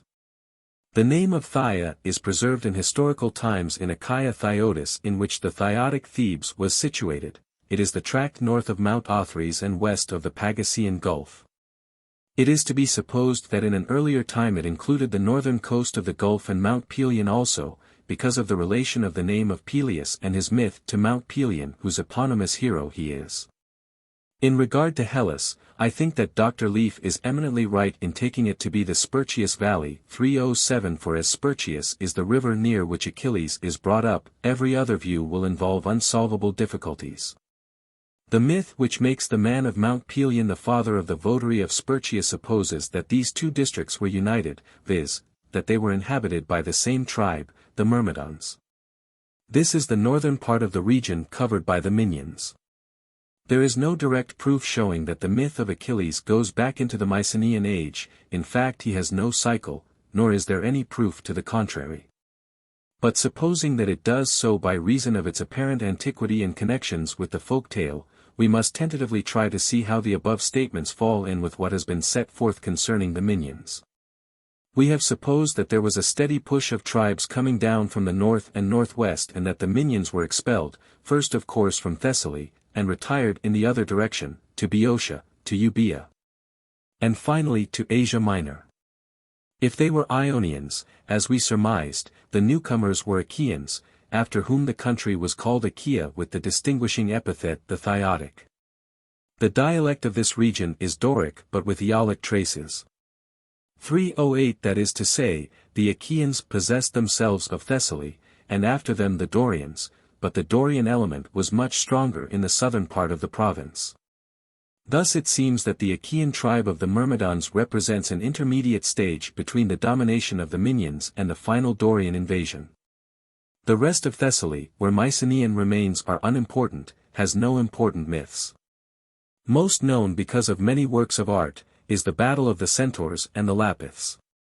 This battle appears in art, however, much later than their battle with an archer, who perhaps may be called Heracles. Centaurs without any adversary appear in the earliest art of the Archaic period and as early as the late Mycenaean age. 309, it is to be observed that they are met with in other provinces too, in Aetolia in the story of Nessus and in Arcadia in the story of Pholus. They appear consequently to be a mythical conception common to the Greeks, 310, but according to the prevailing Greek ideas their myths were localized in definite but various places, of which Thessaly was only one. The real riddle is the connections of their foes, the Lapiths. I return to this question in the chapter on the Attic myths. 8. Attica. Attica is strewn with Mycenaean remains. Best known are those from the Acropolis of Athens. The hill is surrounded by an old Cyclopean wall which follows the natural sinuosities of the rock and is probably of Mycenaean date. On the Acropolis are the remains of Mycenaean buildings, and beneath the so-called Old Temple of Athena are walls of a Mycenaean palace with column bases. Not a few Mycenaean sherds were found here during the excavations, but they are all of a late period. Notable but little known is a hoard of bronze utensils found near the Cyclopean wall. 311 tombs with sub-Mycenaean pottery were found on the southern slope of the Acropolis. A fairly large beehive tomb was explored at Menete, Old Acharni, and yielded interesting finds. A most remarkable fact is that the cult at this tomb was continued down to the time of the Peloponnesian War. 312 at Aphidna in northern Attica. Professors Wyde and Kjellberg excavated long ago a big tumulus. This excavation is remarkable because here for the first time Middle Helladic vases were found in a regular excavation and taken up in scientific discussion. The place was inhabited in the Mycenaean age also. The Acropolis was not explored, but walls of an uncertain date are recorded and on the terraces toward the east Mycenaean sherds were found. We shall presently see that the mythological importance of this site is such that it ought to be searched more thoroughly. In the interior of the province 2 or 3 necropolises were discovered near the modern village of Marcopulo in the Mesogaia. At Spada on the road from Athens to Marathon Mycenaean chamber tombs were found which contained not a few remains of funeral furniture. 313 in a cave called Lychnus Balaeon on Mount Parnes Mycenaean sherds of a late style were discovered. 314. On the eastern coast there are several Mycenaean sites. At Broron, an unexplored acropolis with traces of walls, both pre-Mycenaean and Mycenaean sherds have been found. In a neighboring hill are Mycenaean chamber tombs, and others have been found not far to the south, at Porto Rafti, north of the small bay. South of it is the site of Old Praesia. At Thoricus near Cape Sunium houses with sherds, belonging partly to pre-Mycenaean, partly to Mycenaean times, have been discovered. There is also a small Tholos tomb there, and another in the neighborhood.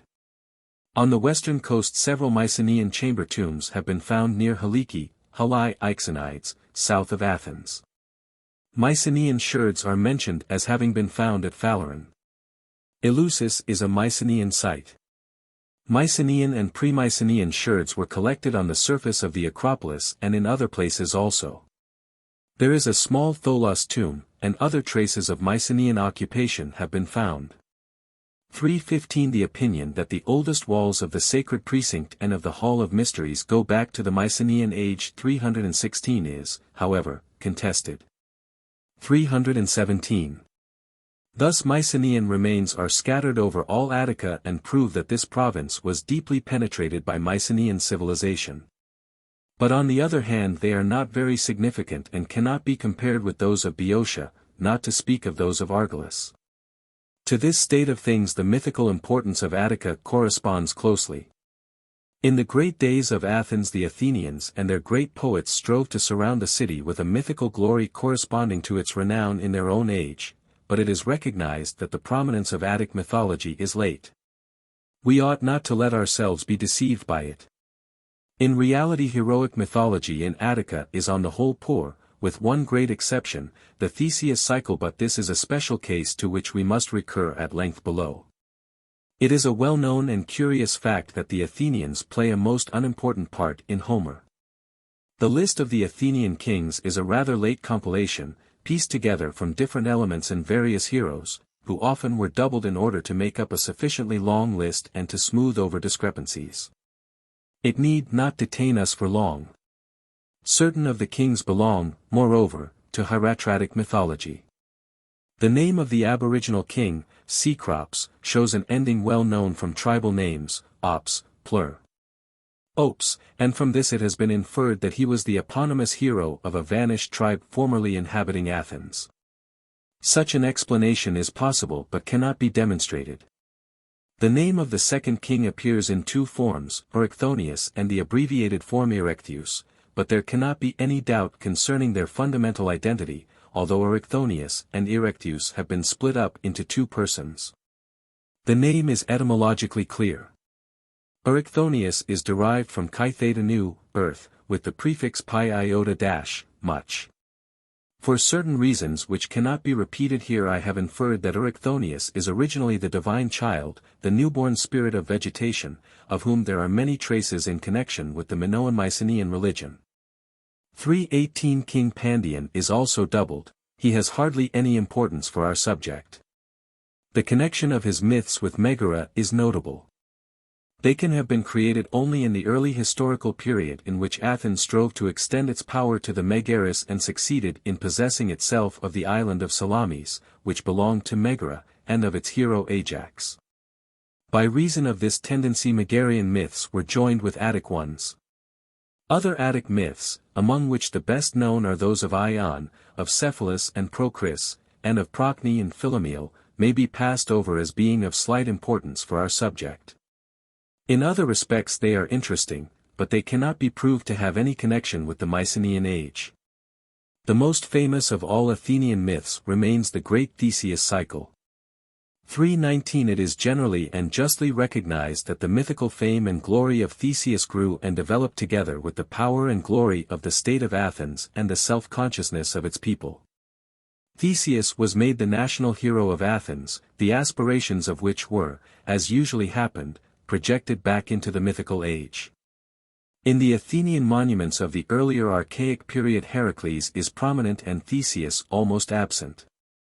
From the days of the Pisistratatid Theseus gains ever more ground until, during its heyday in the 5th century BC, he is made the hero of the Athenian democracy, the founder of the Athenian state through the Cenoicism and of the democratic institutions of Athens. In the development of the Theseus cycle the tendency appears clearly to make it rival the Heracles cycle, i.e. to create a series of adventures and great deeds attributed to Theseus resembling those performed by Heracles, who, according to the monuments, was very popular in Athens in the early Archaic Age. There must, however, have been an old kernel around which these accretions were able to crystallize. The later group of the cycle comprises the adventures of Theseus on his way from Trojan to Athens. They appear first on late black-figured vases. 320 according to Pausanias, 321 Cenes is localized on the isthmus, near Cenchreae, a harbor of Corinth on the Ceronian Gulf. Cramion, where Theseus slew the wild sow, was a village on the boundary between Megara and Corinth, to which it belonged in historical times.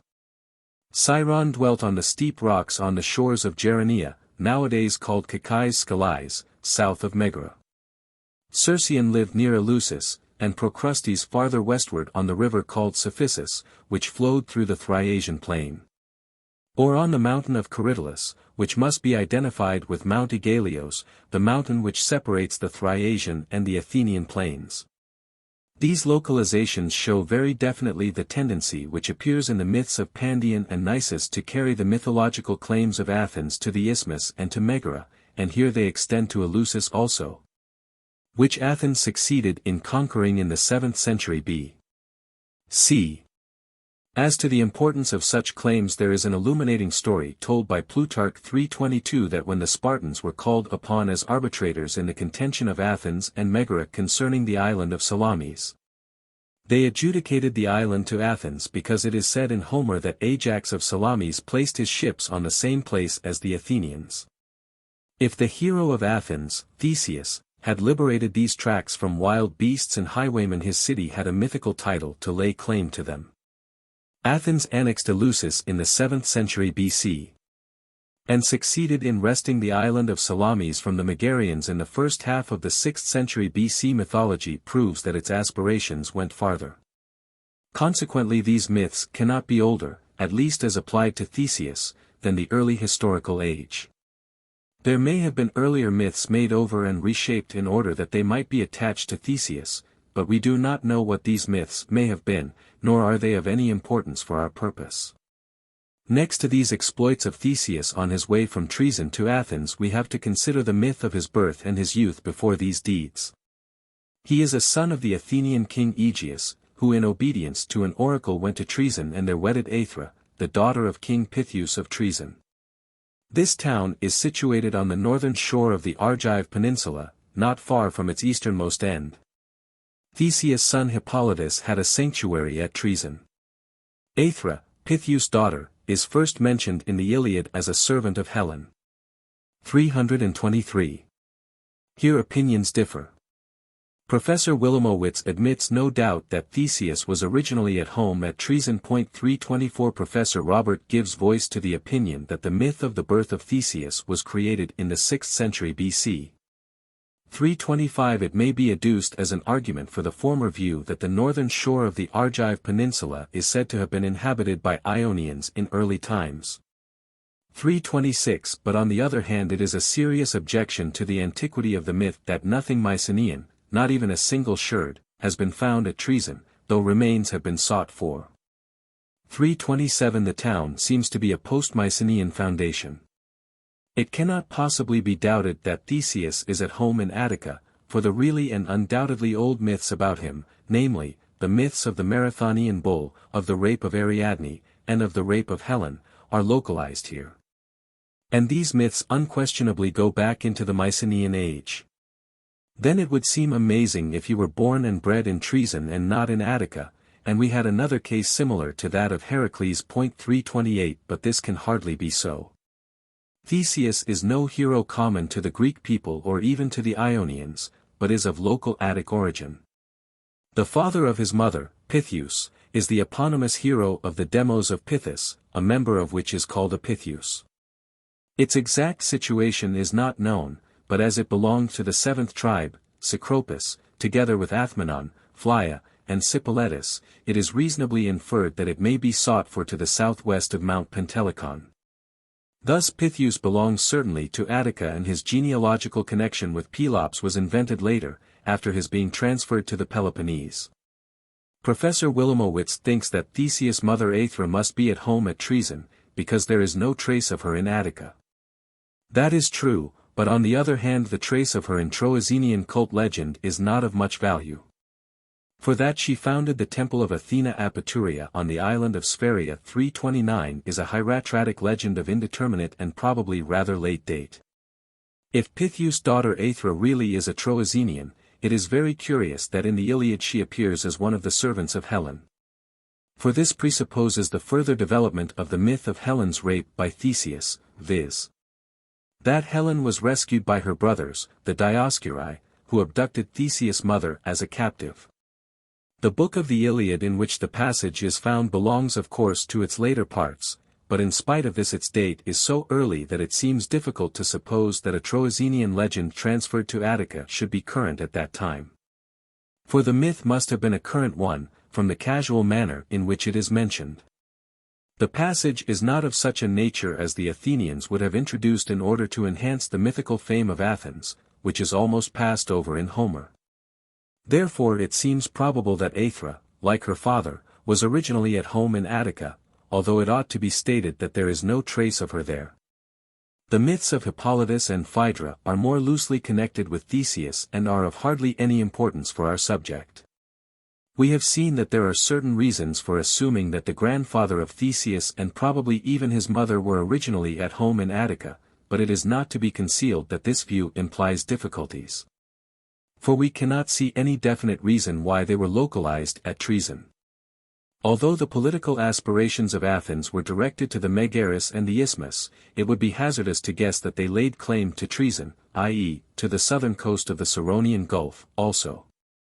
The birth of Theseus at Troezen is connected with his wandering through the Isthmus but is not a necessary premise for it. There may have existed some myths or cults at Troezen by which the myth of Theseus was attracted, since it had transgressed the boundaries of Attica, but I am unable to point to such cults or myths. 330 I can only point to the fact that the same tribe that inhabited Attica once lived in the Argive Peninsula also. Happily this intricate question is of no importance for our main purpose, for even if Theseus' ancestors should be Troezenian, it cannot be proved that they belong to a Mycenaean myth. At all events the birth story is a later addition. 3 deeds of Theseus remain which are of earlier origin. The capture of the bull of Marathon by Theseus is a close parallel to the capture of the Cretan bull by Heracles. The bulls were identified by the ancient mythographers. In this case it is supposed that, in contrast to what usually happened, a deed of Theseus was transferred to Heracles. 331 I cannot see any necessary reason for assuming such a transference. Nor can I see why Professor Beta identifies the Marathonian bull with the Minotaur. 332 Bulls were among the beasts of chase, and hunting such big game was a valued pastime in the Mycenaean age. Such a simple adventure was told of more than one hero. 333 Professor Beta. Is right in stating that this deed belongs originally to Theseus as well as to Heracles.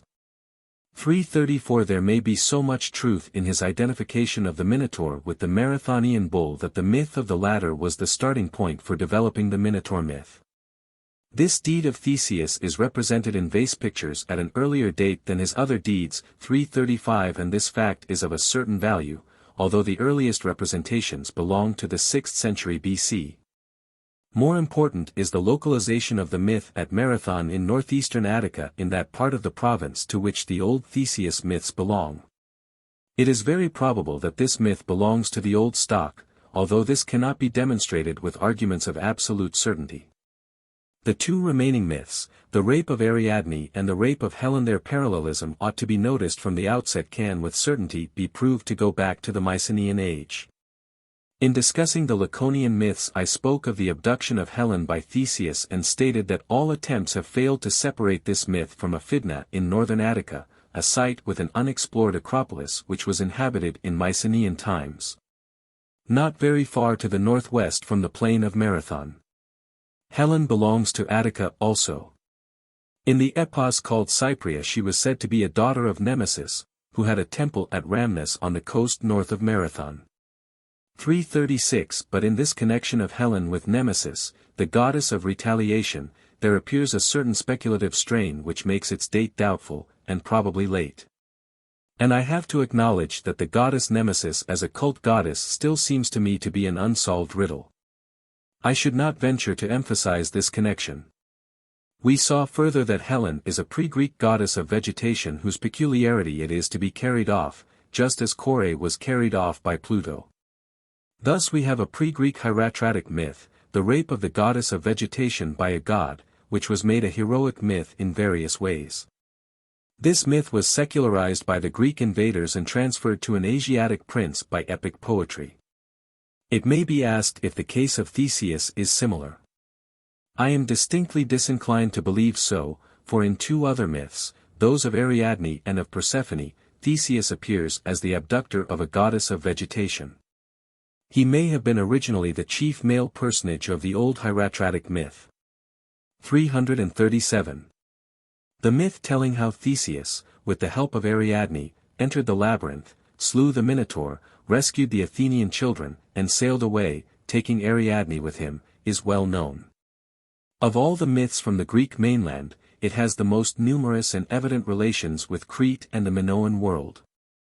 So that there cannot be any reasonable doubt that it goes back into the Mycenaean age and moreover to that early part of this age in which Crete and Knossos still flourished and were powerful. It is generally recognized to contain reminiscences from the Minoan age. I have collected and discussed in earlier works 338 the evidence concerning Ariadne and need not repeat the discussion here. The conclusion is that Ariadne seems to be a goddess of vegetation derived from Minoan times. She was venerated especially on the islands of the Aegean but is said to have had a festival in the Opuntian Locris too. The salient feature of her myths is her death, which was told in various versions, but there was also a joyous festival in her honor. Once she is said to have hanged herself like Helen Dendritis. The most perplexing myth is, however, the Homeric one, according to which she was killed by Artemis on the island of Dia, because of information given by Dionysus. 339 In the common myth Ariadne is the wife of Dionysus. I have explained these contradicting myths by the assumption that the Minoan vegetation goddess Ariadne entered into competition with the kindred cult of Dionysus, and on one hand was vanquished and ousted by him. Or on the other hand became associated with his cult. 340. Both Ariadne and Helen are pre-Greek vegetation goddesses, and there are some similarities in detail between them also, to which I have pointed in another place. 341 The most salient similarity is, however, that both were carried off by Theseus. I cannot but find the same pre-Greek myth here, the carrying off of the vegetation goddess, in two different versions. Consequently I take this to be the kernel of the Theseus myth and I have expressed my belief that Theseus is originally the chief male personage in the myth of the rape and that he was transferred to heroic mythology because the immigrated Greeks did not grasp the sacred nature of the myth. Another form of the same myth, with other names, was preserved in the tradition of the Mysteries, which seem to be a survival of Minoan religious ideas. This myth is akin to another sacred vegetation myth, the Minoan origin of which I have tried to show, the myth of the divine child. This view of the rape of Ariadne and of the rape of Helen is supported by the third myth in which Theseus appears carrying off a woman or, to speak more exactly, the myth in which he attempts to carry off the queen of the netherworld, Persephone. 342 It is highly improbable that this attempt was originally considered a crime. Success would have been the crowning end of the hero's career, just as the victory over Hades or the fetching of Cerberus crowned the career of Heracles. But the attempt of Theseus failed. He and his friend Perithous, whom he accompanied and on whose behalf he undertook the adventure, according to the current myth, were magically held fast on their seats in the underworld. The myth must be understood in a different way. Persephone was identified with Kore, the vegetation goddess carried off by Pluto, who was identified with the ruler of the dead. Consequently Theseus appears here also in his old role as carrying off the vegetation goddess, but, as this goddess was identified with the queen of the dead, his deed appeared of course to be an attempt to vanquish the empire of death. This attempt was bound to fail according to current Greek ideas concerning the all-conquering and irresistible power of death. The earlier and contrary conception of the victory over death and the empire of the dead was preserved in the Heracles myth in traces only, and these were but half understood. Here the current conception 1. The vegetation goddess was thought to be identical with the queen of the nether world, and thus Theseus was doomed to remain in the underworld. The real difficulty of this myth lies in another point. It is told that Perithous helped Theseus to carry off Helen. But Helen was given over to Theseus, who was therefore obliged to help his friend to carry off another woman, and Perithous conceived a desire for the queen of the nether world. So much is clear, that the friendship of Theseus and Perithous serves as a means to harmonize two parallel myths which else would seem to be incompatible. The difficulty hinted at lies not in the friendship of the two heroes, for such a close friendship is a frequent feature of myth and folktale. It consists in the localization of Perithous, for he is always said to be a Thessalian and king of the Lapiths. It is very difficult to find a sufficient reason why a Thessalian hero was brought to Attica. 343 The connection between the two heroes is, moreover, close and consistent. However, there is a family of Pyrrhothoidae in Attica after whom a demos belonging to the phyli of Oinies and situated a little to the west of Athens was named. Perithous was of course the eponymous hero of this family, and thus it is possible to imagine why he and Theseus were connected. 344 Both were localized in Attica, not very far from each other. But why is this hero said to be a Thessalian and king of the Lapiths? I see no other way than to surmise that the Attic Perithous was identified with a better-known Thessalian hero of the same name, king of the Lapiths. Such homonymies occur in Greek mythology. The myth of the rape of Ariadne was enlarged and complicated, the adventures of Theseus at Knossos being added. Ariadne saved him from the labyrinth, giving him the thread as a guide, clearly a folktale motif or a crown by the splendor of which the labyrinth was illuminated. The latter is of course a late and rather silly explanatory myth, for the crown was originally a wreath, which is appropriate to the vegetation goddess. 345 It is depicted earlier than any other detail of the Theseus myth. A late geometric vase picture 346 shows a man embarking on a ship and leading a woman who carries a crown or a wreath in the other hand. Though myths elsewhere are almost absent from geometric vases, there is no sufficient reason for denying that the myth of Theseus and Ariadne is represented in this late and characteristic picture. That the myth of the labyrinth is a reminiscence of the vast complexity of the palace at Knossos is generally admitted, and I need not dwell upon this point nor speak of the etymology and explanation of the name. 347 I wish only to emphasize that this myth must needs go back to the time during which the palace at Knossos was still standing in its old splendor, i.e., to the time before the final sack of Knossos about 1400 BC. It is generally acknowledged that the myth of the Minotaur also is a reminiscence from the Minoan age, but as to its explanation opinions differ. The current opinion is that the bull cult and the bull god played a prominent part in the Minoan religion, but in fact there is no good evidence for this opinion. In the Minoan monuments, which often depict scenes from the bull ring and from bull hunting, there is nothing to prove that this was anything other than a popular, profane pastime. 348 Both youths and girls entered the bull ring and took part in its performances, of which the public was exceedingly fond. They were of course trained for this perilous kind of sport. Possibly the Minoans compelled captives to take up these fights, just as the Romans sometimes compelled captives to fight in the arena as gladiators. This pastime accounts for the origin of the myth of the Minotaur, especially if we take the detail into consideration that both girls and youths were sacrificed to the monster. A vague reminiscence of the vast palace at Knossos, which seemed to a simple man to be a true labyrinth in which everybody was unavoidably lost. And a mythologically transformed reminiscence of the perilous bullfights in which captive youths and girls lost their lives. 349 are at the back of the myth of Theseus' rescue of the Athenian children from the labyrinth and his slaying of the Minotaur. These reminiscences derive of course from the days of the glory of Knossos. They were quite naturally attached to the hero who carried off the vegetation goddess, because both myths were of Minoan origin, and thus a very impressive myth was created. If it is stripped of its characteristic detail, a tale remains which tells that in spite of many perils a youth won and carried off a princess. That is perhaps the most common plot of the folk tale, and it gives the frame into which were put the elements derived from the Minoan world. Quite a number of other myths in which Minos is implicated are enacted in Attica and its neighborhood.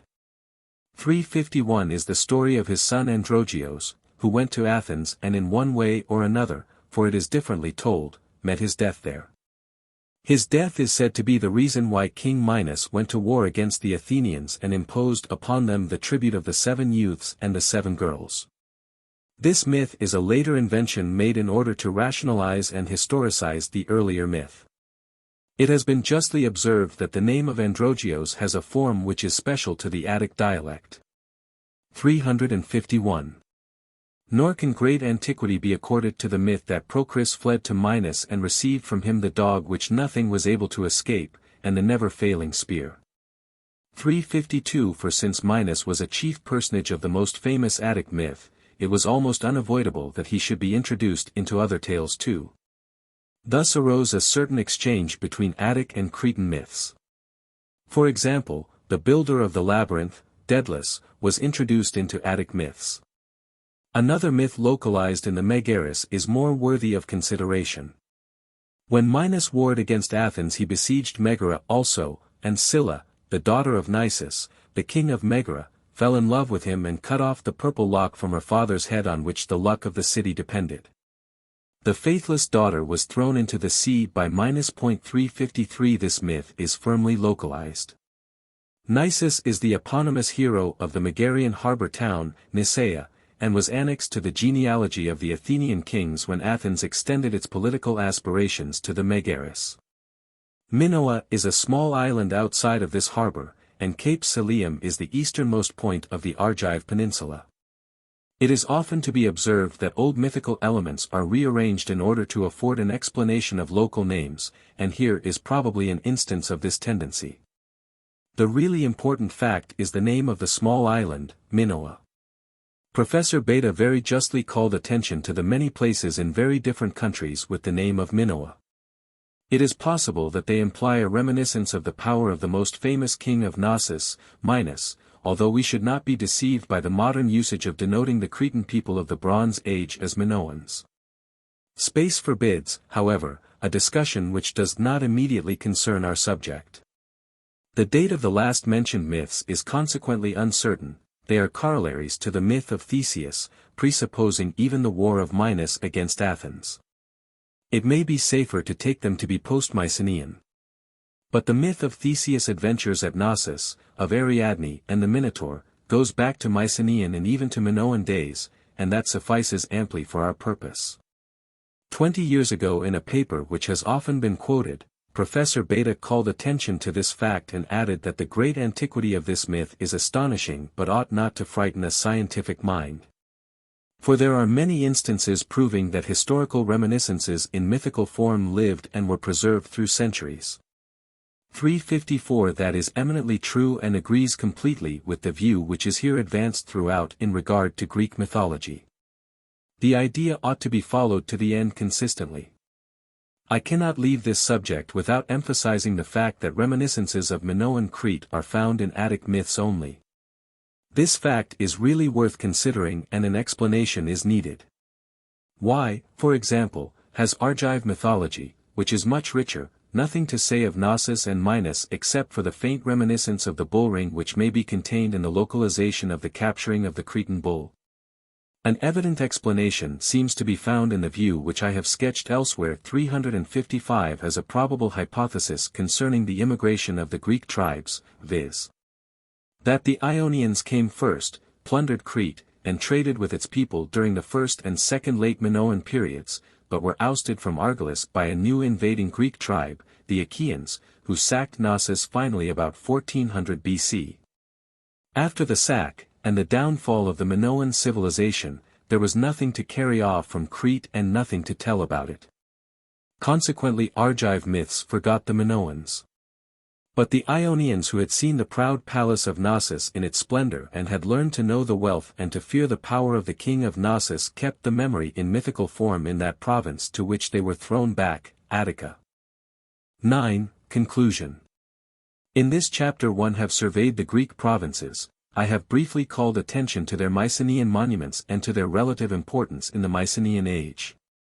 I have recapitulated the myths and discussed their probable references to that age. The following summary may be made. Argolis is the province which far excels all others both in the number and greatness of its Mycenaean sites and monuments and in the copious richness of the finds from this age. It is also the only province of the Peloponnese in which extensive and famous cycles of myths are found. These, moreover, are attached to the Mycenaean sites, especially to the two most famous sites, which by the beginning of the historical age had become extremely unimportant. The cycles of the Perseidi and of the Atridae belong to Mycenae. The Heracles who performed his labors is localized at Tiryns as the vassal of the king of Mycenae, and the fable which is the introduction to the adventures of Bellerophon is enacted at the court of Tiryns, not to speak of minor myths. Other sites are far inferior to these two, and the myths attached to them are correspondingly less important. The myth of Io is connected with the Hyrieum, once a Mycenaean city, and that of the culture hero Palamedes with Nauplia. The myths of Argos, the capital of the province in historical times, are also unimportant, but the tendency is marked to enhance its mythical glory by appropriating and inventing myths. One site remains which is conspicuous for important monuments and brilliant finds but from which myths are almost absent. It is the third of the Mycenaean fortresses in Argolis, Medea, whose walls enclose a larger area than that of any other site in Argolis and whose king was buried together with a wealth of precious objects in the beehive tomb at Dendra nearby. This is a striking exception, but it finds its natural explanation.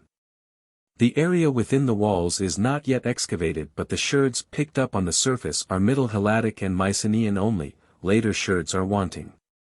Unlike the sites of Mycenae and Tiryns, Medea was not inhabited during the geometric period.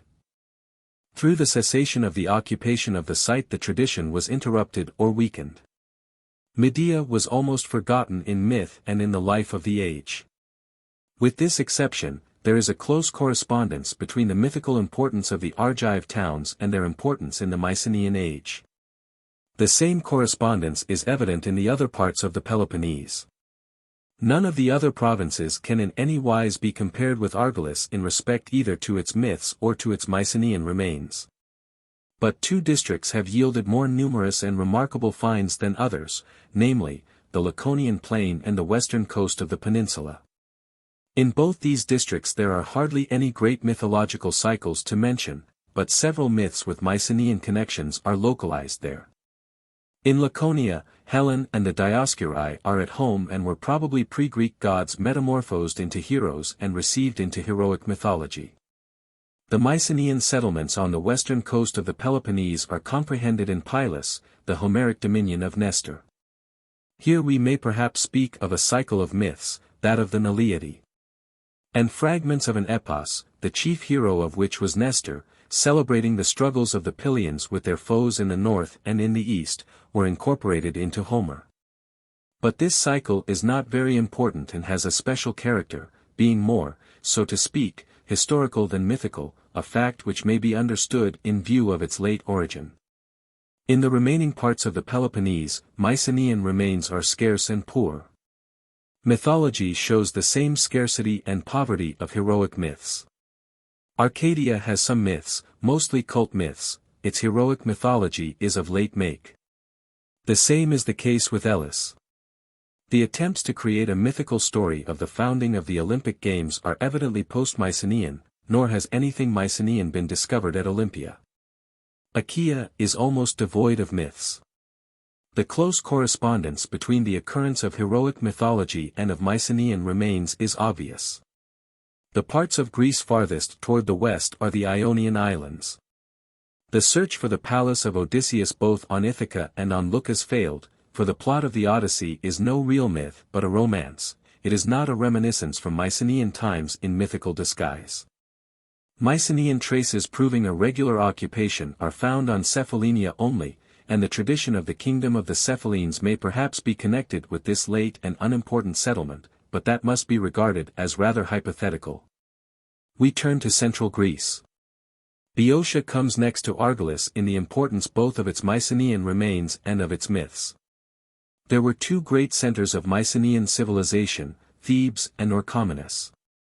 They are too little known, because fate destroyed the remains thoroughly and hindered their exploration, but enough is left of their past splendor and greatness to allow us to discern their importance. A third site, the fortress of Gla on an island in the lake of Copais, has an extensive palace, but almost no finds have been made there. The fortress was evidently abandoned very early and forgotten so thoroughly that not even its ancient name is known. Thus its failure to play a part in mythology is explained. To Thebes two cycles of myths are attached which are hardly less famous than those of Mycenae, the Cadmus Oedipus cycle and the War of the Seven against Thebes. This latter myth contains a reminiscence of a war waged by an Argive prince and his allies against Thebes in the Mycenaean age. The situation is very different in regard to the second great site, Orchomenus. No mythical cycle is immediately attached to this city, but the celebrated tribe of the Minyans is bound up with it, and in the Homeric poems it was famous for its wealth. The Minyans are, however, related to southern Thessaly also, and this relation is proved to be old by myths and cults common to the district of Orchomenus and to southern Thessaly. The northernmost important Mycenaean site is Iolcus on the Gulf of Pegazi, whence the Argonauts started on their famous expedition. Here myths and Mycenaean remains correspond closely. The connections of the Minyans include the Dominion of Pylos also. We found reasons to think that the Minyans were more a trading than a warring people. Thus they did not attain to the same mythological fame as others in heroic mythology and epics, but their wide connections and great wealth were not forgotten. There remains another province penetrated by the Mycenaean civilization, Attica. It has numerous Mycenaean remains and finds, but none of first-rate importance. Attic heroic mythology is correspondingly poor with one exception, the Theseus cycle, the elaboration of which belongs to a great extent to historical times. But this cycle includes also famous myths of certain Mycenaean origin, the slaying of the Minotaur, the rape of Ariadne and the rape of Helen, and probably also the capturing of the bull of Marathon. It is most interesting that the first mentioned myth goes back to the time before the final sack of Knossos, when the palace was still standing and the Minoan culture and power still flourished. We found reasons to assume that the rape of Ariadne and the rape of Helen are secularized forms of a Minoan hieratratic myth, the carrying off of the vegetation goddess, and are identical in origin with the carrying off of Kore by Pluto. Only one important myth is left, that of the Caledonian hunt, and this may be thought to be an exception to the rule stating the correspondence of mythical fame with Mycenaean remains. There is hardly any subject of which we have such a vivid picture from Mycenaean art as the boar hunt. I mean the well-known wall paintings from the Palace of Tiryns which depict hunters and dogs charging a boar, and even ladies driving in a chariot to the hunt. As was pointed out long ago, 356 we have in these pictures, if not the actual myth, its prototype from human life. It is interesting to note also that a woman, Atalanta, plays the foremost part in this myth of the hunt of the Caledonian boar. The myth of the Caledonian hunt ought, if any, to go back to the Mycenaean age. The only objection is that Caledon was not a center of Mycenaean civilization. But probably it was. Numerous Mycenaean sherds were picked up on the surface of the Acropolis and there are walls of Mycenaean date, 357 yet the excavations carried out by Dr. Poulsen and Dr. Romeos in the last few years uncovered only remains from historical times. There are, however, two hills at Caledon, and on the higher hill, the Acropolis of Caledon, Mycenaean remains are found. They include a Mycenaean wall for fortification, and remains of two houses of which one is apsidal. Also Mycenaean sherds are found in the earth. 358 This Acropolis is still left unexplored. The cursory observations which as yet are at our disposal show that Caledon was inhabited in the Mycenaean age. As there was a walled city with houses, this settlement cannot have been unimportant. It would be worth while to explore this Mycenaean town in order to get an idea of its importance and to see whether the regular connection between myths and Mycenaean civilization is not to be found even here. Chapter 3. Heracles. I have tried to show that Greek epic poetry and the great mythological cycles go back into the Mycenaean age. In order not to be misunderstood, I am anxious to stress the fact that the boundaries set for our knowledge in this respect are the same as those which limit the proof that historical elements are contained in heroic myths. To take the standard example, we know that Theoderic of Ravenna and Attila, the king of the Huns, are historical personages and we know their exploits. Hence it is possible to prove that they are the prototypes of Dietrich of Bern and Etzel in the Nibelungenlied. But if we did not have this historical knowledge, we should in no wise be able to prove that Dietrich and Etzel were historical personages. We should perhaps be inclined to surmise it, and we should be able to make it seem probable but never strictly to prove it. It is not possible with certainty to deduce historical facts and events from myths. Moreover, Dietrich and Etzel are represented as living in the same age, whilst their historical prototypes belonged to different generations. We ought to know and fully to realize how freely myths and epic poetry treat and recompose historical events and personages which they have taken over. The same is true in regard to our contention that the Greek mythological cycles originate in the Mycenaean age. A strictly logical proof cannot be deduced from the myths themselves. They have preserved few traces which can beyond dispute be referred to Mycenaean conditions. The proof must be deduced from the historical facts, which I have demonstrated, the one that Greek epics originated in the Mycenaean age, and the other that the mythical cycles are constantly connected with Mycenaean sites and in their importance correspond closely to the varying importance of these sites in the Mycenaean age. The conclusions which can be drawn from an analysis of the myths themselves are limited and consist chiefly in proving that the old kernel of a myth is in agreement with our leading principles. In the foregoing chapter 1 have treated according to these principles the great mythological cycles and their connections with the Mycenaean sites. In these last 2 chapters 1 proposed to treat 2 cycles which are not local but general in character, that of Heracles and that of the Olympian gods. The method must of course be different. We must try to find out what is probable and the connection with Mycenaean conditions in general. The cycle of Heracles has been treated so frequently that it is almost impossible to survey the vast number of works and papers on the subject. Moreover, these myths have been judged and explained in very different fashions. 359 Heracles was the most popular mythical hero of the Greeks, and the development of his myths has been accordingly rich and varied. His cycle is of first-rate importance and interest, and in spite of its many difficulties cannot be passed over in a discussion of our present subject. The first difficulty is the name, a much discussed problem. The name is clearly composed of Hera and Cles, which is a frequent compound element of Greek names, although the vowel a presents some difficulty to etymology. 360 The attempt to separate the name Heracles from that of the goddess Hera has been made, but such a theory is without foundation, as the eminent philologist Professor Kretschmer has proved. At the same time he has shown how the name is to be understood rightly. 361 A brief discussion of the principle according to which the heroes of myth and of folk tale are named will be necessary for a right understanding of the name and is of importance for a right understanding of the myth, too. There is a characteristic difference between the names of the personages of modern folk tales and those of Greek myths, and by virtue of this difference the contrast between folk tale and myth seems to be greater than it really is. 362 Many folk tales, also, have been incorporated in mythology. The folk tale gives commonly no individual name to its heroes but only one which denotes his class or social standing, e.g., the king, the princess, etc. Such names seem to be almost wanting in Greek myths, unless Creon and Creusa are of this kind, as I am inclined to believe, for they are nothing but the masculine and the feminine forms of a participle signifying ruling. A second group of names which occur very frequently in the folk tales of many countries comprises those which may be called descriptive names, viz., names which characterize some personage according to a certain peculiarity of his, e.g. Red Riding Hood, Blue Beard, Tom Thumb, Cat Skin, etc. They are somewhat akin to the names of the first group. In Greek myths such names are rare. I do not of course take into account such descriptive names as were invented by a poet for secondary personages of his own, e.g. Astyanax, Telegonus, Thersites 363, but only old mythical names.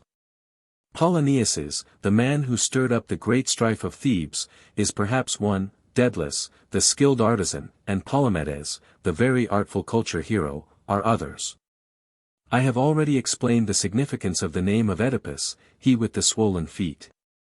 The great majority of the names occurring in Greek myths are personal names of the same kind as living men have and are formed in the same manner, according to the well-known system of Greek personal names. In historical times, however, mythical names were not given to living men, they were, so to speak, taboo. But that is a secondary phenomenon due to respect for the heroes of mythology. In the Hellenistic age this respect was no longer felt, and mythical names were freely given to men. The folktale also sometimes gives an individual name to its hero, but this name often receives, especially in certain countries, an addition through which it almost becomes a descriptive name, e.g. Jack the Giant Killer. In German folktales this is more common, e.g. Der dumme Hans, Die Fall Greth, etc. It may perhaps be added that popular tradition of a more recent origin sometimes associates a personage with the name of the place where he lives, e.g. the peddler of Swaffham, the wise men of Gotham. That is of course something rather modern, but ought not to be overlooked, for the Greek epos has the same manner of denoting personages of secondary importance, e.g. Chryses and Chrysis, the man, the maiden of Chryse, Briseis, the maiden of Brise, etc. To the same category belong the old tribal names which are not merely eponymous, e.g. Danaus, Danae, the Danaides. 364.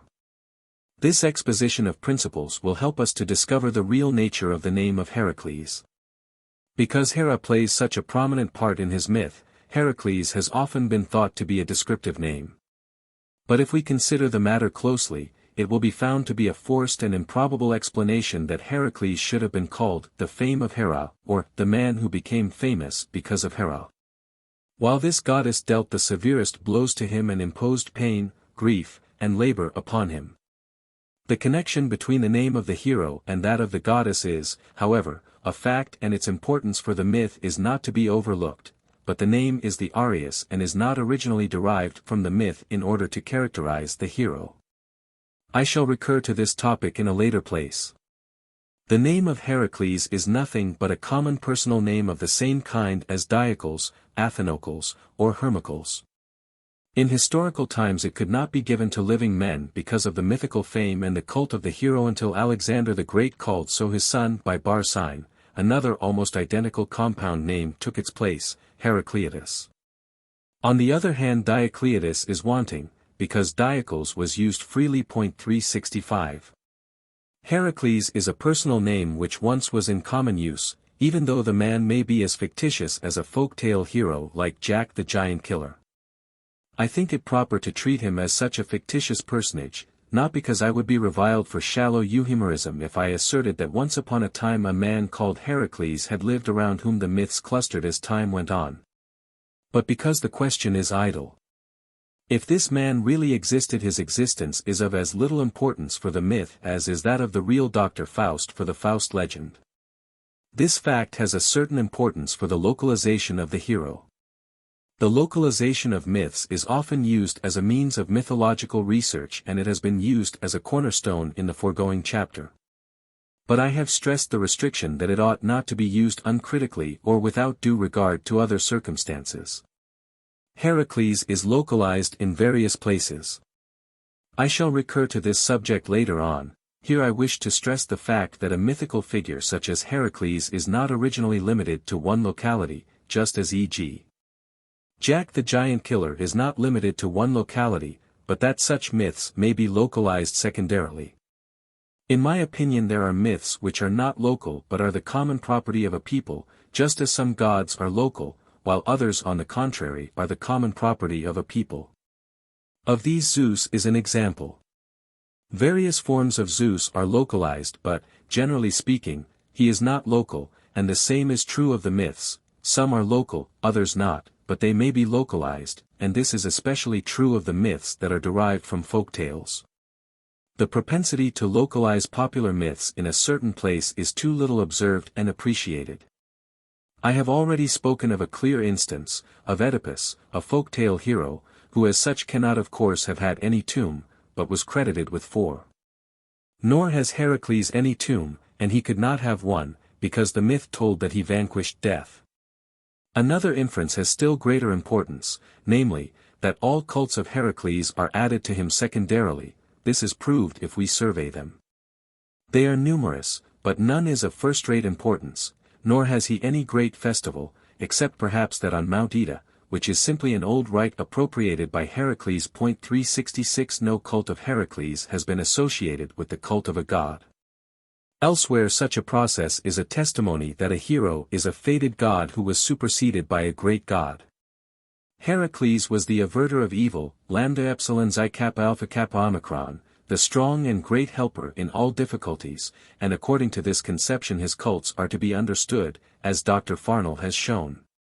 367 There may have been many small and nameless local cults for which the name of the great hero seemed to be appropriate and which he took over, cults both of small local gods and of heroes.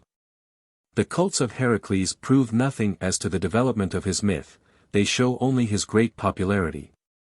The problem which will be treated here is whether the Heracles myths originate in the Mycenaean age.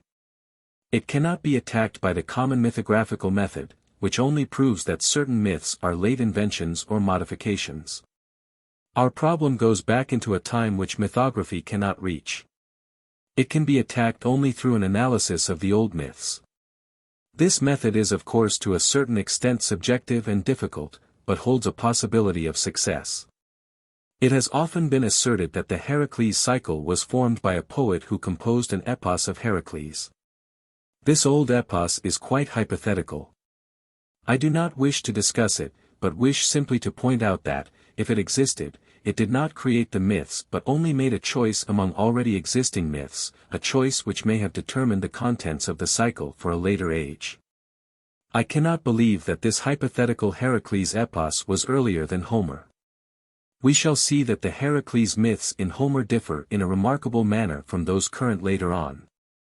Furthermore, this supposed Heracles epos treated a whole cycle, it belonged to the cyclical epics, and it is obvious that this kind of epic, which collected and arranged the myths belonging to a certain cycle, is later than the Homeric epics. It came into existence because of interest in the myths as such, whilst Homeric poetry chose a single myth or an episode for the basis of the poem. According to the economy of epic poetry, this is the earlier manner. All myths were not done into verses. Many of them lived in oral prose tradition, and among these were probably the Heracles myths also. As a survey of the overwhelming mass of the Heracles myths, the classification of the ancient mythographers is very much to the purpose. 368 They divide the myths into 3 classes. 1. The 12 labors, athloi or erga, which Heracles performed on the injunction of Eurystheus, alone or with the aid of his charioteer and true friend Iolaus. 2. The incidentals, pererga, into which he fell while performing his labors. 3. The deeds, praxeus, warlike expeditions which Heracles undertook on his own account at the head of an army, and undertakings carried out by Heracles together with a number of other heroes, e.g. the expedition of the Argonauts. Framing these exploits are the myths of his birth and of his death and apotheosis. Professor Robert, to whom we owe the best treatment of the Heracles myths, says that this classification has no value in regard to the development of the Heracles myths. Some of the pererga may not be later than certain of the labors. The only difference is that they were not received into the cycle of the 12 labors. But if we take the praxeus into consideration, it appears immediately that their character, generally speaking, is different from that of the labors. Whilst Heracles performs his labors relying upon his own strength and aided only by his true friend and charioteer, without whom a hero could not be, when performing his praxeus, he appears accompanied by retainers or comrades. At the head of an army, or in the company of other heroes. This is certainly a later class of myths than those in which Heracles performs his valorous deeds by his own strength. This inference, drawn from general probability, is corroborated if the praxeus are considered in detail. The expedition against Pylos is a remodeling of an older and more serious myth to which I shall recur below. Upon this expedition the war against the Hellenes was modeled, and thus the heroic twins, the Actorion or Molion, were joined with the myth. 369 The expedition against Sparta and that in which Heracles assisted Aegimeus were added only after Heracles had become the champion of the Dorians. It would perhaps not be impossible to unravel the threads in this development of the myth. Furthermore, it has long been well known that the myth of his expedition against Troy was enlarged gradually through the accretion of other myths. The starting point is the myth of the capture of Laomedon's horses. But this old motif seems to have been transferred to the Trojan king only after the Trojan cycle had become so famous that Heracles' glory seemed not to be complete if he had not vanquished the Trojans also. For the capture of Laomedon's horses is only a parallel myth to the capturing of Diomedes' horses, remodeled according to the scheme of the Trojan cycle. I need hardly dwell upon the fact that Heracles' part in the expedition of the Argonauts is a very late myth. The best proof is that the myth is compelled to dismiss him before the expedition attains its goal. This brief survey may accordingly be sufficient so far as the Praxeus are concerned. In order to proceed further it will be useful to take the testimony of the Homeric poems, although their evidence often is put aside and the hypothesis of a Heracles epos unduly favored. For even if such an epos existed, the Heracles myths in Homer offer most important and interesting variations. As some of them were ousted by later myths or forgotten, they are probably of ancient origin. And Homer is the earliest testimony to which we have access. Among the labors Homer mentions only the bringing back of Cerberus 370, but it appears clearly that the labors were well known, although we cannot know which exploits were reckoned among them. For the labors the word athloi is already in Homer a fixed word, a terminus technicus, and this proves the great antiquity of this cycle. Moreover the labors are imposed upon Heracles by an inferior man, Eurystheus, and the humorous detail is added that Eurystheus dared not to impart his commands in person to Heracles but spoke through his herald Coprius. The name designates him the dung man, 371. The same passage shows that Eurystheus lived at Mycenae. Athena assisted Heracles throughout and even Zeus gave him aid. Hera instigated Eurystheus and her wrath was the real reason why Heracles was subject to so much pain and labor. A well-known passage 372 relates at length that Hera induced Zeus to swear that any male child of his kin born on a certain day should rule over all his neighbors, and that she held back the birth of Heracles and hurried on the birth of Eurystheus. So that Heracles became subject to the latter. The quarrel of Zeus and his spouse in regard to Heracles is mentioned repeatedly, e.g., in the story that on the instigation of Hera, Hypnos, the god of sleep, fettered Zeus whilst Heracles on his voyage back from Troy was driven by storm to Kos. 373 Two myths are especially interesting, because a later age did not receive them. One relates that Heracles wounded Hera in the breast 374 and the other says that Hera's wrath caused the death of Heracles. 375. Among the Praxeus the expedition against Troy is mentioned repeatedly. It is stated that Heracles destroyed Troy because of Laomedon's horses, 376 and the Mycenaean myth, which clearly is a later accretion, is hinted at in the mention of a wall which the Trojans and Athena built as a protection against the sea monster. 377 Further, Nestor tells of Heracles' war against the Pylians. 378 The Rhodian hero Lipolemus, a son of Heracles, is mentioned, and in the catalogue of the ships even his mother Astyochia. 379.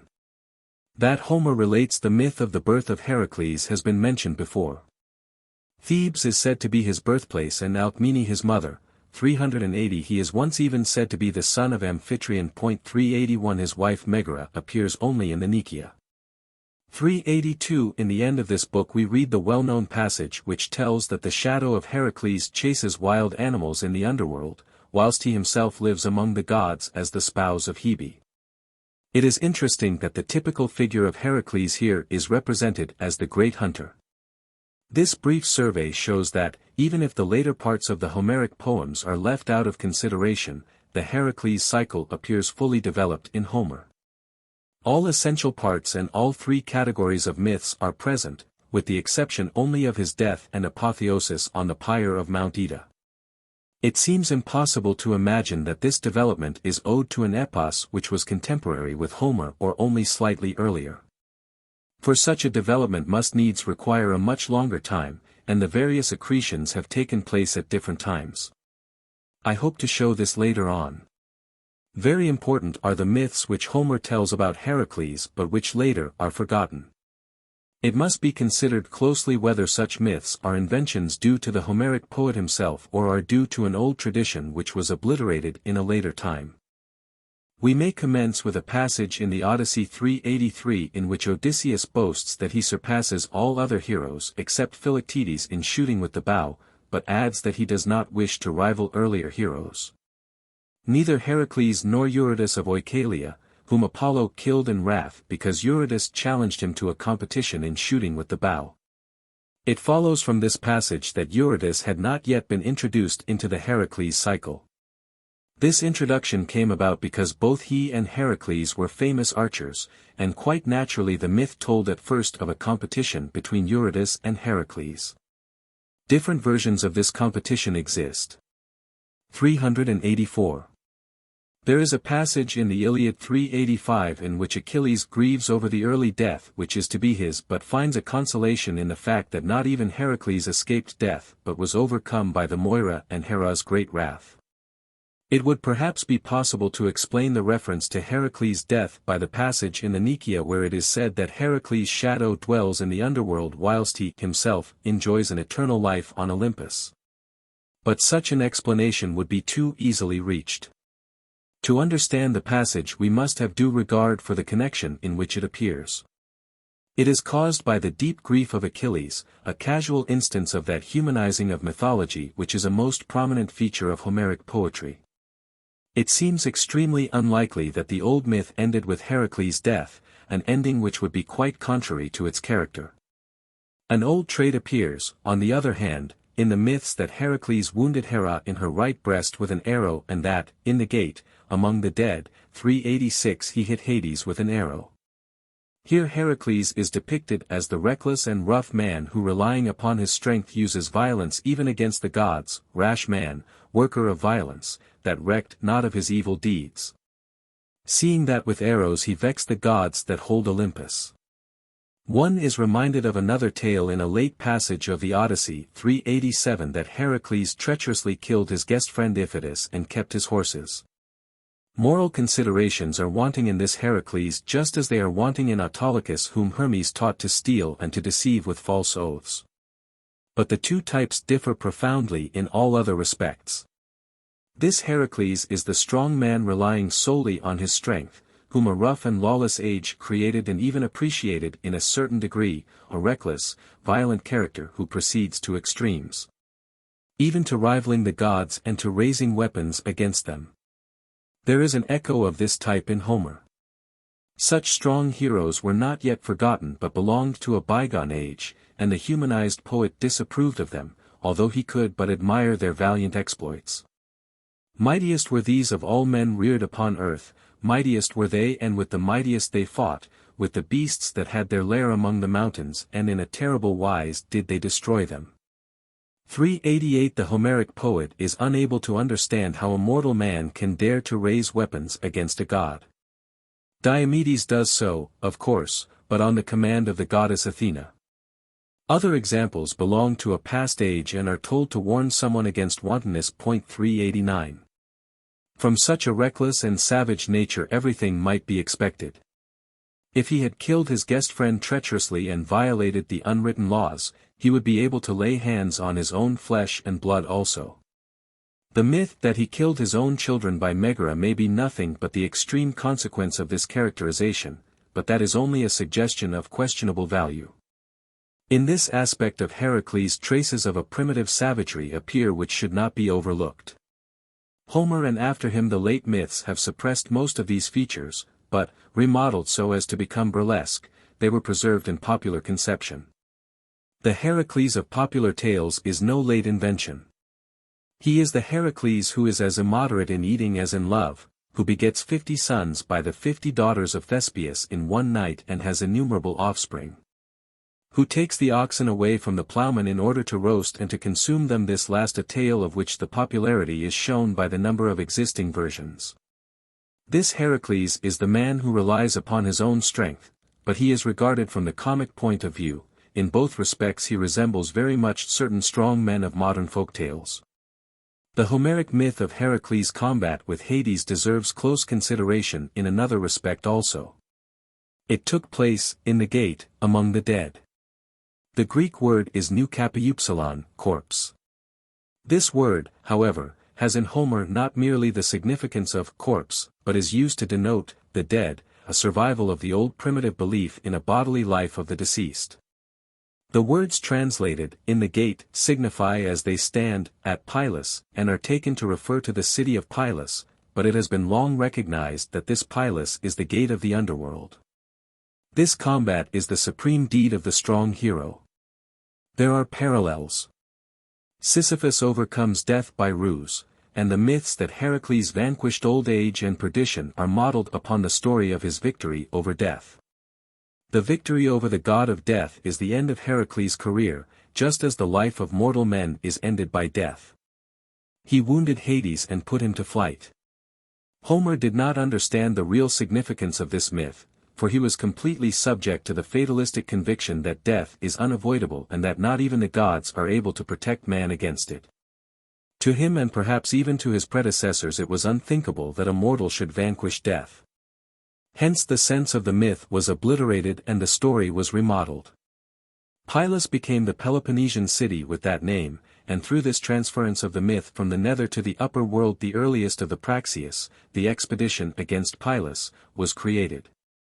On the other hand, the combat with the god of death was superseded by Heracles' overcoming of the guardian of the underworld, that is, by the bringing back of Cerberus. This myth contains the same idea, the victory over death, in another setting. It has been suggested that Cerberus is an image of the all-devouring empire of death, for hell is depicted in medieval art as a monster who swallows the dead, but there is nothing to show that such a belief was current in antiquity. The significance of the old myths which let Heracles end his strenuous career by overcoming death was obliterated, and the necessity appeared to find another end for his life on earth in accord with the later conception of him. It is the apotheosis. Heracles was a mortal man and became a god. In Greek mythology this is in fact an exception. The heroes are never made gods. Mortal men are carried off to an eternal life in the Elysian fields, or beneath the earth, 390 but not on Olympus. Eternal life but not a place among the gods was given to Tithonus and promised to Odysseus. The divinity of Heracles appears to be late, perhaps post-Homeric, although the fact that it is not mentioned by Homer is not absolutely certain proof that it was unknown to his age. I think that it can be assumed with certainty that the divinity of Heracles originated in the cult. Heracles was venerated both as a god and as a hero. This ambiguity is due to the fact that a series of small local cults were attached to him. Some of these were cults of gods, others were hero cults. Heracles was too great and too popular to be reduced to the rank of a servant or to a hypostasis of a great god. Consequently he appeared as a god in the cults, and for mythology the problem was to harmonize his divinity with his human life. How this happened is shown by a recent find, the discovery of his cult place on the summit of Mount Ida, where according to the myth the pyre was lit on which Heracles ended his mortal life and from which he ascended into Olympus. Bonfires kindled on a certain day are a very widespread custom, and on these bonfires, offerings, puppets, or even living animals are often burned. The Greek instances have attracted less attention, but they are not few and are especially frequent in central Greece. Such a bonfire was kindled on the top of Mount Ida and the figure burned on the pyre was called Heracles. This is proved by early inscriptions and statuettes of Heracles. So the myth of Heracles' death in the flames of the pyre on Mount Ida was created and connected with the magnificent but late myth of Deianira. On the other hand, fire is, according to certain known myths, a means for acquiring immortality. Achilles and Demophon are purified by fire to this end. From these premises the myth of Heracles' apotheosis was created and the definitive solution found of the problem how Heracles, born as a mortal man, had acquired divinity. This story is the only late, probably post-Homeric element in the important myths of Heracles. The myth of Heracles' birth presents quite a different problem. Homer knows his mother Alcmene, his father Amphitryon, and Thebes, the place of his birth. The myth is in itself of no great importance for our subject, and space forbids a discussion of the story. Its interest for us lies in its localization, which has presented a great difficulty both to ancient and to modern mythographers. The Heracles who performed the 12 labors had his home at Tiryns, where he lived as a vassal of Eurystheus. He treacherously precipitated Iphitus from the walls of this town, and according to Hesiod 391 he drove the oxen of Geryon to Tiryns. His connection with Tiryns is so firmly established that the poet forgot that Heracles, who had seized them on the command of Eurystheus, ought to drive them to Mycenae. Homer does not mention Tiryns as his city, but as he says that Zeus brought Heracles back to Argos and that Eurystheus ruled at Mycenae, Argos must denote the province of Argolis. It follows that Heracles as early as in the Homeric poems was at home at Tiryns. How firmly established was the localization of the Heracles of the 12 labors at Tiryns appears most clearly from the difficulties caused by it to the ancient mythographers in their attempts to harmonize this localization with the localization of his birth at Thebes. The manner in which Alcmene and Amphitryon were inserted into the genealogy of Perseus is known.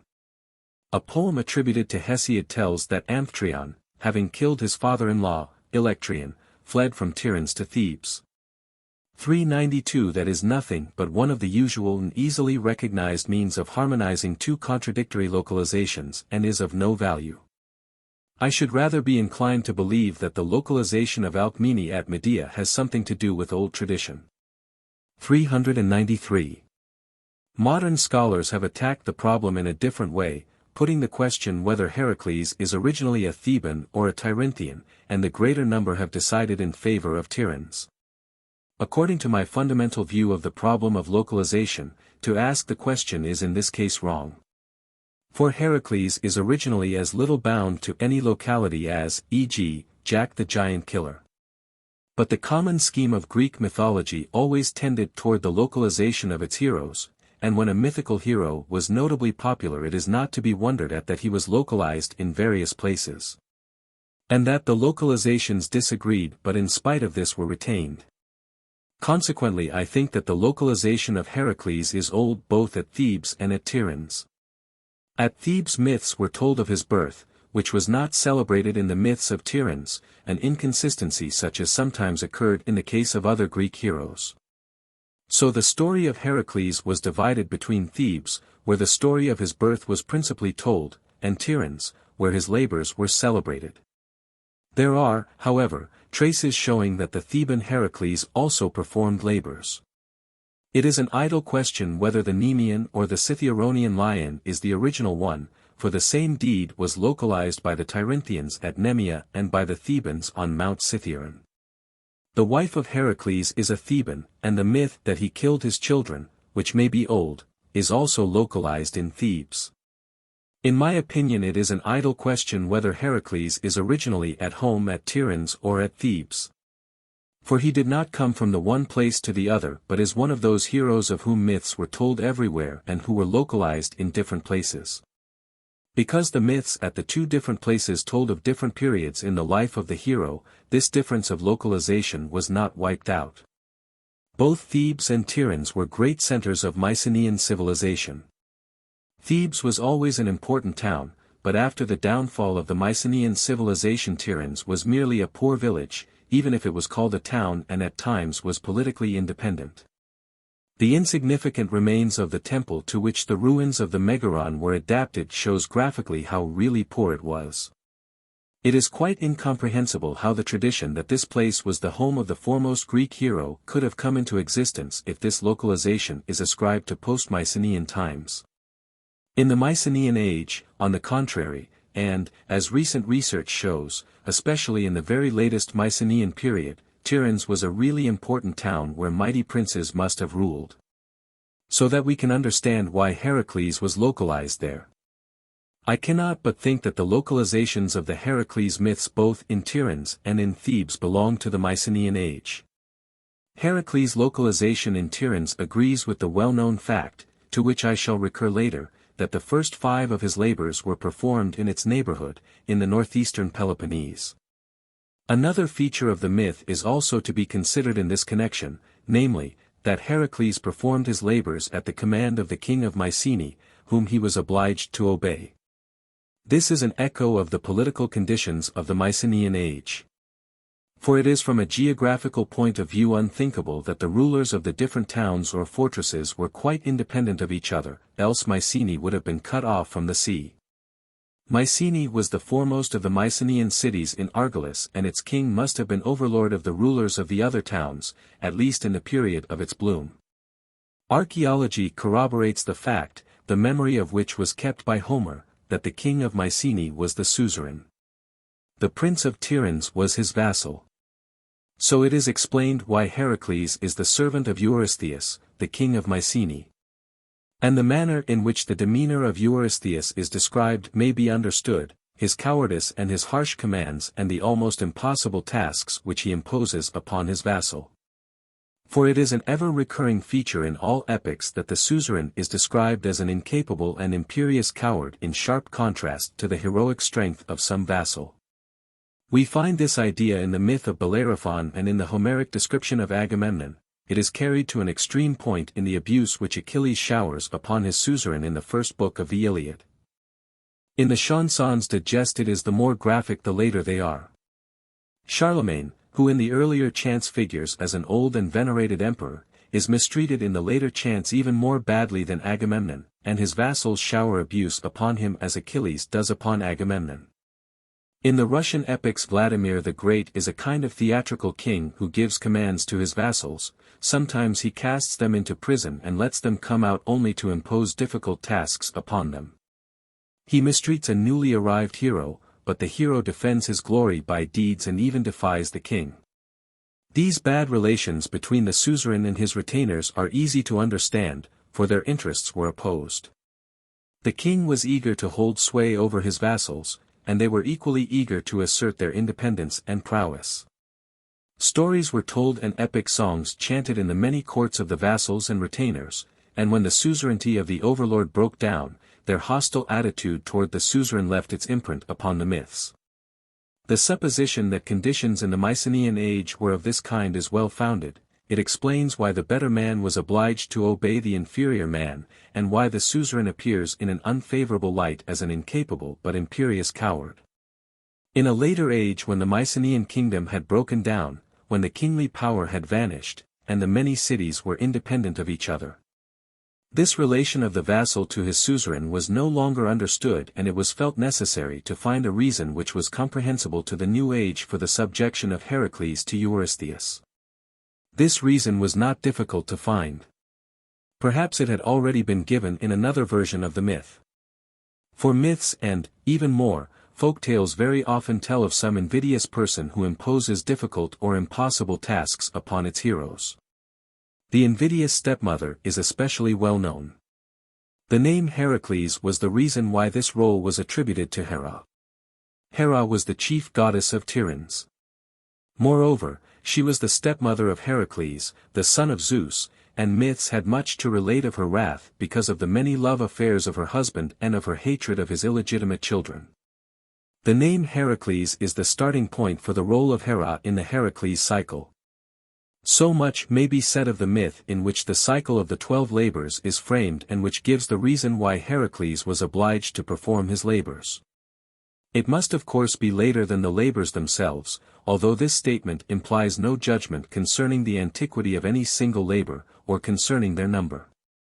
Certain labors may have been added at a later time. A cycle of labors, namely, a series of great deeds which are held together by a myth giving the reason why the hero was obliged to perform them, occurs in several other Greek myths, though they all have been obliterated through the fame of the Heracles cycle. Theseus is said to be another Heracles. His cycle was famous because it was enlarged by the Athenians for patriotic purposes. The myths of Bellerophon form a similar cycle. Both have been treated in the preceding chapter. Very similar is the myth of Phileus. It is, however, related only in late authors, 394, and the reason why Phileus performed his deeds is apparently a Hellenistic invention. He was seized by love for a reluctant boy, Sickness, who imposed upon him the following tasks: to kill a lion without iron, to capture some vultures alive and bring them to him, and to seize a bull in a herd and bring it to the altar of Zeus. There are many traces of late influence in this myth, which is localized between Calydon and Pleuron. We cannot state anything about its age. The myth of the eponymous hero of the city of Argos is older, for it is mentioned in the Eoeae of Hesiod. 395. To this Argos the deeds belong which are ascribed to Argus with the 100 eyes in Apollodorus. 396. He killed a bull which ravaged Arcadia and put on its hide. He slew Satyrus, who robbed the herds of the Arcadians. He killed the sleeping Echidna, and he avenged the murder of Apis. The tendency appears clearly to make the eponymous hero of Argos rival Heracles, just as the Athenians created his rival in Theseus. But on the other hand, these myths are clearly old, or they would not have been localized in Arcadia. Fragments of similar cycles occur elsewhere. Alcathous is called the Megarian Heracles. He is an old and important mythical personage and had a cult at Megara. He killed a lion which had torn the son of King Megareus into pieces. Heracles' father Amphitryon killed the Temesian fox.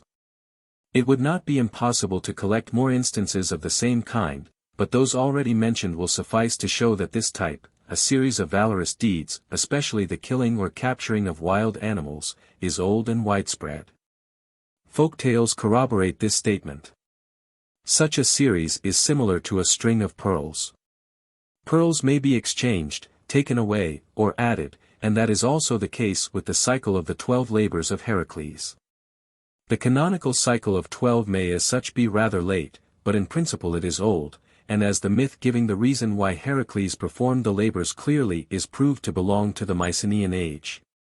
The same must be true of the cycle as a whole, but not necessarily true of every labor. In order to test how this result attained by general reasoning is borne out by the myths of the labors themselves, we turn to a brief analysis of these. The scene of the first 5 was the northeastern Peloponnese. 1. Heracles killed the Nemean lion. 2. He killed the Hydra of Lerna. 3. He caught the Erymanthian boar and brought it living to Eurystheus. 4. He captured the hind of Cerynea. 5. He drove away the Stymphalian birds. 6. The 6th labor, however, the cleaning of the stables of Augeas, took place in Elis. 7. The 7th labor took Heracles to Crete, where he captured the bull. 8.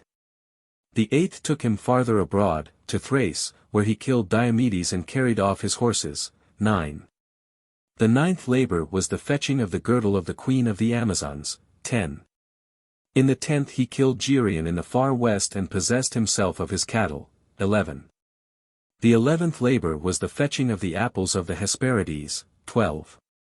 Finally, the 12th was the bringing up of Cerberus from the underworld. It will be to the purpose to work backwards, commencing with the last labors.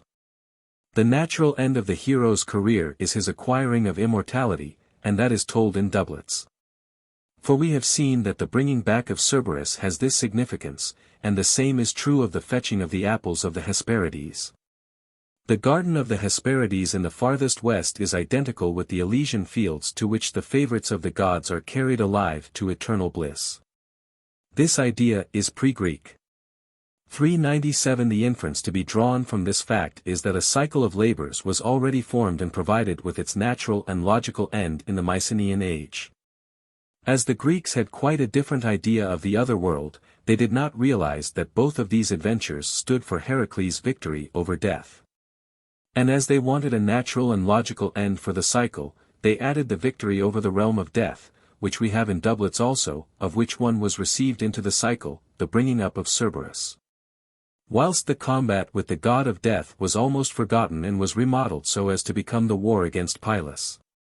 The 3 labors just mentioned take place in far-off countries. The expedition against Geryon and his cattle is especially rich in Perurga, which for want of space must be passed over. I observe only that Antaeus is by his name shown to be a spectre. For the word Antaeos is used of spectres meeting men, and the goddess of spectres, Hecate, is especially surnamed Ante. The feature that Heracles, in order to overcome Antaeus, must lift him up from the ground is explained through the idea that a spectre sinks down into the ground and escapes his antagonist. The myth of Geryon was gradually moved westward. It was perhaps in early times localized in Epirus.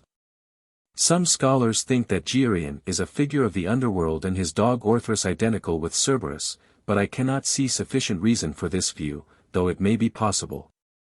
It is uncertain what real fact underlies the myth of the race of warlike women, the Amazons. The opinion has been brought forward that they are a reminiscence of the Hittite Empire 398, but that cannot be proved conclusively, though it may be possible. If this is so, the myth originated in the Mycenaean age. I am not able to make any decision, but I should like to observe that this myth was so famous that inevitably it was sooner or later applied to the most famous hero, Heracles. King Diomedes, the possessor of the man-eating horses, lived in Thrace, but the opinion is well founded that the myth was transferred thither from Greece.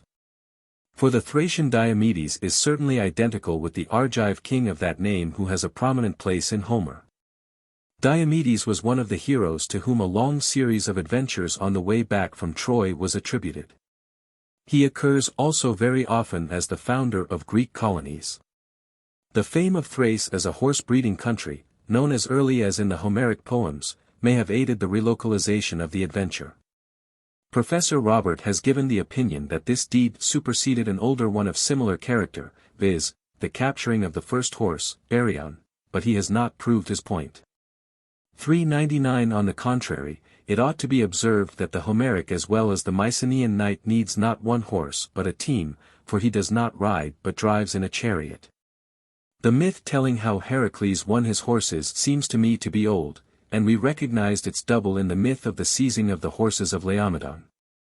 If we look away from the details of the myths of Geryon and of Diomedes, their kernel is solely the capture of a famous team of horses or of a herd of cattle, a very common motif of mythology. And merely an echo of the life of a primitive people breeding cattle and horses. Such deeds are sure to be included in the career of a hero created among such a people and in such an age.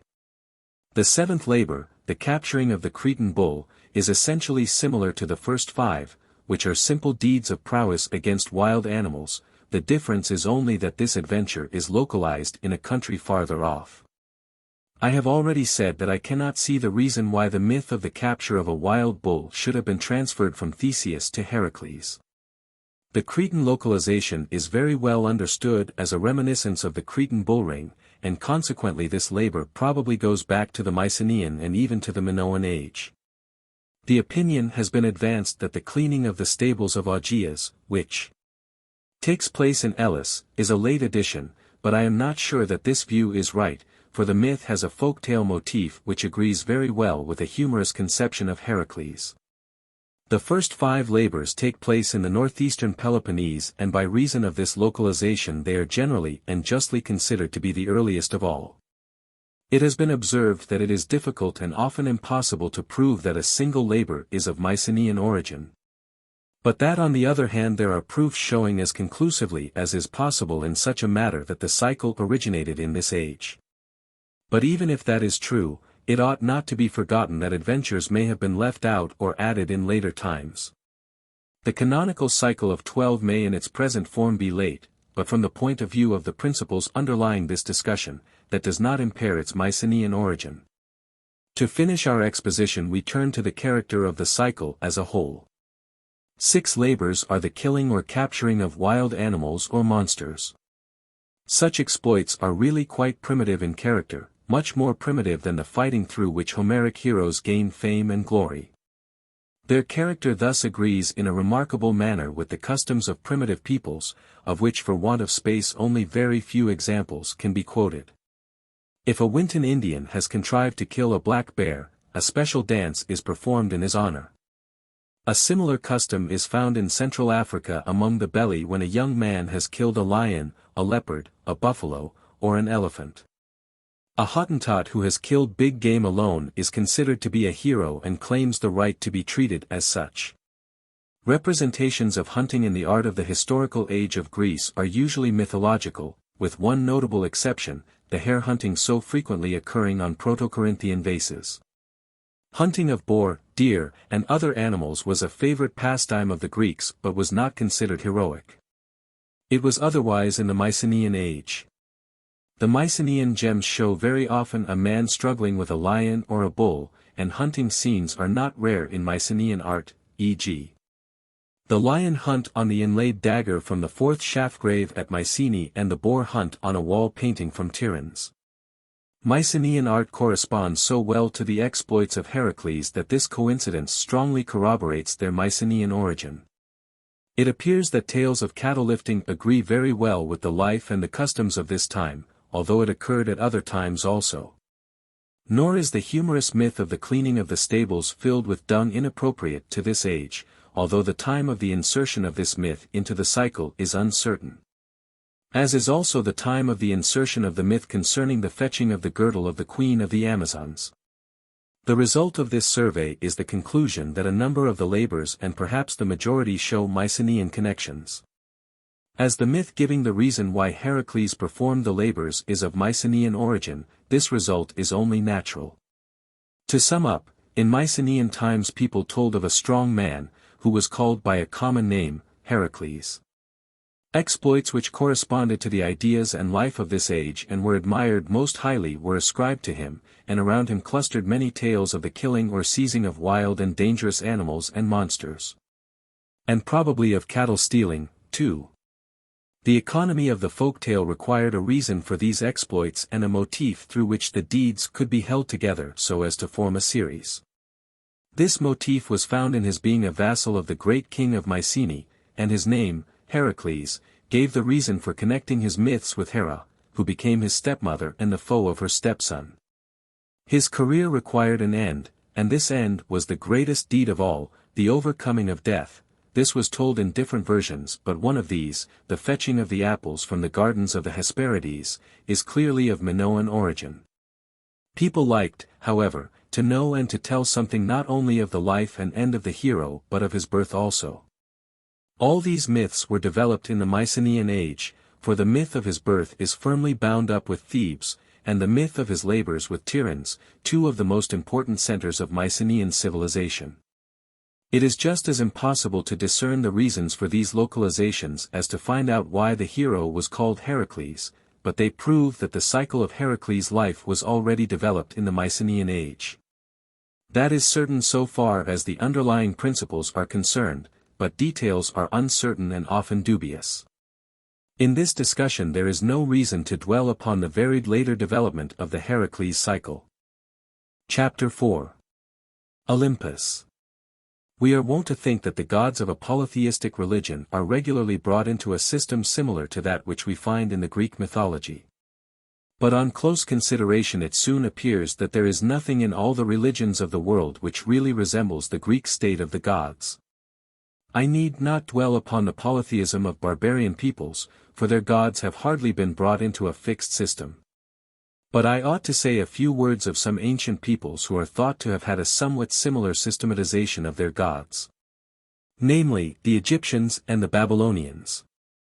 The systems of gods in Egyptian religion are, however, essentially dissimilar to the Greek state of the gods. Their origin is theological and cosmological speculation which tried to bring the local and nature gods into a coherent scheme in spite of their reluctance to fit into it. This attempt was favored by political considerations, because the independence of the local gods involved a certain peril for the unity of the state. The earliest system, the origins of which probably go back into the pre-dynastic age, is the solar theology of Heliopolis, in which the sun god was made the chief figure. When at last Thebes became the capital of Egypt, its local god Ammon, whose origin is rather obscure, became the chief god of the Egyptian empire and was identified with the sun god. His position was due to the fact that Thebes had become the capital of the empire. In Babylonia a similar situation arose. Theological and cosmological speculation, and the systematization of religion were not wanting, but the creation of a chief god depended even more closely on political circumstances. In Old Sumer the god of a city was its supreme ruler and the other gods surrounded him as his court. The god of the heavens, Anu, had the supreme place only in so far as cosmology was concerned. Elsewhere Enlil was the chief god, probably owing his position to the power of his city, Nippur. When a city was subdued by another, its god became a vassal of the god of the conquering city, and this relation was expressed by a genealogy. This process appears still more clearly during the power of the Amorites.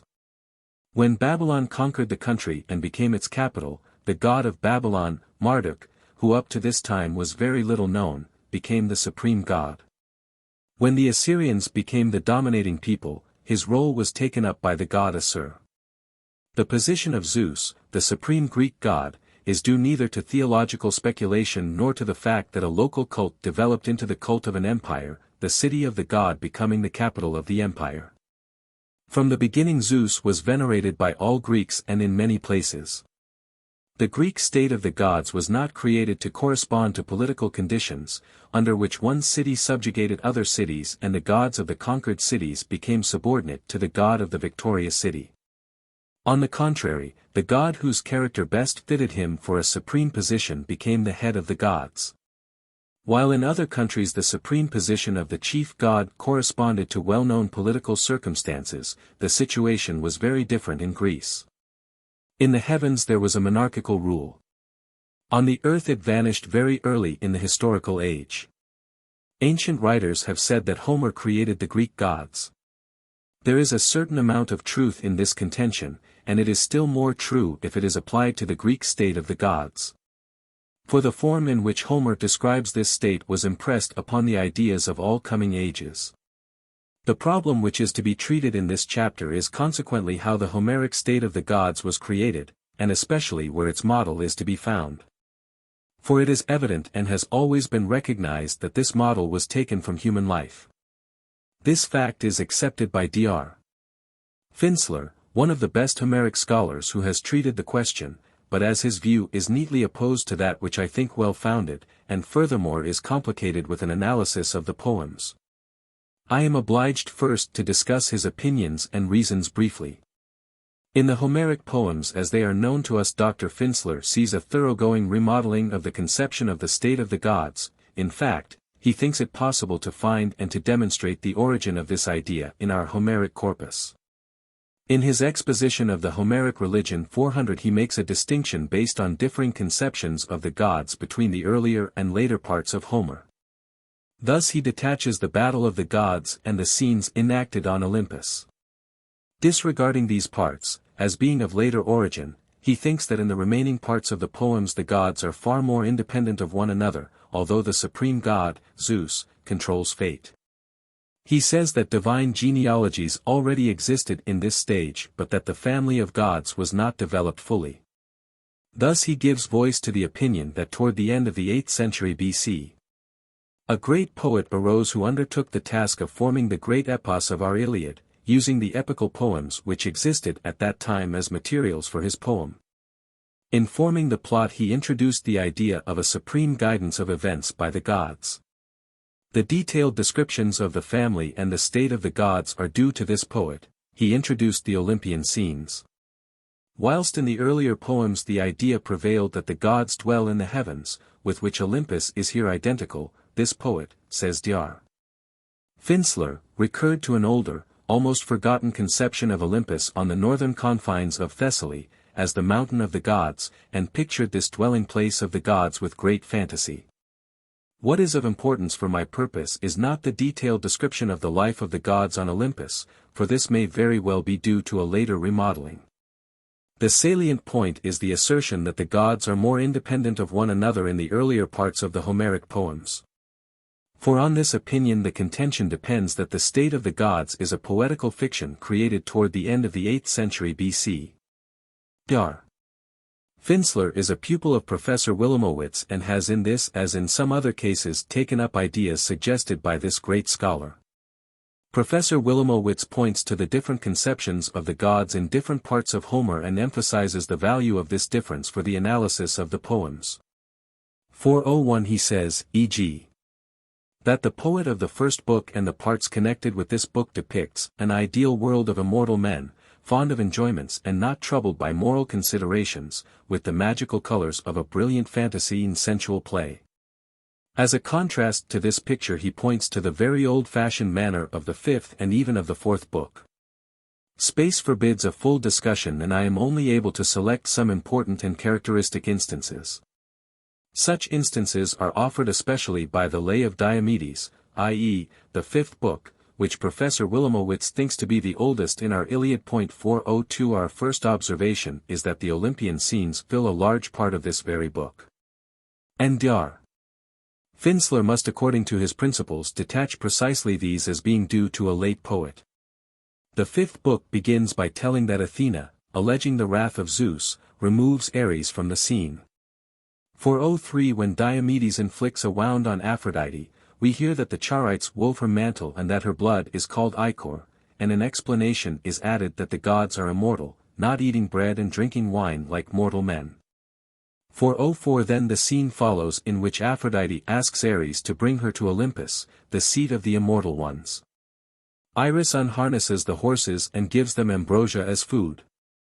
Then Dione comforts her daughter and in her speech the most amazing details occur. Heracles once wounded Hera with an arrow and likewise the god of the underworld, Hades, who had to go to Olympus in order to be healed by the doctor of the gods. Paeon.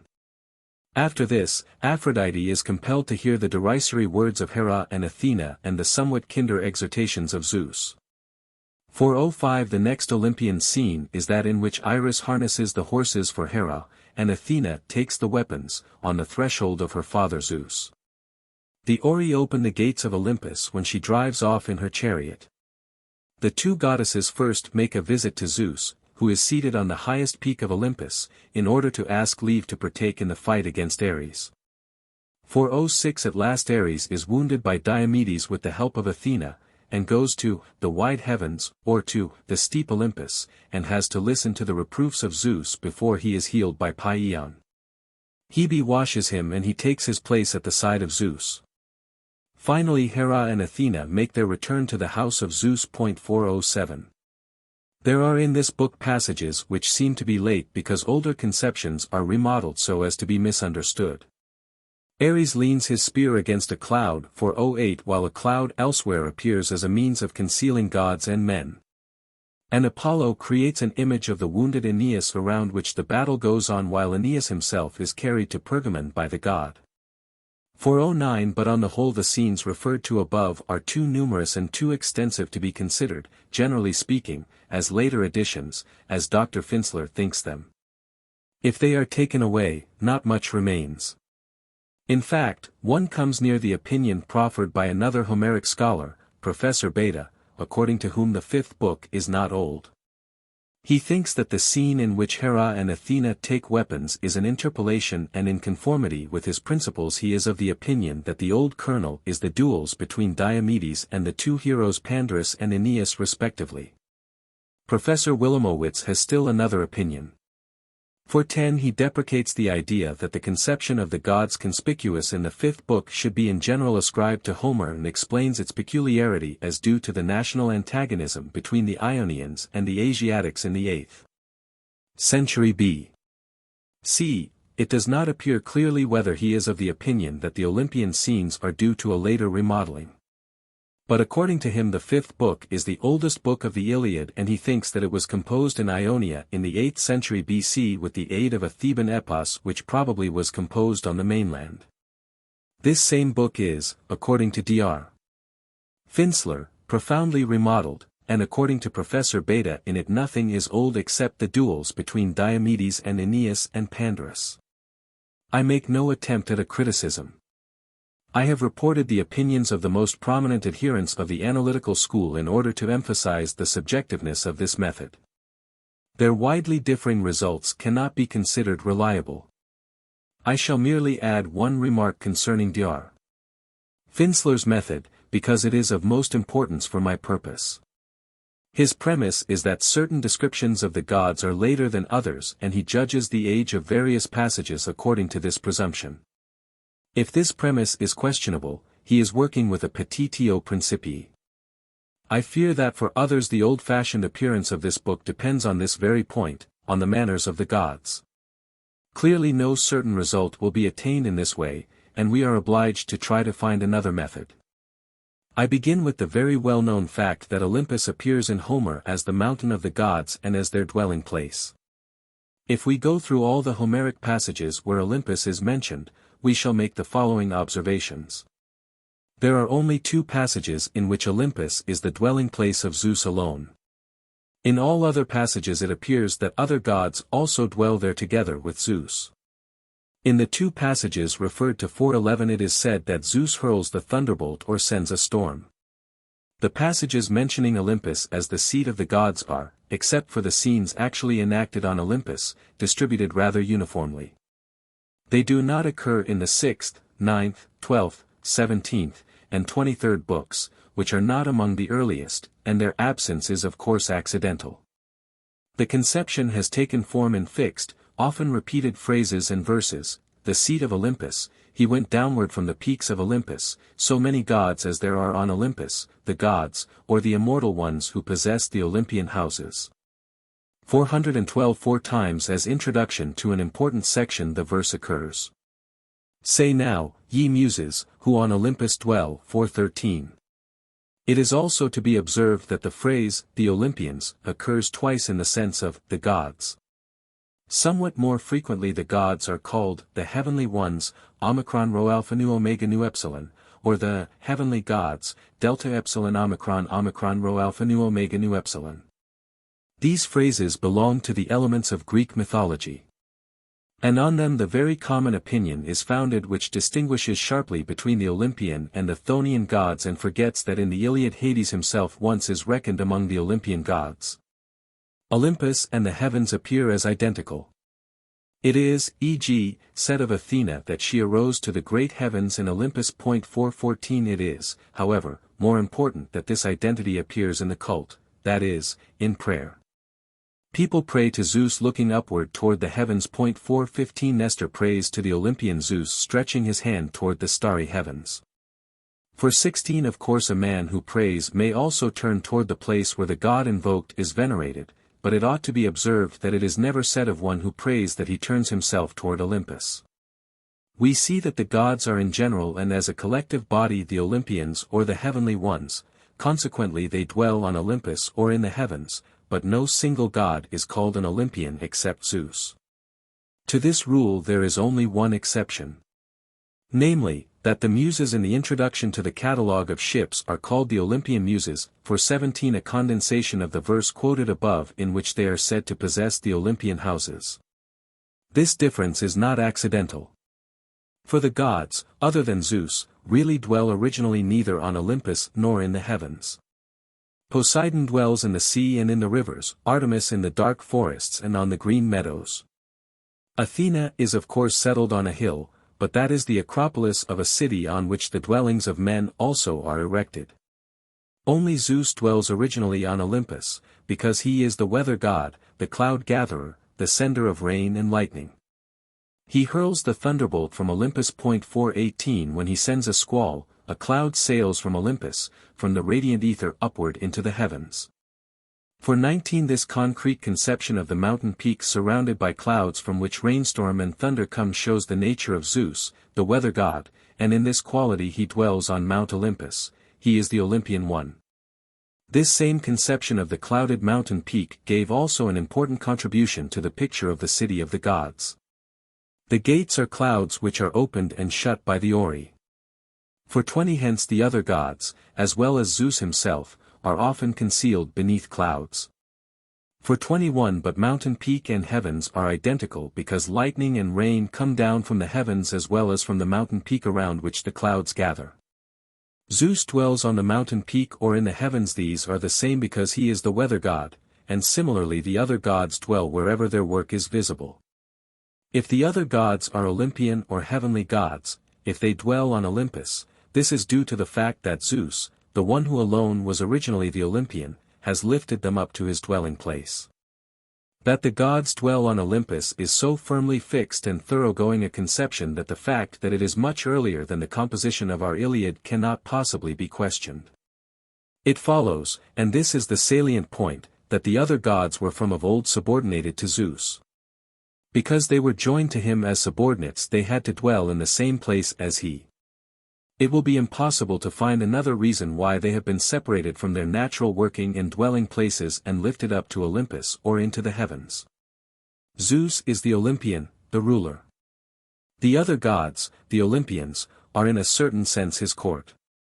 In this subordination of the gods under Zeus, the Olympian state of the gods is contained in Nous, and this conception is in no wise due to the development of epics by Ionian minstrels. It is an ill-founded hypothesis that the gods are more independent in the earlier parts of the Iliad. Dr. Finsler himself confesses that Zeus rules events even in these parts. We reach the same result if we turn to historical considerations. The world of the gods is subject to monarchical rule, a supreme god is at its head. In Ionia there was nothing but political lack of unity. There were quite a number of kings and princes, one in each town. The Ionians knew of course a great king, but he was a foreigner, the Phrygian monarch. The Ionians with their lack of political unity and unified government would never have been able to conceive the idea of concentrating all the gods under a monarchical rule, under one supreme god. It is recognized that the model of the state of the gods is to be found in human conditions. We do not find the necessary conditions in Ionia and must turn elsewhere. The current answer is, turn to Thessaly. Mount Olympus is situated in Thessaly, and we find there in historical times an aristocratic state with one ruler, over the whole country. These facts have contributed largely to the popularity of the opinion that epical poetry originated in Thessaly and from there was carried to Asia Minor. It is impossible to discuss this extensive problem in this place. Moreover, the popularity of this view has vanished to a certain extent. The reasons supporting it have been proved to be more specious than founded on facts. That the chief hero of the Iliad, Achilles, is localized at Spercheius or in Phthia in no way proves that Greek epic poetry, generally speaking, originated in these districts. If the Aeolic dialect was, as seems certain, much more widely spread on the mainland in earlier than in later times, the argument that the epics were Thessalian in origin, because their language was originally Aeolic, is fallacious. The two arguments referred to, by which the origin of the state of the gods is explained from Thessalian conditions, have always been considered as almost self-evident, but even they ought to be subjected to an inquiry. I commence with the political conditions of Thessaly. Our knowledge of these is regrettably slight and opinions differ markedly. Professor Hiller von Gertringen published long ago a valuable paper 422 in which he proved that in the 6th and 5th centuries BC there were at the same time several kingly houses in Thessaly, each possessing a limited district. This fact is recognized, but he proceeds to assume that neither a ruler of all Thessaly nor a state comprising all Thessaly existed before the year 460 BC, that common enterprises brought about only an occasional union. And that the tradition of the overlordship, the Tagiae, goes back only to the rule of Iason of Pherai in the 4th century BC. 423 These conclusions are, however, hardly warranted, and the Tagiae, the overlordship over all Thessaly, is probably of older origin. 424 But it was no kingship in the real sense and has evidently nothing to do with that kingship which was inherited from olden times. The name is not that always carried by Greek kings whose kingship was handed down from olden times, Basilius, 425, but another, Tagos. If the list of the Tagoi is made up, we see that these rulers were taken from different families belonging to different towns. 426 Their position was not due to any hereditary principle but to election, and they were elected only in case of need. A Tagos was elected for his lifetime, although there were periods without any Tagos. This institution of an overlord elected occasionally resembles very little the Olympian state of the gods ruled by Zeus. The Thessalian Tagos had not at all the same full power as the king of the gods, nor did he inherit his throne as did Zeus. The Thessalian states were more oligarchic than monarchical in character. Of course it may be contended that the power of the Thessalian Tagos was once hereditary. That can neither be proved nor refuted. As far as we can see, the model of the Greek state of the gods cannot have been the Thessalian institutions. The most valuable and the strongest argument for its Thessalian origin is, however, the fact that the mountain of the gods, Olympus, the mightiest mountain of Greece, the peaks of which rise high into the sky, is situated on the northern boundary of that province. It is certain that Homer has the Thessalian Olympus in mind. This appears clearly in a passage 427 where Hera, in order to entice Zeus into love, leaves Mount Olympus, enters Pieria, and the beautiful Amathia, hurries over the snow-clad peaks of the Thracian mountains. And from Mount Athos goes over the sea to Lemnos, where she encounters Hypnos.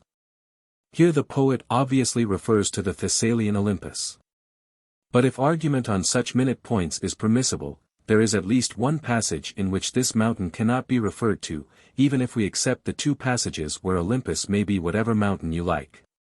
For 28 at the beginning of the second book of the Iliad 429 we hear that Eos ascended the great Olympus in order to let the light appear for Zeus and the other gods. If we in these words should recognize the concrete view of the rosy dawn breaking forth over the peaks of Mount Olympus, the poet's viewpoint must be west of the mountain, and that is not suitable for the Thessalian Olympus. But I think that it would be hasty to draw a conclusion from such a minute point. It is certain at least in one case and perhaps probable in more that Homer refers to the Thessalian Olympus, but the last mentioned passage may raise the question whether this was so always and originally. There exist a fair number of mountains called Olympus. 430 Mount Lycaon in Arcadia and a hill near Sellasia had this name. Pisa was situated between two hills, Olympus and Ossa, and there was another Olympus in Elis. 431 It is not clear which Olympus Dioder has in mind. 432 I pass over the mountains which in modern times have this name, on Euboea, near Laurium, and on the island of Syros. The name is still more frequent in Asia Minor, where Mount Olympus is found in Lydia, Mysia, Bithynia, Galatia, Lycia, and on Cyprus. In view of the fame of the Thessalian Olympus, it may perhaps be contended and believed that all these mountains are named after that celebrated mountain. A borrowing took place, it seems to be certain, when the two hills between which Pisa was situated were called Olympus and Ossa, but borrowing cannot be the general rule. For the name of the famous sanctuary in Elis, Olympia, is of course old and cannot etymologically be separated from the name of the mountain. If a borrowing were supposed in this case, it would involve us in unsurmountable difficulties, and these are complicated by the fact that Hera seems to be older in this place than Zeus. The name Olympus is certainly one of the many pre-Greek words which the Greek language took over from the earlier inhabitants of the country. 433 All attempts to find a probable etymology in connection with Greek words or stems have been vain. Its very form seems to make its pre-Greek origin probable, and its widespread occurrence in Western Asia Minor fits in admirably with this opinion. The conclusion is warranted that Olympus is a pre-Greek word signifying mountain, just as Ida, another mountain name occurring in Asia Minor and on Crete, has the significance of a forest-clad mountain. Both words were taken over by the Greeks who took possession of the country and were used by them as names of various mountains. If this is so, it coincides perfectly with the original character of Zeus who, being the weather god, the cloud gatherer, the rain giver, and the thrower of the thunderbolt, always dwells on the loftiest mountain peak in the neighborhood, around which the clouds gather and from which rain and thunder break forth. Consequently it is to be assumed that there existed several mountains with the name of Olympus in Greece, and thus Zeus was called the Olympian.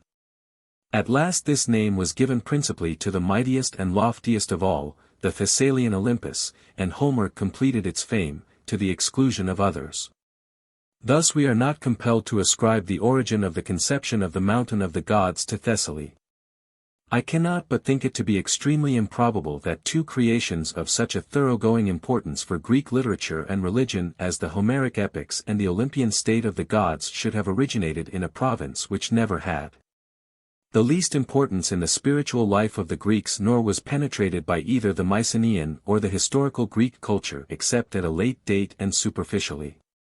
It seems to be much more likely on general grounds, and I have tried to prove it with specific arguments, that the conception of the mountain of the gods and of the subordination of the other gods under Zeus is an idea common to all Greeks. Just as was the idea of the weather god dwelling on a mountain in the neighborhood. From this new starting point we recur to the question of the origin of this conception. For it is impossible to doubt that the subordination of the other gods under Zeus was modeled upon the social and historical conditions of a certain age. We must try to find out which age this is. Cosmological ideas can have contributed but slightly to its origin. We have seen that the conception of Olympus, the mountain where the gods dwell, subject to Zeus, and to which, because of this subordination, they were lifted up from their natural working in dwelling places, is pre-Homeric.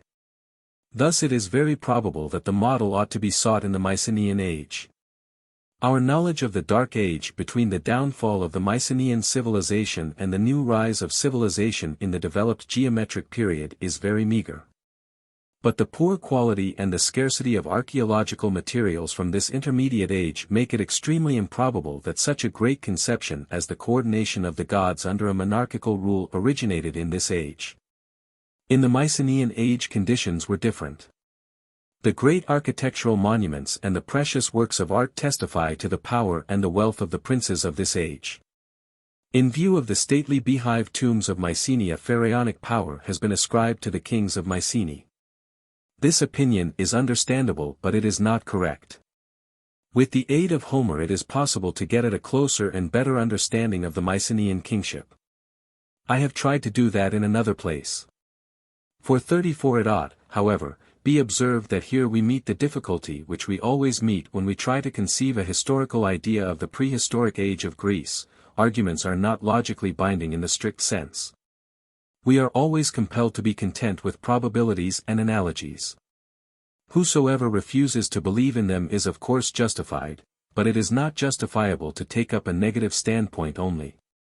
A really historical mind cannot give up the attempt to form an idea of the social and political conditions of this age of the greatness of which the monuments give such an impressive and concrete picture. I must explain my opinion briefly. The fundamental fact is that the Mycenaean age was a period of very extensive movements and migrations of the Greek tribes.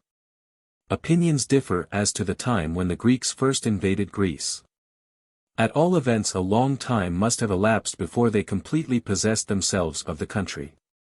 The wandering tribes went still farther, following the old highway which, along the southern coast of Asia Minor, led toward the old civilized countries of the Near East. They colonized the island of Cyprus and appeared in the delta of the Nile about 1200 BC. With this series of events the great Achaean kingdom, comprising Greece and parts of Asia Minor, would fit in admirably. Although its existence, which Dr. Foer believed he had discovered, is denied, it is but what we should expect under the given conditions. Many scholars are inclined to think that these migrations were disconnected raids of small bands of freebooters and adventurers for 35, but that is an idea in which I cannot possibly concur. Such disconnected raids and small bands would have been dissolved and have vanished without having such immense consequences as resulted, history proves, e.g. from the Greek colonization of Pamphylia and Cyprus. If an organization was wanting, the conditions of these migrations made it necessary to build one up. A comparison with the migrations of the Teutonic tribes at the end of the Classical period and the beginning of the Middle Ages and with the expeditions of the Vikings is very valuable and illuminating. Even the expeditions of the Vikings were not merely disconnected raids, behind them was the well-developed military organization of the Scandinavian kingdoms, an organization which has been for the most part unnoticed.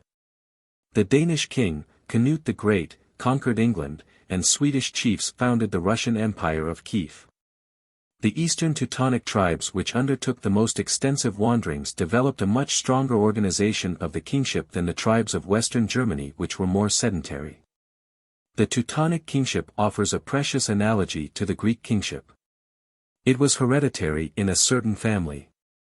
It preserved so much of its religious origin that the king was held responsible for the luck and good fortune of his people. There is a trace of this same idea in Homer. For 36, the king was in the first place a war king, leader of the military expeditions. He had at his side a council of chiefs and the assembly of the army, the earliest form of the popular assembly. The power of the king was small during peace but waxed greatly in war. The old hereditary Greek kingship is precisely of the same kind, as is proved by the institutions of Macedonia and Sparta, where it was preserved. The Homeric kingship is of the same kind also. Agamemnon is in the first place a war king, moreover, his kingship is hereditary and invested with a rather full power. We see that especially in the famous passage in the second book, which is generally recognized as reflecting early conditions. For 37 the king appears in the popular assembly carrying the scepter which Zeus gave to his ancestor Pelops and which had been handed down through the generations of the kingly family until Thyestes gave it to Agamemnon to rule over all Argos and many islands. In view of this passage, many scholars have recognized that Agamemnon was a great king who held sway over many vassals. Although the vassals are very obstinate and inclined to quarrel and to extend their independence, this respect for the king is ingrained. Old Nestor gives the good counsel to avoid strife with the king who carries the scepter. 438. At the side of the king we find the assembly of the army, which is convoked to discuss important matters. The members give voice to their opinions in speeches or acclamations, but the decision depends on the king alone.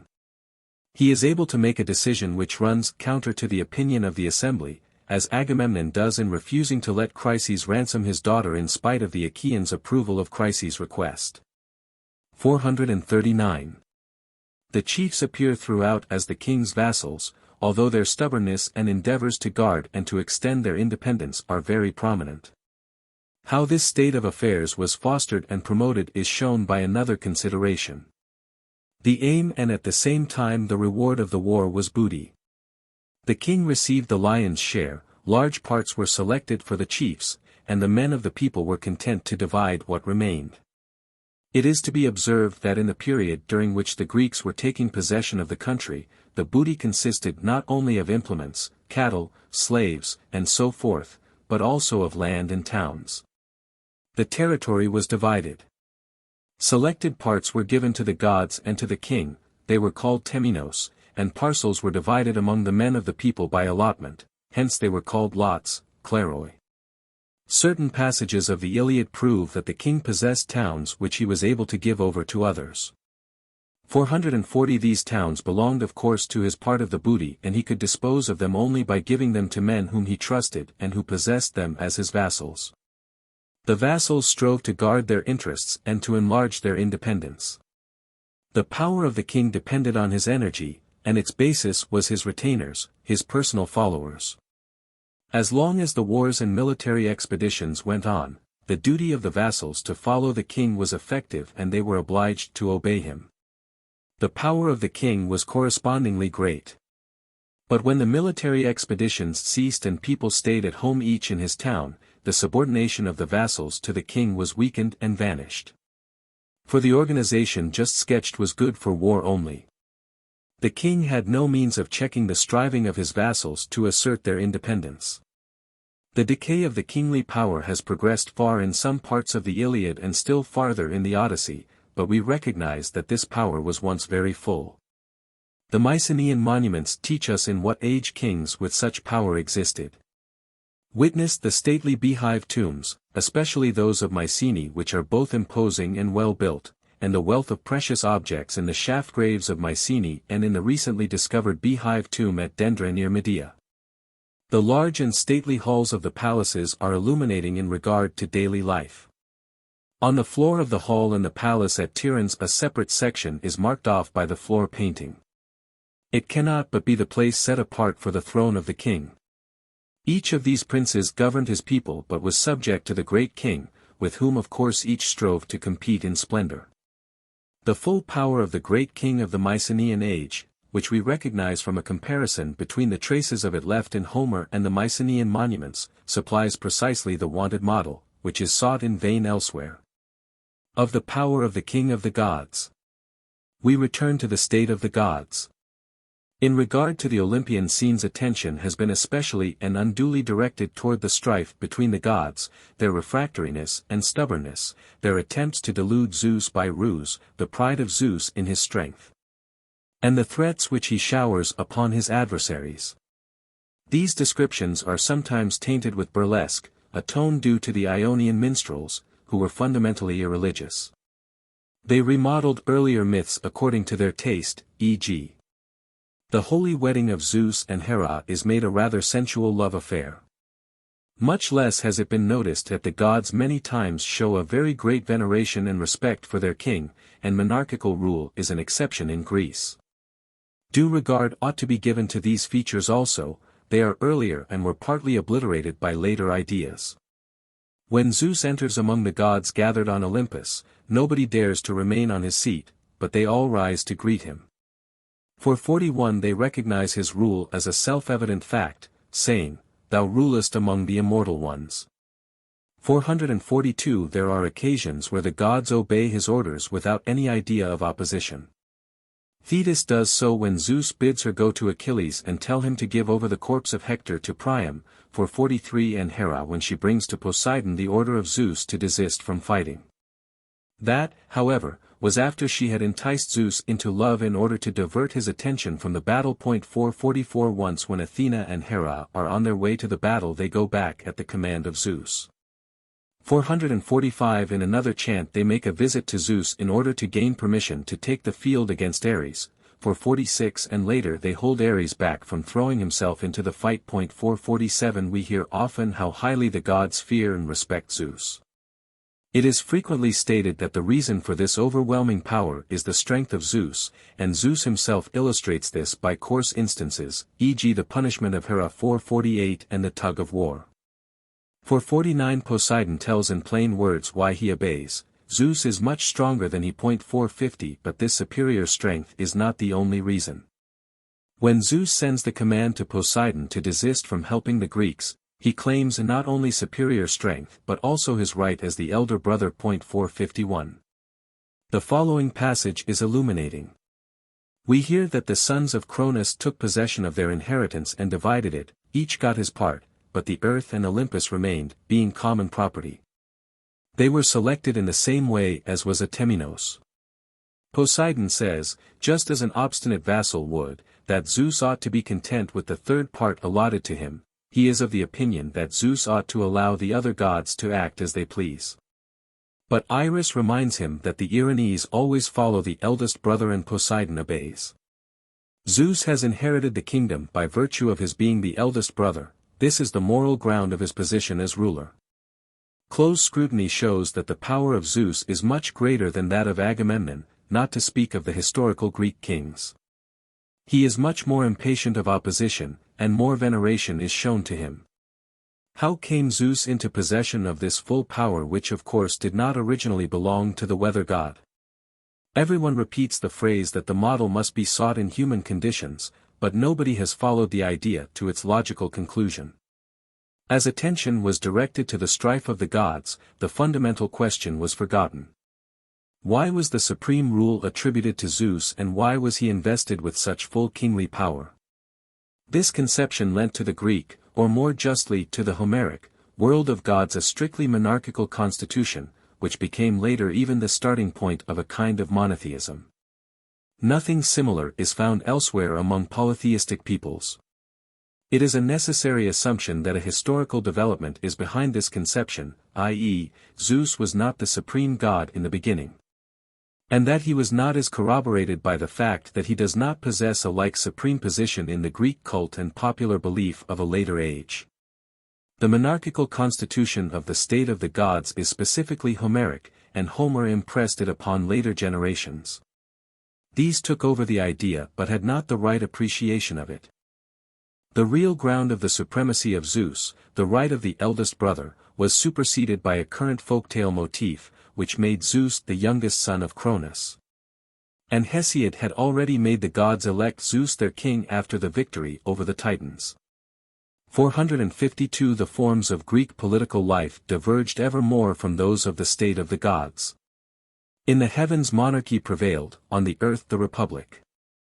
The attempt of Hesiod to make the state of the gods follow the development of earthly politics failed. The supreme rule of Zeus is due to a historical development for which human life presented the model. We do not find the model in Ionia, which was not united by a monarch but split up into a number of petty cities ruled by the aristocracy.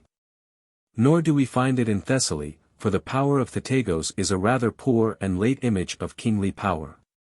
Nothing remains but the mighty war kings of the age of the great migrations of the Greek tribes, the Mycenaean age.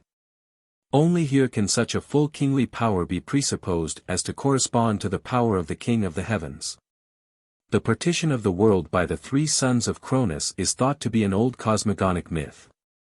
This may be true to a certain extent, but cosmogonic speculations do not explain the manner of the partition.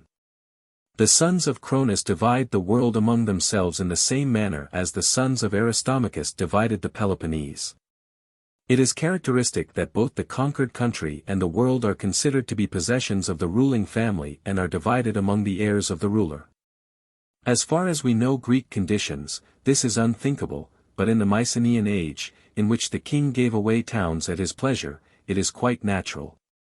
Other features of the myth will be better understood from this point of view. If the myth is taken not as free poetical fiction but as a reflection of life, it is so certainly to a great extent. In the stormy age of the great migrations of the peoples, there must have occurred frequently, in the ruling families, strife and contentions which often had a tragic and gloomy issue. Heroic mythology is crowded with such tales. Zeus possessed himself of his kingship by an act of violence against his father, and other gods made the attempt to deprive him of it. The myth that Hera, Poseidon, and Athena tried to fetter him but that Thetis injected fear into them, fetching the 100-armed Briareos for 53 resembles strikingly, if the mythical color is disregarded. A story telling of an attempted revolt in a kingly family, which was quelled by calling upon foreign aid. The other gods appear as the retainers of Zeus whom he summons to council or to meals just as Agamemnon summons the elders. Just as the war king summons the army assembly, Zeus summons twice an assembly of the gods in which even the lesser gods take part. 450 For the rivers, and the nymphs of the springs and of the meadows are mentioned especially. This may be thought to be a later invention, but it is very noticeable that Poseidon once does his brother the service of unharnessing his horses, 455 i.e. His relation to Zeus is that of a friend or servant, as the Iliad calls the retainers of the king. On the other hand, there are of course heralds and servants on Olympus also. The Ori harness and unharness the horses and give them food and open and shut the gates of Olympus. The gods could be conceived as vassals of the supreme god, since they ruled each over his domain. This conception got the upper hand, since it corresponded to the subject of the Iliad, the war about Troy, in which the gods also took part. This conception agreed also with the inclination of epic poetry to favor the vassals in opposition to their suzerain. A very common motif of epic poetry is wrath or strife between two heroes. 456 The famous Olympian scenes are due to this predilection of the minstrels. The Olympian scenes as they are depicted in detail were of course partly the stamp of a later age, that in which nobility ruled the state. But it is doubtful if the conditions of this period were the model of the description of Olympus in its essential outlines. Zeus is seated on the highest peak when he desires to be alone. He has there a magnificent palace in which the gods assemble for meals and for taking counsel. It is surrounded by the dwellings of the other gods. The city of the gods is surrounded by a wall the gates of which are watched by the Ori. This picture corresponds of course to the conditions at the beginning of the historical age of Greece, in which every city had a king whose house was situated on the Acropolis, surrounded by the dwellings of the noblemen. But it corresponds also to the conditions of the Mycenaean age, in which the stately palace of the king was also situated on an acropolis and was surrounded by the dwellings of his retainers. There are other houses than the palace on the Acropolis at Mycenae and at Tiryns. The great number of graves with rich and precious funeral furniture is a proof of a numerous and well-to-do or even wealthy population. The picture of the city of the gods on Olympus may go back into the Mycenaean age. The idea arose spontaneously as soon as the gods were transferred to Olympus as subjects of Zeus. A later age took the picture to be natural and embellished it further. In a well-known passage of the Odyssey, the features of the description are taken from the Minoan idea of the fields of the blessed. 457. Opinions may differ in regard to this and other details, but that is unimportant if only the chief outlines are recognized. I conclude my argument by summarizing these outlines.